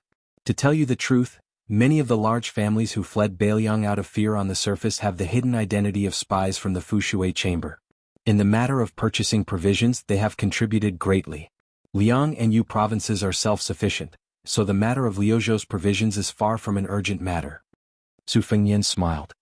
I thought about it. If the Liang imperial court really refuses to let go of the provisions, Beiliang will openly snatch the provisions. Yes, it should be borrowed. Not to mention the Huainan circuit where Kainan's 100,000 troops are stationed. Even if it's Qinjibao Shishu circuit, I would dare to snatch it. With Yin Changing acting as the middleman, Han Lin, who had formed a tacit understanding with Bailiang, was appointed as the Huainan Circuit Administrator. This was a piece of good news. With Bailiang playing the role of the good cop, Han Lin wanted to have a clean reputation. He wanted to establish a mighty and loyal image in the imperial court. Bailiang could just give him as much as he wanted. As for the curses from the court, would Su Fengyin care? As for Qin Jibao, didn't you want to go to the Central Plains to pull chestnuts out of the fire? Didn't Xie Guaniying like to play tricks? Su Yambing was currently at the southern border of Lingzhou with his junior apprentice brother Han Laoshan, who was appointed as the general of Lingzhou. Without Qin Jibao personally overseeing the situation, it would be difficult for the Shishu Circuit's northern gate to stop Bailiang from borrowing provisions. As for the timing, Su Fengyin trusted Han Laoshan. Bai Yu stared at the vast Liuzhou territory and asked, Yang Yuanzhan is in charge of attacking Bailiang's Calabash Gate, which is a natural stronghold. At the very least he managed to take down Huagong and Wanhe cities. In the eyes of the Beimang Empress, Lu Gui is more worthy of being entrusted with an important task. However, while he is attacking Liuzhou on the western front, his main army has not moved. He is so idle that Beimang has to invite Tuoba Bodhisattva to enter Liuzhou. Now Dongjua has no choice but to send his private army to Liuzhou to break the stalemate. This Lu Gui, who is known as half of Beimang's Su Shao, is so weak? Su Fengyin slowly explained, Liuzhou has no danger to rely on. If we want to fight, we can only fight fair and square. This is the case for both sides. In terms of military strength, Lu Gui's army definitely has the absolute advantage. Not to mention his 30,000 private army, the 4 military towns in the Tiled Gentleman's Pavilion in the south of Gusai Prefecture have all mobilized their forces. The few old Longguan nobles of the southern dynasties have also taken out 30,000 infantrymen. Gusai Prefecture has a good relationship with Lu Gui and has also taken out 8,000 Chang tribe light cavalry, a total of 100,000 soldiers. However, the Chang tribe cavalry has been defeated by the Longxiang army. As a result, Lu Gui's army, whose combat strength is already inferior to ours, is in a difficult position. On the ground of Liuzhou, whether or not we can defend Qingcang City is not important. The victory or defeat of the main cavalry force is the key to determining the final outcome. With 40,000 cavalry from various powers, against the 30,000 Longxiang army that can abandon Qingcang City, it is not that our Bailiang is conceited, but indeed Lu Gui does not dare to make any rash moves. Bai Yu's gaze slowly moved across the map of Liuzhou. Not daring to make any rash moves is the right thing to do. If he does not move, he will be able to deal a fatal blow. Su Fengyin frowned and said, there have been many discussions within the Huayang Pass about how Lu Gui will win by surprise. In order to see the map clearly, the oil lamp in Bai Yu's hand had unknowingly moved too close. His right cheek was burning hot. Without any change in expression, he moved away slightly and nodded. Of course. The 8,000 cavalry of the Chu Protectorate General have completed their objective, and Ko Jianghuai has entered Liuzhou as a general. The Longxiang army already has powerful generals like Prince's younger brother and Li Mofan Wang Lingbao. In addition, the provincial governor of Liuzhou Yang Guangdou and his advisor Qin Shiliang are all top-notch talents. There is no need to worry about provisions at the rear. No matter how you look at it, the situation is much better than Liangzhou's Huda City and Yozhou's Heluku. However, I feel that the more this is the case, the more Lu Gui will make a move. Perhaps the reason why Lu Gui, who has the least number of troops on the 3 fronts of Beimang's southern expedition, can be so patient because he is waiting for Dongjua's central front and Yang Yuanzhan's eastern front to fall into a disadvantageous situation. Bai Yu shook his head and said to himself, no, it's not, perhaps, it's definitely. Su Fengyin was silent. Bai Yu raised his head, his eyes shining. He asked in a deep voice, if Lu Gui can use the deaths of 60,000 infantry as bait and attack Qingcang City at all costs, deliberately putting his back to the river and even abandoning the disorderly cavalry, only using the Lu cavalry and the elites brought by Tuoba Bodhisattva as the true main force, will the 30,000 Longxiang army not take the bait? Even if the Longxiang army is willing to take the bait, will Ko Jianghuai, who just entered Liuzhou, be able to take it? Once one side enters the battle and falls into the trap, will the other side be able to see the big picture and not help? Bai Yu looked at Su Fengyin and finally asked, I want to know if Beimang has received any spy reports similar to the Beimang Empress's anger towards Lu Gui on the western front? Is there any news similar to how the important officials of the southern dynasty were extremely dissatisfied with the retreat of the western front and attacked Lu Gui in the imperial court? Su Fengyin's heart trembled. Bai Yu put down the oil lamp and said calmly, "Then the prince can do all he can to help Liuzhou." Bai Yu did not speak and Su Fengyin also did not speak. The room was silent, apart from the occasional sound of the wick bursting. Chapter 1552. Lotus Peak was unprecedentedly grand. It was probably because it had been tainted by Wudong Mountain's mystical aura that people from all walks of life were able to enjoy themselves on the mountain. Under this background, the return journey of Wang Yuanran and his group, who had escaped from the summer town at the foot of the mountain, seemed particularly miserable. Almost all of them were injured. Their departure was even more impressive than when they came. The warmly welcoming Horned Eagle Captain Luo Hongkai sent 100 riders to escort them. During this time, there was also one matter that confused the guests on the mountain. It was said that the children of the Zhongshu province's deputy Zhao Yuling, the Ministry of Appointments' Minister Yin Maochun, the new Huainan administrator Han Lin, and the Duke of Yan's children had even alarmed the king of Bailiang to personally come down the mountain to greet them after they arrived at the foot of the mountain. The two sides regretted not having met earlier. The two groups of nobles were treated so differently that it almost made people mistakenly think that a change was about to take place in Liang. It wasn't until a shocking rumor spread that the number one swordsman in Jingdo, Qi Jiaj, had disappeared into thin air and did not appear in the group leaving the border. He had been replaced by Dongyue Sword Pool's Chai Qingshan. After some careful thought, everyone finally realized that the king of Bailiang was quite sinister. Not only did he secretly act viciously, he also deliberately made those important people unable to eat or sleep in peace. If these words were to spread to the Central Plains, Zhao Yuling and the other central officials would be fine. After all, they were close officials of the emperor and could find an opportunity to talk things out. With the current emperor's wisdom and magnanimity that was not inferior to the previous emperor's, he would certainly not fall for Bailiang's plan to drive a wedge between them. However, Han Lin, who had just left the capital from the position of assistant minister of the Ministry of Justice, was about to suffer. How could those arrogant ruffians of the Huainan Path not use this against him to cause trouble? With this plan in mind, everyone felt more and more sympathy for Yin Changing and this group of young talents with bright futures. In particular, that group of Gangnam-do scholars all vowed that they would not let Bailiang's shallow tricks succeed. As long as they returned to Jiangnan, they would spare no effort in the literary world to prove the innocence of Yin Changing, Han Xingyan, and the others. They would prove that these future pillars of the Liang dynasty had been greatly wronged at the foot of Wudong Mountain. Quite a few elegant and famous scholars had already agreed to pay a visit to the newly appointed Huainan Dao administrator on the way back to support him. Assistant Minister Han Xingyan was known for his courage of the world.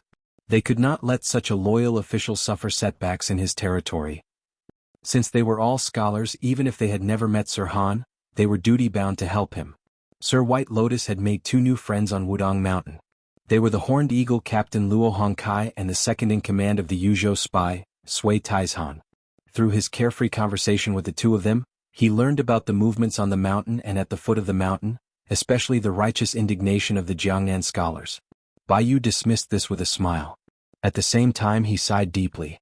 It was not only the little calculations of the elegant scholars, nor was it that Su Fengyin had personally left for Liuzhou to temporarily take over the position of general of Liangzhou that had originally been held by Bailiang's protector general, Chu Lushan.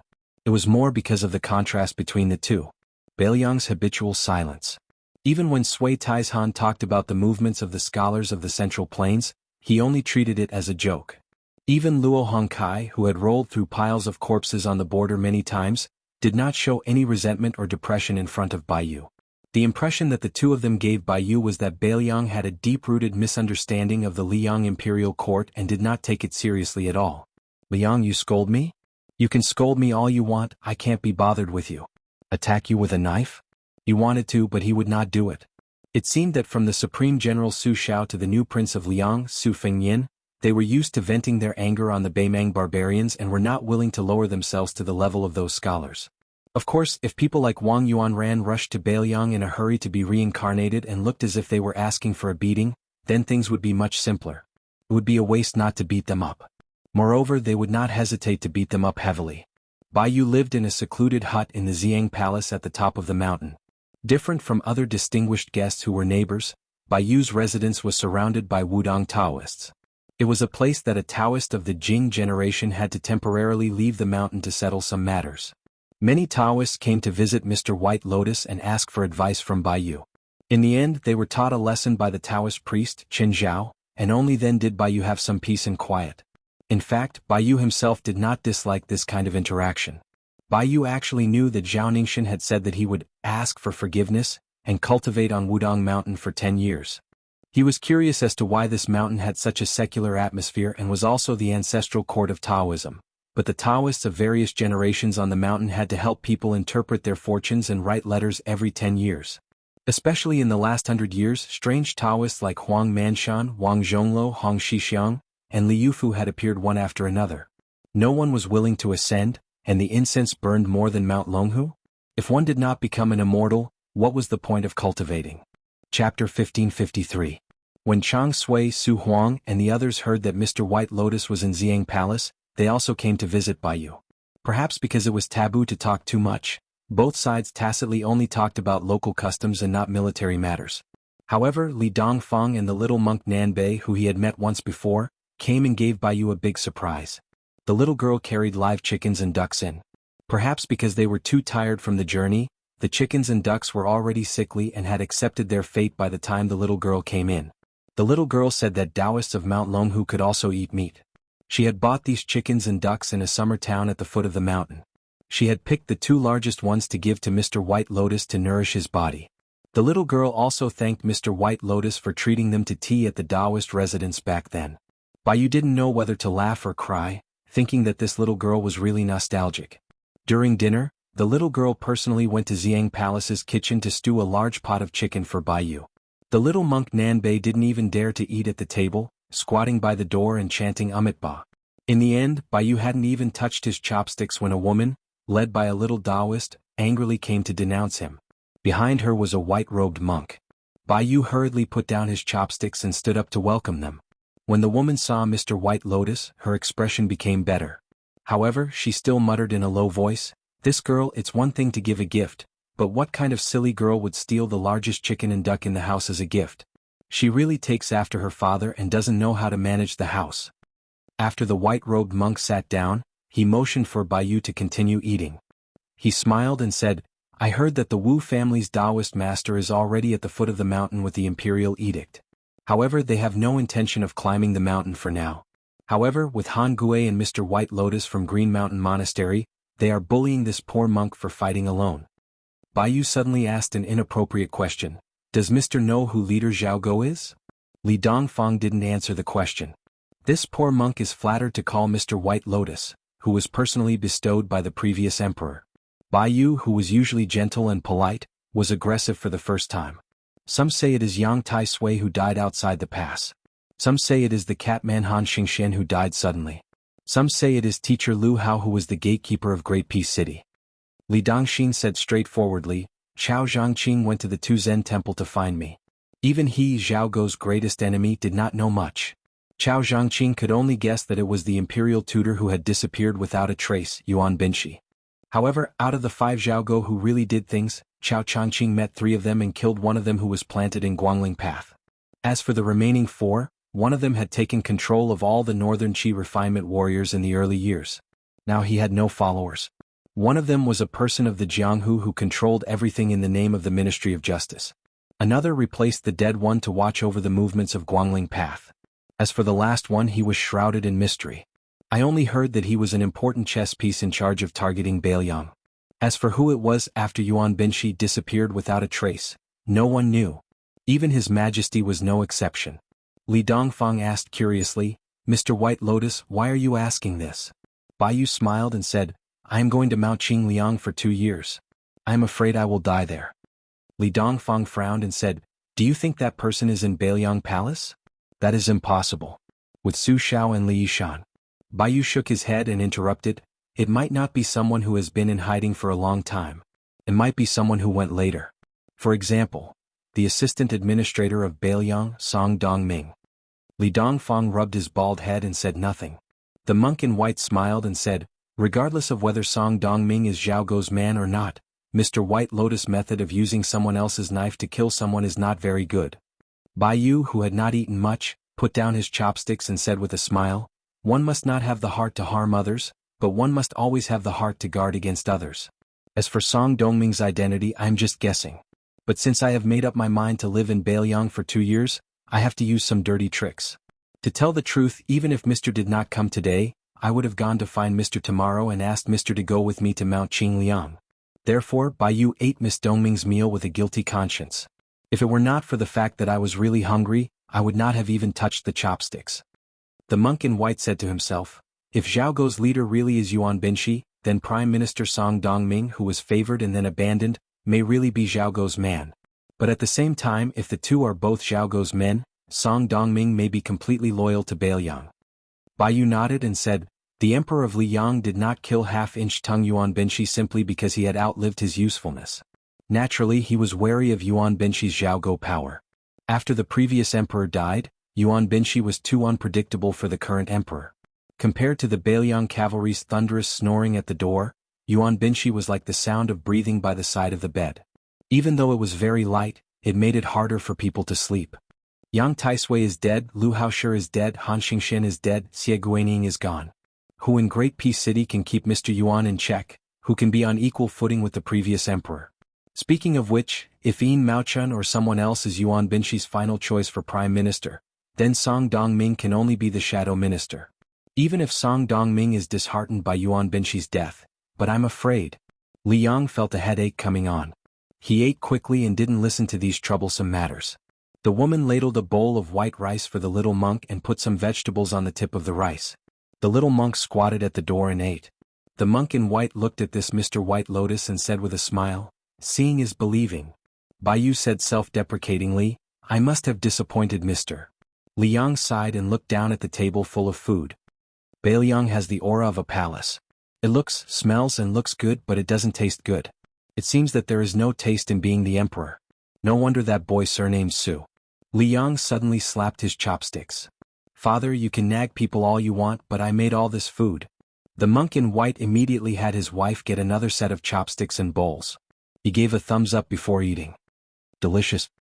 Chapter 1554. As the sun set in the west, Transverse Water City, the northernmost city of Ji Province, was about to close its gates. Red lanterns were being prepared to be hung on the city walls. Right at this moment, a cavalry scout drenched in blood galloped over. When the soldiers on the city walls saw the scout's face clearly, they shouted at the top of their lungs to have the half-closed city gates rise again.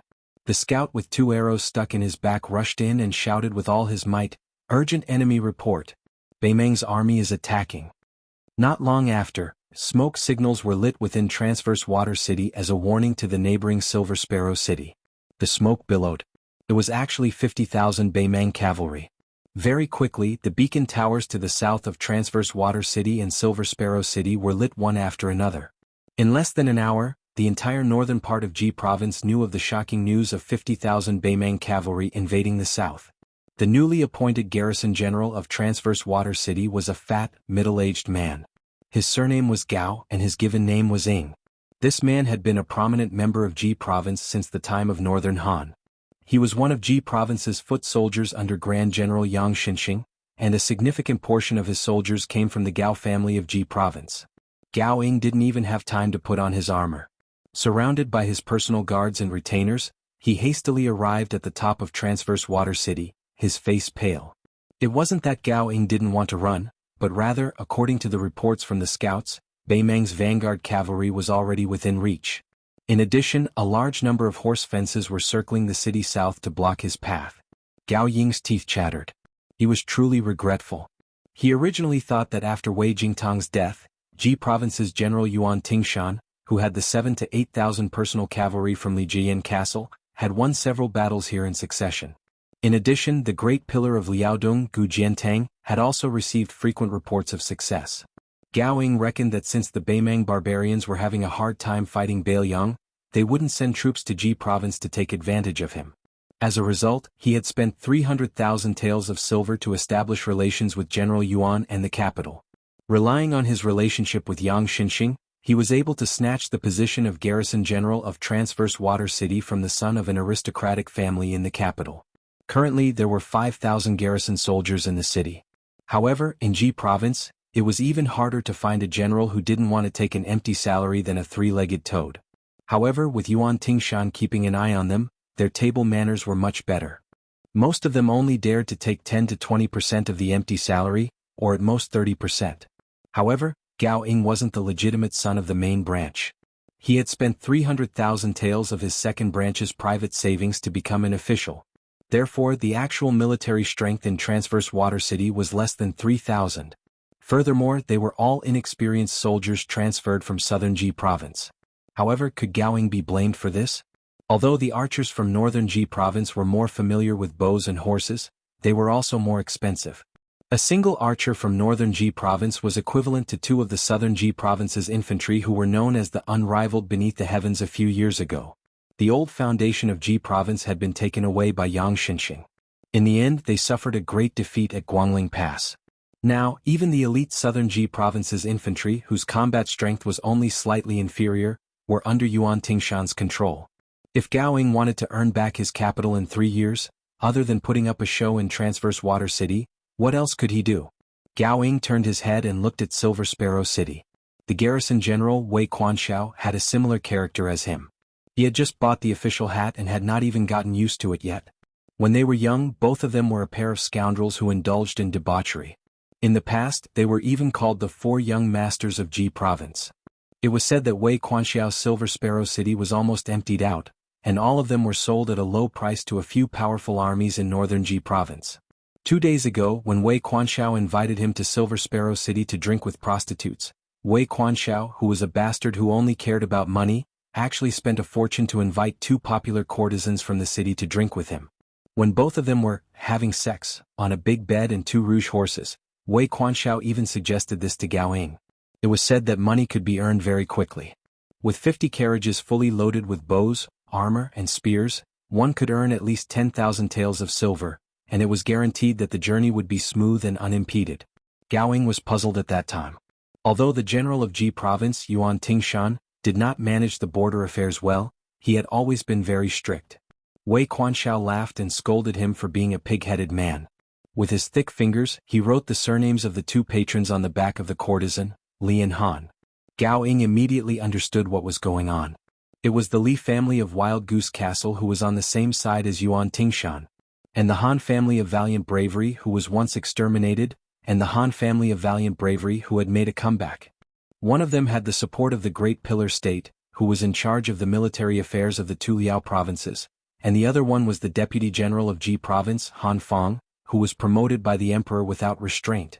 Gao Ying and Wei Quanxiao knew nothing about managing an army, but under the influence of their families, they could not be too bad as officials. No matter how many military achievements Yuan Tingshan had, he could only be the general of Ji province at the border. Otherwise, if his father-in-law was already in charge of the 2 Liao provinces, and his son-in-law was not enough to manage just one Ji province, how could he manage the whole river province? Therefore he needed the only son of the Han family in Ji province to keep him in check. No matter how much the emperor rewarded him, no matter how much military power he gave him, his foundation was still shallow. For the next 5 years, the deputy general of Ji province, Han Fang, would still be a trusted general at the border. Before he could see him, he could hear his voice. Gao Ying felt like the entire city wall was shaking. With the help of the last remaining light, at the end of Gao Ying's vision, a black line suddenly appeared on the horizon. Gao Ying's heart was like dead ashes. The Ji North defense line was completely finished. This fatty who originally came to Horizontal Water City to eat empty pay didn't seem to have the time to earn any money from smuggling at the border. Gao Ying looked around in a daze.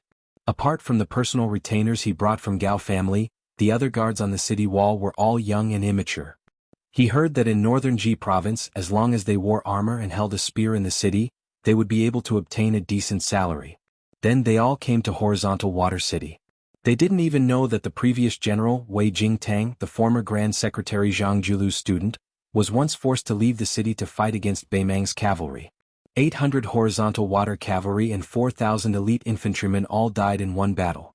They also didn't know that even earlier, the 10,000 Yuzhou cavalry that quietly crossed 1,000 li to ambush Beimang was already here.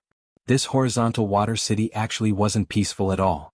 Many of horizontal water city soldiers still held onto a fluke, naively believing that the majestic Beimang cavalry was only here to show off their strength, that perhaps Ji province's general Yuan Tingshan would soon lead his army to defeat the enemy in one fell swoop, or that the Great Pillar State Gu Jiantang was currently leading troops over from Liaodong. In one go, Wang Sui gathered 50,000 elite cavalry from Beimang's eastern border army. Qiu Gemo Great Rouge Ashurwei and Dong Gemo Great Wang Jingchong each had 10,000 cavalry, as well as 3 young generals who braced themselves and ignored the tactful advice of the 2 Beimang great generals. 50,000 men, compared to Beimang's eastern border army that was gradually increasing from the biting grasslands to nearly 300,000, didn't seem like a serious injury. However, in deciding the direction of a large-scale war, the number of people was important, but it wasn't absolute. Beimang's newly appointed eastern border commander Wang Sui took away 50,000 elite soldiers, pretty much the same as taking away half of the eastern border's essence energy. The 2 generals on the eastern border who were comparable in seniority to Lu Gui and Yang Yuanzhan, 1. Their authority was lower than Wang Sui's. 2. The 2 of them couldn't control the 3 grassland-born generals at all, let alone Great Rouge Ashurwei and Wang Jingchong, these type of children of influential families. They could only watch as these 50,000 people ran to Ji province. If this was the Liang dynasty, this was naturally something unimaginable. Great Rouge Ashurwei was riding on an ink-colored steed from the grassland. He raised his head and looked at the outline of horizontal water city. With a ferocious smile on his face he said, "Once we enter the city we can still have dinner." There was still some distance before they could launch their assault. Wang Jingchong didn't ride his steed to join his personal army of 10,000 soldiers. Instead he stood beside Wang Sui with Qiu Gemo on his left and right. He frowned and said, "According to the spy, both generals Gao Ying, Wei Quanxiao and Wei Quanxiao are good for nothings. But, if they fight with their lives on the line, it will be disadvantageous for us to fight at night. Furthermore, all 50,000 soldiers are cavalry. Although they can dismount and fight, they don't have any siege weapons. Can we really take down these 2 important towns in Ji province so easily?"